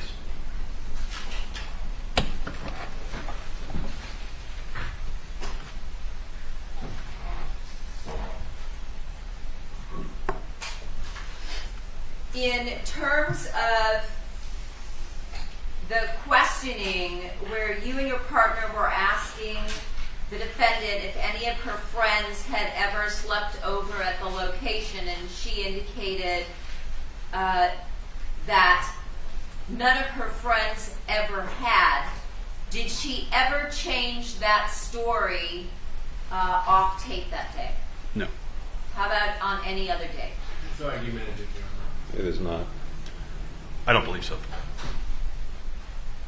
Did we... I might object to I don't think so. Go roll. During the recording, we heard that there were parts where it appeared that the tape was cut, and then we heard more recording. Yes. During those portions, was that when you spoke to both Jessica and Ernie Valorano that day? Correct. And when you spoke to Jessica, did she give you information that caused you to go back to the defendant, as we heard, and re-ask the question as to whether or not anyone had ever slept over of her friends at the home? Yes. Can I call for hearsay based on hearsay? It is not explained, so the witness's subsequent conduct overruled. Yes. And was that because Jessica had told you that Rob had slept over on an occasion when her father was out of town? Objection leading and hearsay. Overruled on both grounds. Yes. And when you confronted the defendant specifically with that, did she once again indicate to you that no, none of her friends had ever slept over? Yes. When you spoke to the defendant, you and your partner, about the DVR, and she told you that there's no papers, there's nothing relating to this stupid DVR, did the defendant ever change that portion of her story? No. Did she ever mention to you at any point in time on February 21st that she was the one who was actually home when the DVR system was installed, as opposed to what she told you that day? Objection leading, facts not in evidence. Overruled. No. Did the defendant ever mention to you that she had remote access to the home surveillance system cameras through her cell phone? No. In fact, did she deny that to you? Yes. I want to draw your attention to page 68. There's a portion in the recording that you pointed out to me where it looks like on page 68, lines 23 through 24, there's some portion of the recording where the transcriber has indicated the recording was unintelligible. Did you hear something or recall something that was said at that point in time by your partner to the defendant relating to the DVR system? I heard it in the audio. And what was that? Objection on that based on hearsay. So rule. Can I read the sentence so it Yes. makes sense in context? So the sentence on line 23, continuing through 25, it says, yeah, you know, it... I said it twice. It's page 68, lines 23 through 25. Go ahead. It says, yeah, you know, it. If you want, you know, see if someone can pick you up, and then the unintelligible part is a DVR that'll work. You just need things like that, referring to the camera system that had been taken. So instead, it's unintelligible there, and after that, it says you just don't need things like that. Oh, correct. Yeah. Yes, you just don't need things like that. So, in your presence, your partner recommended to the defendant that she replace the DVR system. Yes.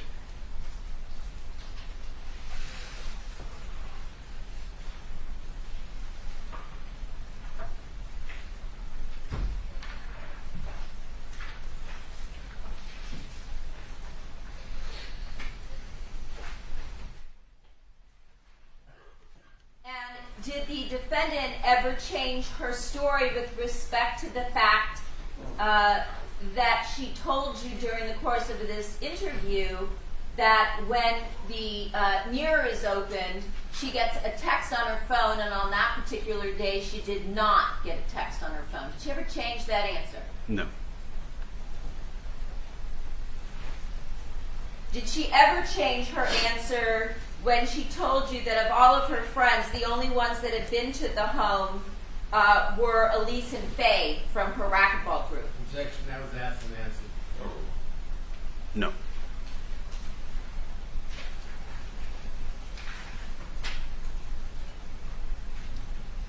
At any point in time when you were talking to the defendant, did she ever mention the fact that she was having an affair with Rob Baker? No.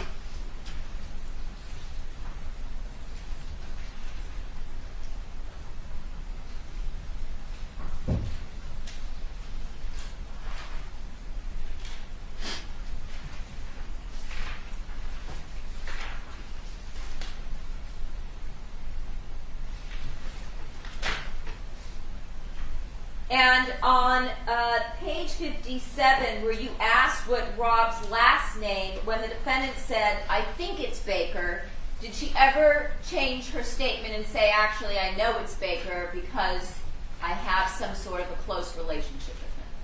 No. Counsel, let me interrupt. We'll take our afternoon recess for 15 minutes. The evidence applies. See you back here in 15 minutes.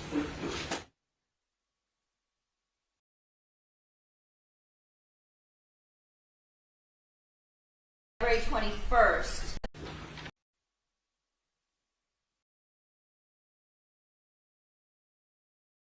And all those present, Detective Verna, you're still under oath. You may continue. During the course of the recorded interview that we just heard from February 21st, almost a month after the murder of Fabio Sementilli, was the defendant ever told that she was being recorded?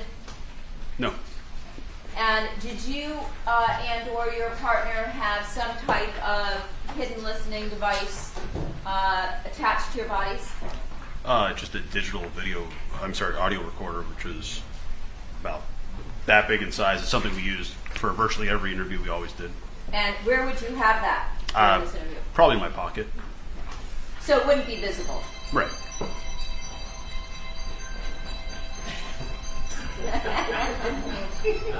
Why do I keep her?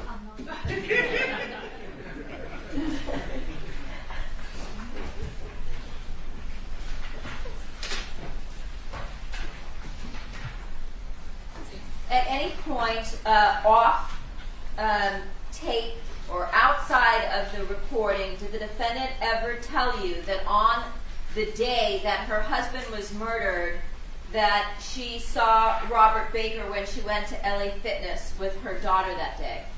No. At any point, did she tell you off tape that day that she met up with Robert Baker at the Target that day? No. At any point in time, did she mention to you off tape or at any point in time that she had been communicating with Robert Baker all day long via Viber messages? Objection. It seems facts not in evidence, Your Honor. Overruled. No. Now, did the defendant continue to have conversations with either you or your partner via phone call? Yes. And was there some type of procedure or protocol that you and or your partner used in order to document those conversations? Yes. What was that? Many of those were recorded. As far as myself, I had a earpiece that I could put in, and then the phone would go over the earpiece and record both sides of the conversation. I'm not sure what type of technology he used. Okay. So were a lot of those conversations by phone that happened either between you and the defendant or your partner and the defendant recorded? Yes. And were you present in the office for some of those conversations? Yes, although I would typically hear one side of the conversation, not both sides. Okay. At some point in time, did you listen to those recordings? Yes. And on those recordings, did you recognize the defendant's voice? Yes.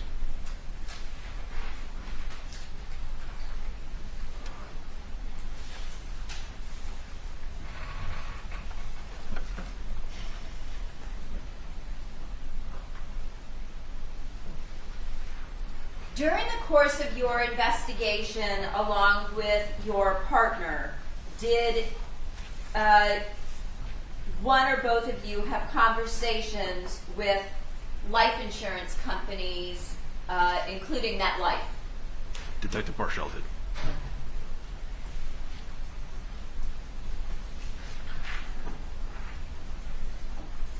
When a homicide such as this occurs, typically do life insurance companies pay out prior to law enforcement clearing the beneficiaries? Objection. Typically, Your Honor.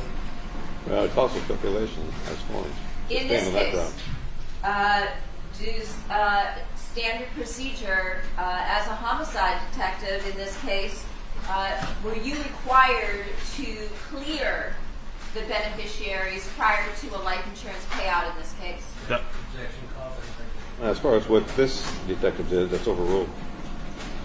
In this case, the insurance company did want some. I'm going to object. That's hearsay, speculation. Explain its officer's subsequent conduct. It is overruled. In this case, the particular insurance company did want some satisfaction of knowing the involvement of the family members. Okay.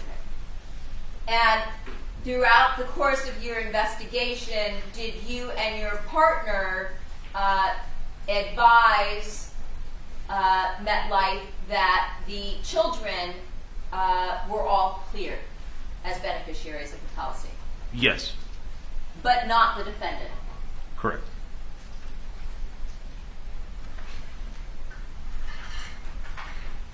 Your Honor, I have another recording. It's approximately 45 minutes in length.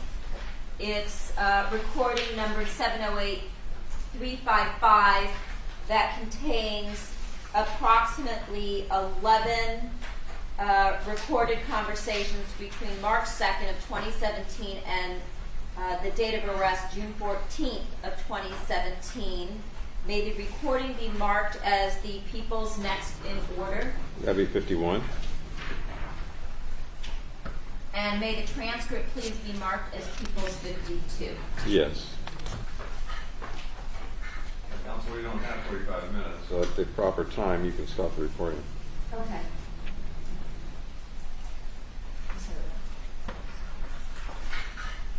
Yes. Because they're separated into separate date clips, Your Honor, just let us know when you'd like us to stop.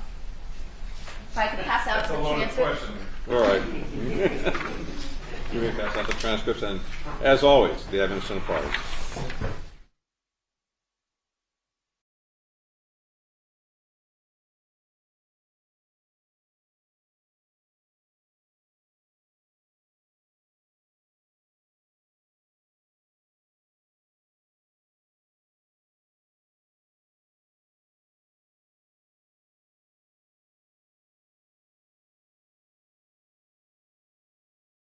Not have a transcript.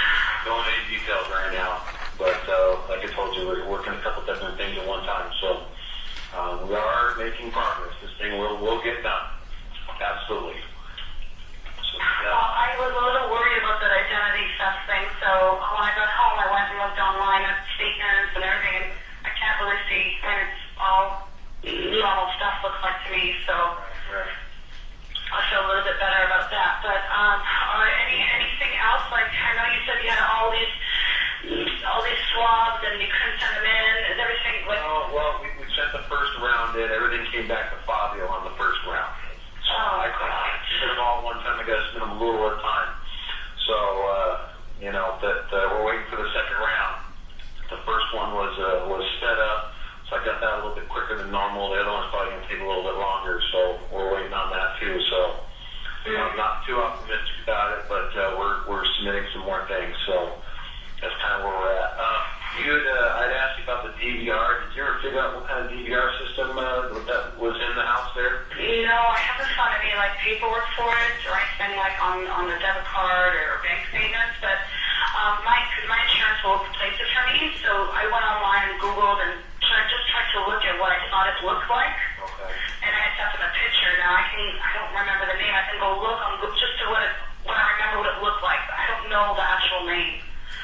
Okay. Well, a lot of them look real similar. I want to mention the brand and the model. That was one you said that Fabio had purchased, right? The home came with one system, and then Fabio upgraded at some point, or? Yeah, he took out the old TV monitor and the big old, just like a VCR, and he removed those, and he put in took a skinny black, really small one, and a new little monitor in the kitchen. Okay. Yeah, just the make and model is the most important thing right now. And it's not like earth-shattering evidence, but like if I come across something in our right. I'd like to be able to identify it and know that it came from your house. And the other thing I called you on was I haven't run across this number before, the 854-6055. That's my home number. Oh, okay, this is the house, the landline? Yeah, the landline, yeah. Okay, I didn't recognize it. Okay. We got our hands on a lot of things right now, and we got a lot of people doing a lot of different things, so like I said, this thing is probably going to take a little while. So you might be able to find out, a lot of information and be looking at the right group, but you got to prove up your case against somebody. So it takes some work. To build a case. So we got to identify who it is, and if it's more than one, we got to identify the extra people, and so we're working on some stuff. But we'll definitely have some good news for you at some point. I just don't know when yet. So you got to be patient with us. And partner and I are working hard on this. And my boss is aware of everything we've done. So we're keeping track of everything we do. I got a huge 5-inch binder on this thing already. So we're making progress. It's hard to be patient. It's hard. I know. I can say, these guys, I knew what they were doing. You saw the video, right? These guys were prepared. They took precautions to get rid of evidence and not leave evidence behind. It makes my job extremely difficult. I know you guys know your job, and I don't know your job. But if it were me, did you at least send in any car evidence first? Because they were in there. Right. Well, anyone that takes off in a car knows that it's going to get processed, So they take precautions to wipe things down, clean things up. I'm not saying that's what they did. I'm not saying we did get in it or didn't. But when can you tell me anything? When this is over? Or when we're close to this over, right? Yeah. Oh my God. And you suggest I don't do any private investigator or anything on my own? That's up to you. But we're going to get this thing done. So that's completely up to you. I would definitely have had a DVR hooked up as soon as possible. But you're still waiting for your insurance company on that? Yeah, everybody's lagging. Everyone's got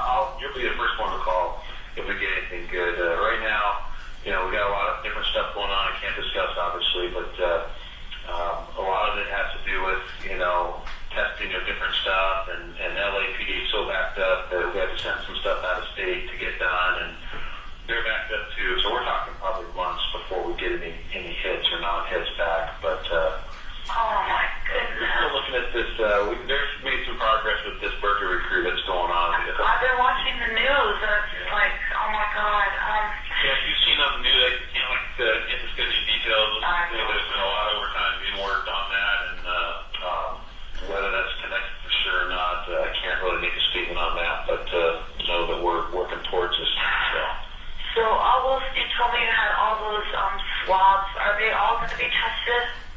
Eventually, yeah. If we don't get a hit on anyone, we're just going to keep testing until we've tested every last one that could be something. Right. So, can you at least tell me if you've already sent out the ones from the car? Because to me that seems like the most important ones. Yeah, like I said, I'm not too optimistic about the car. There really wasn't much in there. Again, I can't talk about whether we have something or not, but stuff has been sent out. Most everything everything pretty much so far. Actually, everything that we've gotten so far is either inconclusive or it belonged to Fabio. So I don't know. These guys know what they're doing, so they probably cleaned up pretty well. But how? It was so fast. How did they have the time to do that? Well, it wasn't that fast, actually. They were in the house for quite some time, and they had the car for quite some time before it was recovered. So, oh my God. So it's probably not going to come from DNA. I don't know if it will or not, but it may be figured out in other ways. So, like I said, we're focusing on these crews that are really hitting hard. So that's about all I can tell you. Anything on your end at all? No. I just got a text 2 days ago from Fabio's HR team, and they said if I could follow up with LAPD because they're waiting for some confirmation. I don't know if anything came across your desk, but HR. Yeah, from Fabio's company. I think it has to do with insurance or something. And I said, I don't know, but I don't know if you have seen anything or they're waiting for you to send in a confirmation or something. I have no idea. No, the only contact I had was State Farm called to confirm what you were reporting as being live. You're making a homeowner insurance claim for stuff taken and whatnot? Yeah, they've already taken care of that stuff, yeah. They had called me a week or two ago asking me about what you had claimed. And oh, no, this was his work people. I don't know. I'm going to let them deal with it. I have no idea. Is there, are you talking like a life insurance policy? Yeah, like his work insurance and the kids stuff. I think they need a confirmation. The kids stuff? Yeah, like the kids are the beneficiaries of his work insurance. Oh, just the kids? I think it's just 3 kids. I'm probably in there maybe for some stocks, but that goes to probate. He does not even have a will. Oh, okay. But I don't think that's what they just want confirmation for. I think it's because it's accidental and they need to hear from the LAPD. I don't even know. Yeah, they can call me. That's very. They should have. Did you give them my number? I mean, I know the work hard. I've already talked to people from the work regarding that, but just they're checking in and stuff, and so they have my information. Yeah, that's weird because it was just a text that said, "Could you follow up?" Because we're waiting for confirmation, which means they already probably asked for it. So I don't know. I'll get back to them. Okay. Yeah, I'll give you a call. So I'm here today and tomorrow, and then I'm here for a couple days next week, and then I'm off for a few. But like I said, a lot of this stuff has been submitted, and we're just kind of waiting. So we're talking months, if not more. Yeah, right. Yeah. What if this summer I decide, I'm not sure financially, what if we decide to move or move back home? Well, that's fine. I mean, you have the right to do that if that's what you want to do. I know, but I just want to know before I leave here. Well, I have your phone. You're only a phone call away, so I'll let you know. You'll be the first to know. But it says complicated cases like this, these take a while. So it's nothing that I'm going to be giving you a phone call in a couple of weeks, letting you know, we got someone custody unless things take a sudden turn. So. Right. Okay. They're making things up, and we're working too much overtime on this thing. So it's not too much in my book, but they got to watch their numbers and stuff. But we're moving forward. Like I said, it's not going to be a quick thing for sure. Okay. Okay. All right. We'll be in touch. Okay. All right. Thanks. Bye. Bye-bye.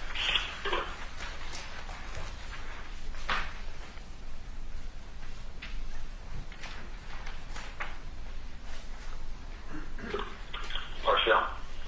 Oh, hi, Detective. It's Monica Sementilli. Hi, Monica. How are you? Oh, I'm all right. I thought maybe you'd still be on vacation. I'm here today, and then I'm going to be gone for 2 weeks starting Monday. I may come in for a couple of days, but typically I'm supposed to be gone for 2 weeks. Oh, okay. I had called about like the beginning of of the week because I had that paperwork done. Oh, okay. I don't know if you wanted me to drop it off or someone's picking it up. Or it's the same stuff I sent to the insurance. But I also came up with 2 more things. I just realized on Tuesday, the 2 sets of keys, extra keys for the Fiat and the Ford F-150 are missing. They're gone. I think they were taking with some other stuff. Yeah. I only noticed because I went to look for them. They're both going in for service.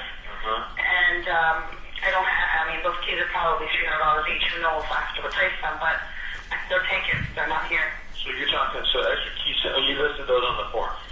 I listed them on the form too. Those I didn't tell the insurance because we just found out they're missing. Right. Yeah. And then you're talking about $300 is one of those key fob deals. Yeah. That's about, okay.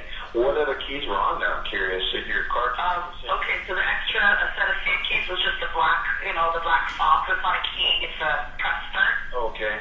And then the actual F-150 key, and that key on it has a brown leather tag that said Camp Ford on it. That was it. But there weren't house keys on these. No. This is just extra sets of keys. Okay. And you got your locks changed anyways. Yes, my locks are all new. Okay. So the main thing is just the vehicle key itself. And where were those in the house? Now, from what I remember, we always kept them in the kitchen drawers.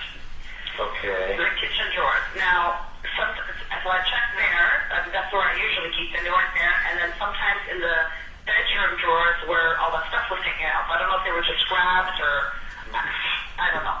I'm pretty sure they were in the kitchen drawers. That's what I remember. And Isabella doesn't have the extra set of pairs? No. We only have one set each now.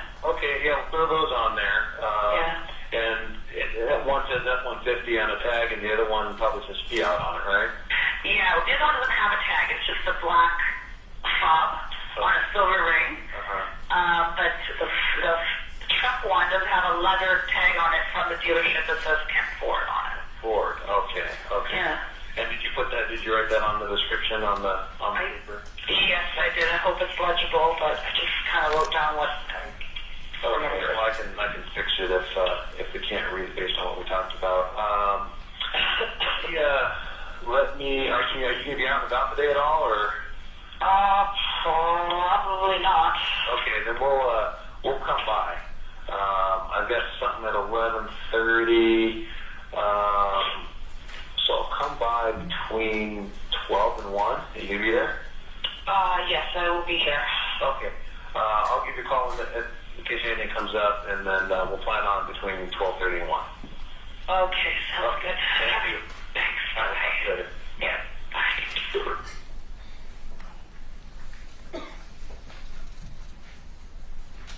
Porsche. Hi, Detective Porsche. It's Monica Sementilli calling. Hi, how are you? Oh, okay. We just got home from trial. We went home for Easter. And I wasn't sure if you were back, so I thought I'd call this morning. Yeah, I just got back this morning myself. I was off for a couple weeks, as you know. So, nothing. I haven't received any updates or anything yet. We're still getting to work. But I don't anticipate anything monumental to, pass on to you today, but we're just continuing to do what we're doing. Anything on that end? No. Just my kids have kept asking me. I know I asked you before, and you've been busy, but if we could get Fabio's pictures from his phone or something. Let me write myself a note.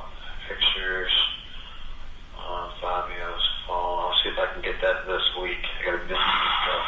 I wanted to ask you also, did you ever find the DVR information at all? No. I mean, we've been doing closets and drawers and stuff, and I haven't seen anything like that.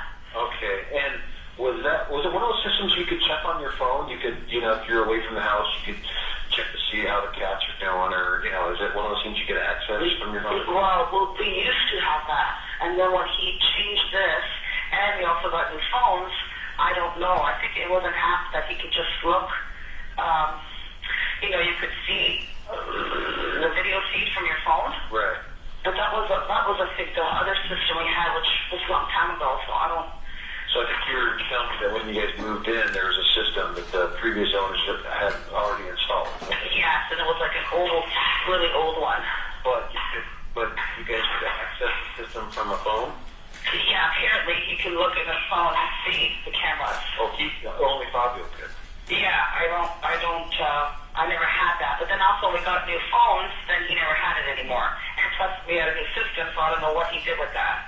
And so you don't know about the new system, whether he was able to check on his phone? No, I don't know that. Okay, so... It's not no apps on his phone or anything that have that? Not that I could see.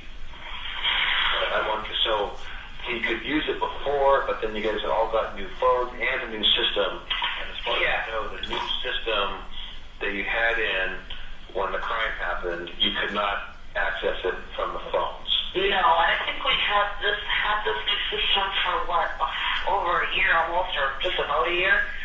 Okay, so the system, was it a company that came in and installed cameras and the DVR, or did you just keep the same cameras as before, do you know? The cameras, I think, are the same.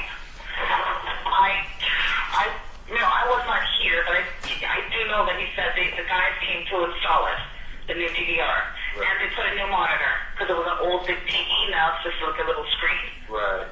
So when he said the guys, and assuming it's a company, but I don't know. I have no record on it, any credit cards, debit cards. I don't know if he paid in cash. Right.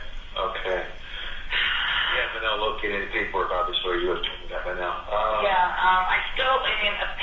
been through the garage, but I could go look again because I did mostly the house drawers. Now I gotta look through all the garage. Maybe there's a paper that fell behind the cupboard. I'm trying to look where it was on top of that white thing. I'm trying to look around there. All right, yeah, there's a lot of people in their home systems. I mean, pretty much all the new ones can access from your phone, so that's why I was asking if we need to look at his phone again to see if there's kind of particular app, a company like ADT or, whatever, work. But, okay, so and you think it's the same cameras, they didn't put new cameras in? Just to be I think it's the same, but I do know at the front door, we never had one, and then there was one there, so that's the only new one. The other ones we already had. Okay. So when they came to do the DVR, they added the front door camera. Front door camera, yeah. Okay. All right. Okay. That's just wanted to clear that up. So okay. Well, that's all I got for now. Anything else? Okay. No, and I know you said you guys were waiting for 4 to 6 weeks. Anything there? No, I'm still going through my email. And training all this morning. It's probably going to take me an hour or two just to go through my emails, but I don't anticipate it this soon yet. But I'll check and see if there's anything. Okay, all right. I'll be here through Friday, so I'm off Friday, Saturday, Sunday. So I'll be here through Monday through Thursday. Okay. We'll talk to you. Bye.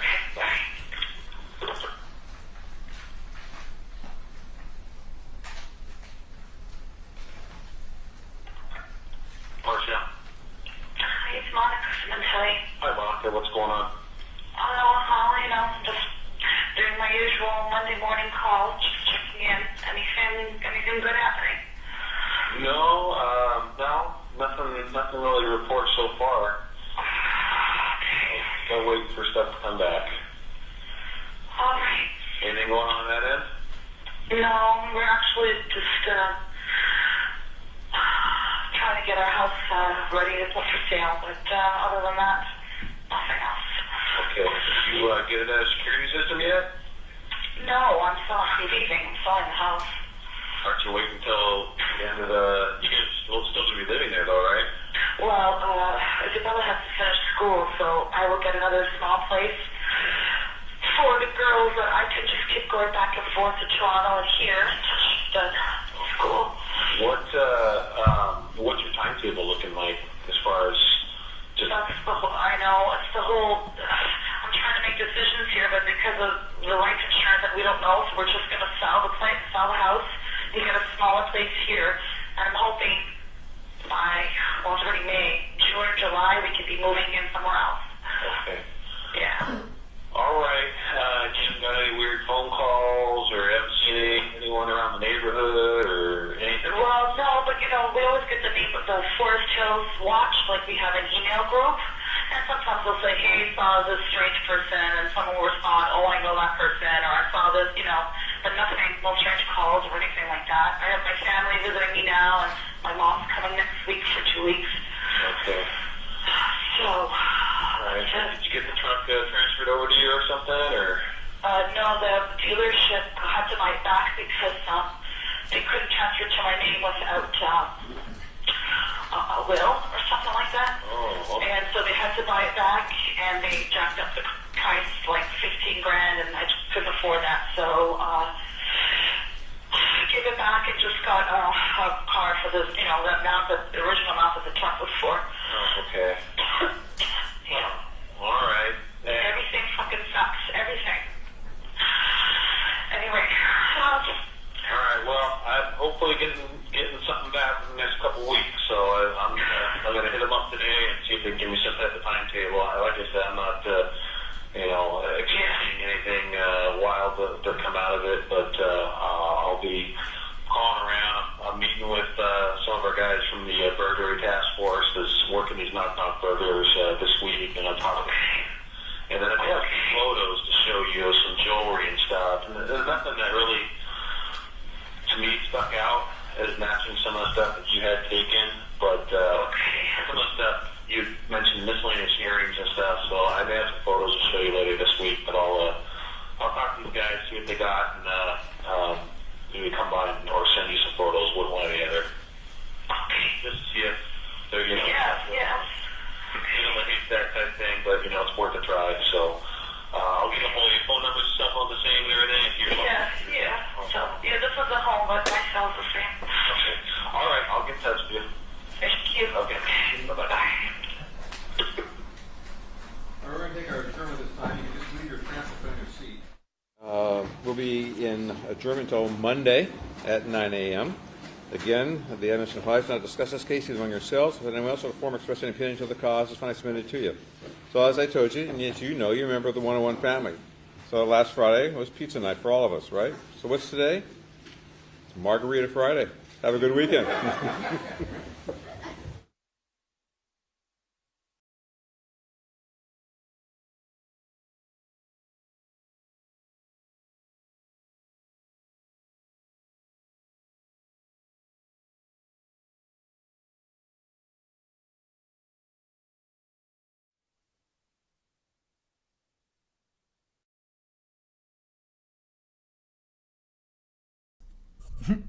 Margarita Friday. Last Friday was Pizza Friday. This Friday is Margarita Friday. Sorry I got this going on, but I don't want to disturb sweet little girl sleeping in the sun. So gonna have to take one for the team. Slide over like that. Yes, Baka of 3, we are caught up. Let's hear it for Friday. Let's hear it for Saturdays. Streaming Saturdays. All right, let's hold on. Next Friday, Pina Colada Friday. Yeah, Kathy. The judge is pretty funny. He's a little rough. When he's talking business, but then when he's talking to the jury, he's pretty cool. Snowball. Yes, she is like a little snowball, little marshmallow. We call her Marshmallow. All right, let's go through. Oh, she's starting to move. If she gets up, I'm going to close the curtains. And she just stretched. And she drooled. Hi. Yep. Tongue is out. She drooled. What's up, kiddo? All right. So we heard. So we still have to get through cross for Mr. Ryan Verna. I love this judge. He's just like 5 o'clock. Boom. He's worse than Bev. He's like cuts him off in midstream. It's so funny. All right. So they played the interview from February 21st, and remember. Fabio was deleted on January 23rd. So she talked about something with her Facebook page. Bella got home before me. She came in through the garage. The gate was open, but the Porsche was gone. She describes finding Bella with Fabio. And then 911 was telling them to turn Fabio over. She got blood on my hands. My hands were full of blood. Bella had a lot more. But then she says she didn't wash her hands until the next day. I'm not quite sure what that was about.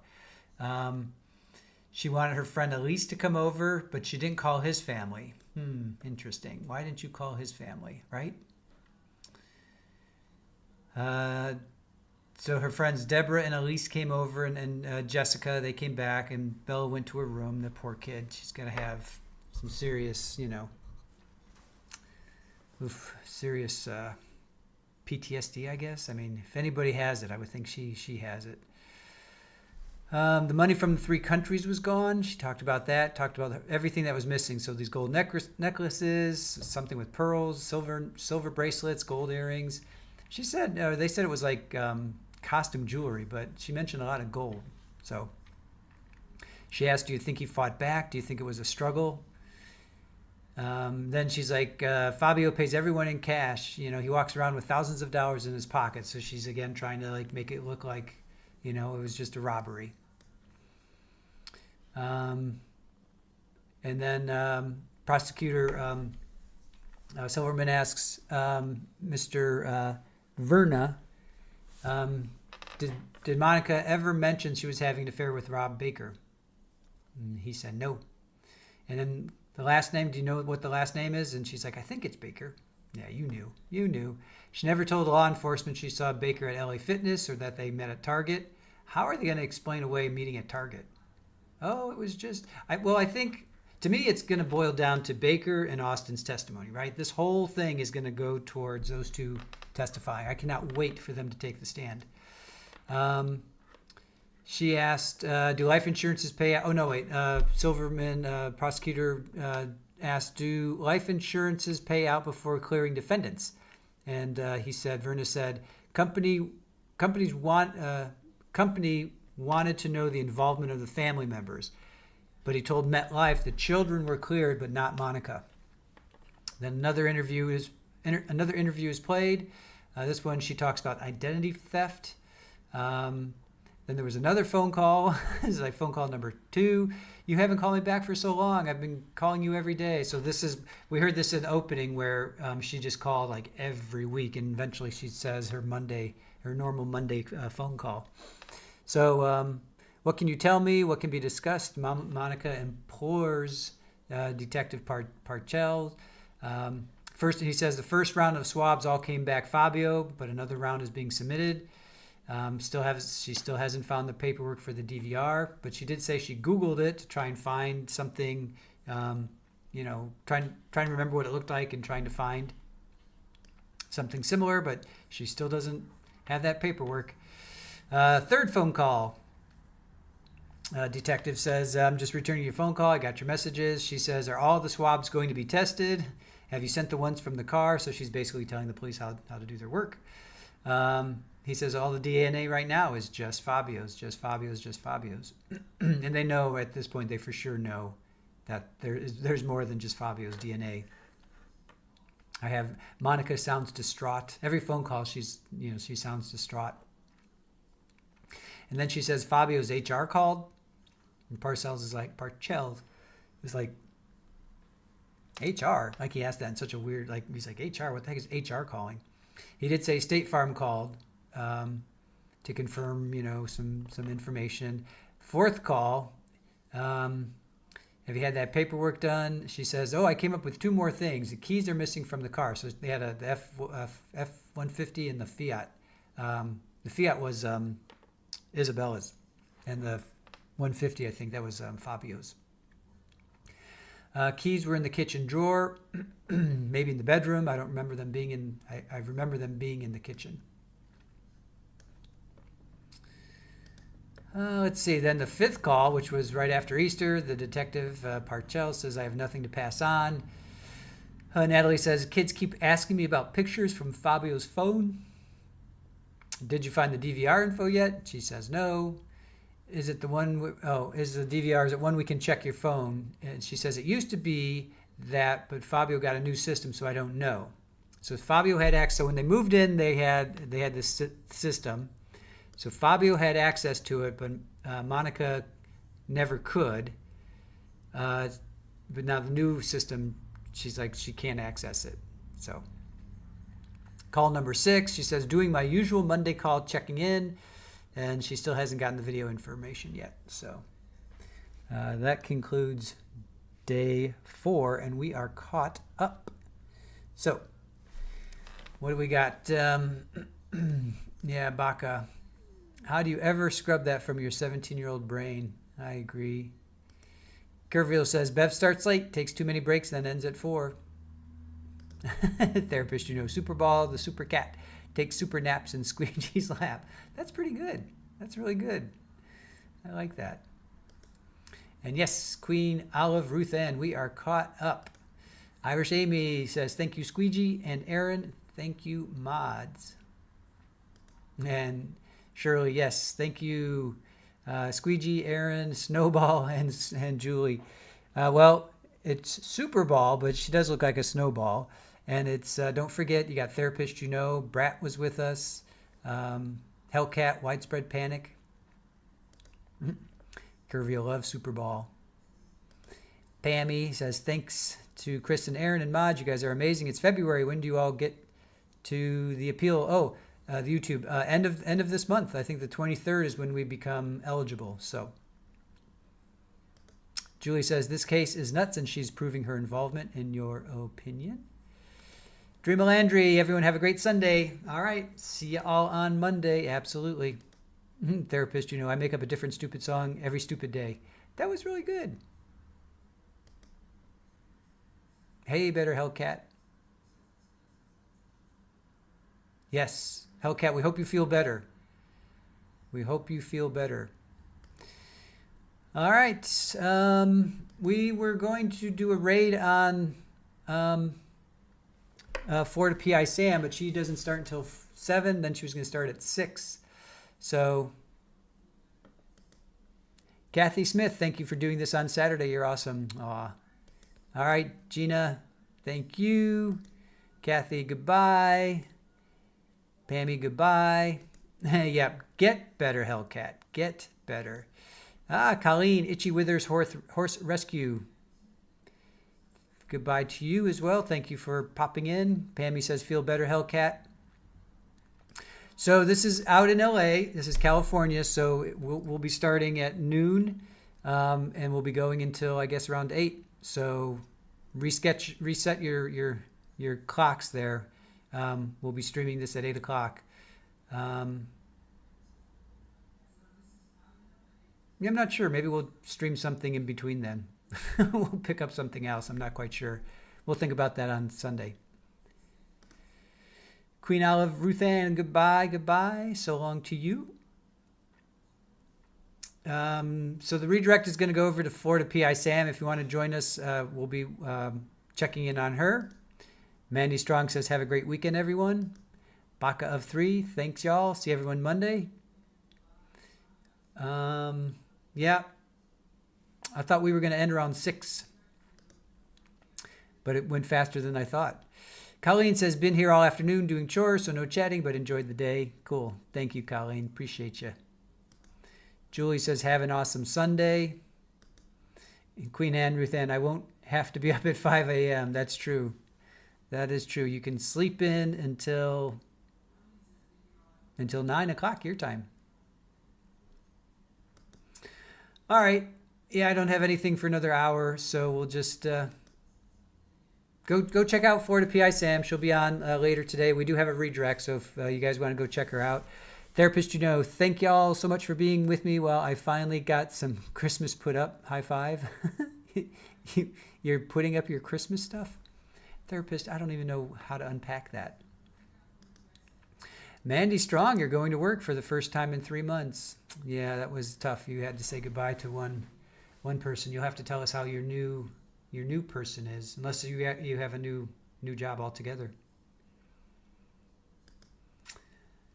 All right, it is 5 o'clock here on the East Coast. Have a great weekend, everybody. Thank you to Aaron. Thank you to all of the fantastic mods that we have. OnlyFan and Julie. Ola says, bye, guys. Thanks for the chat and stream. Thanks, Squeegee and Child TV Live.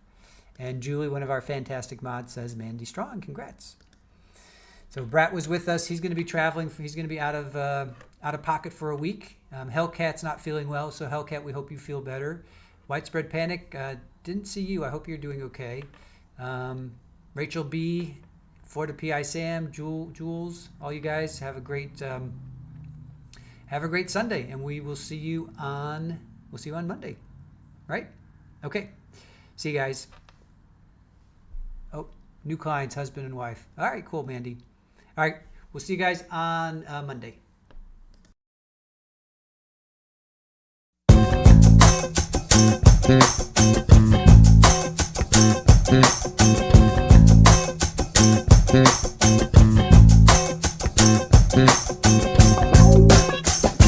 Yeah.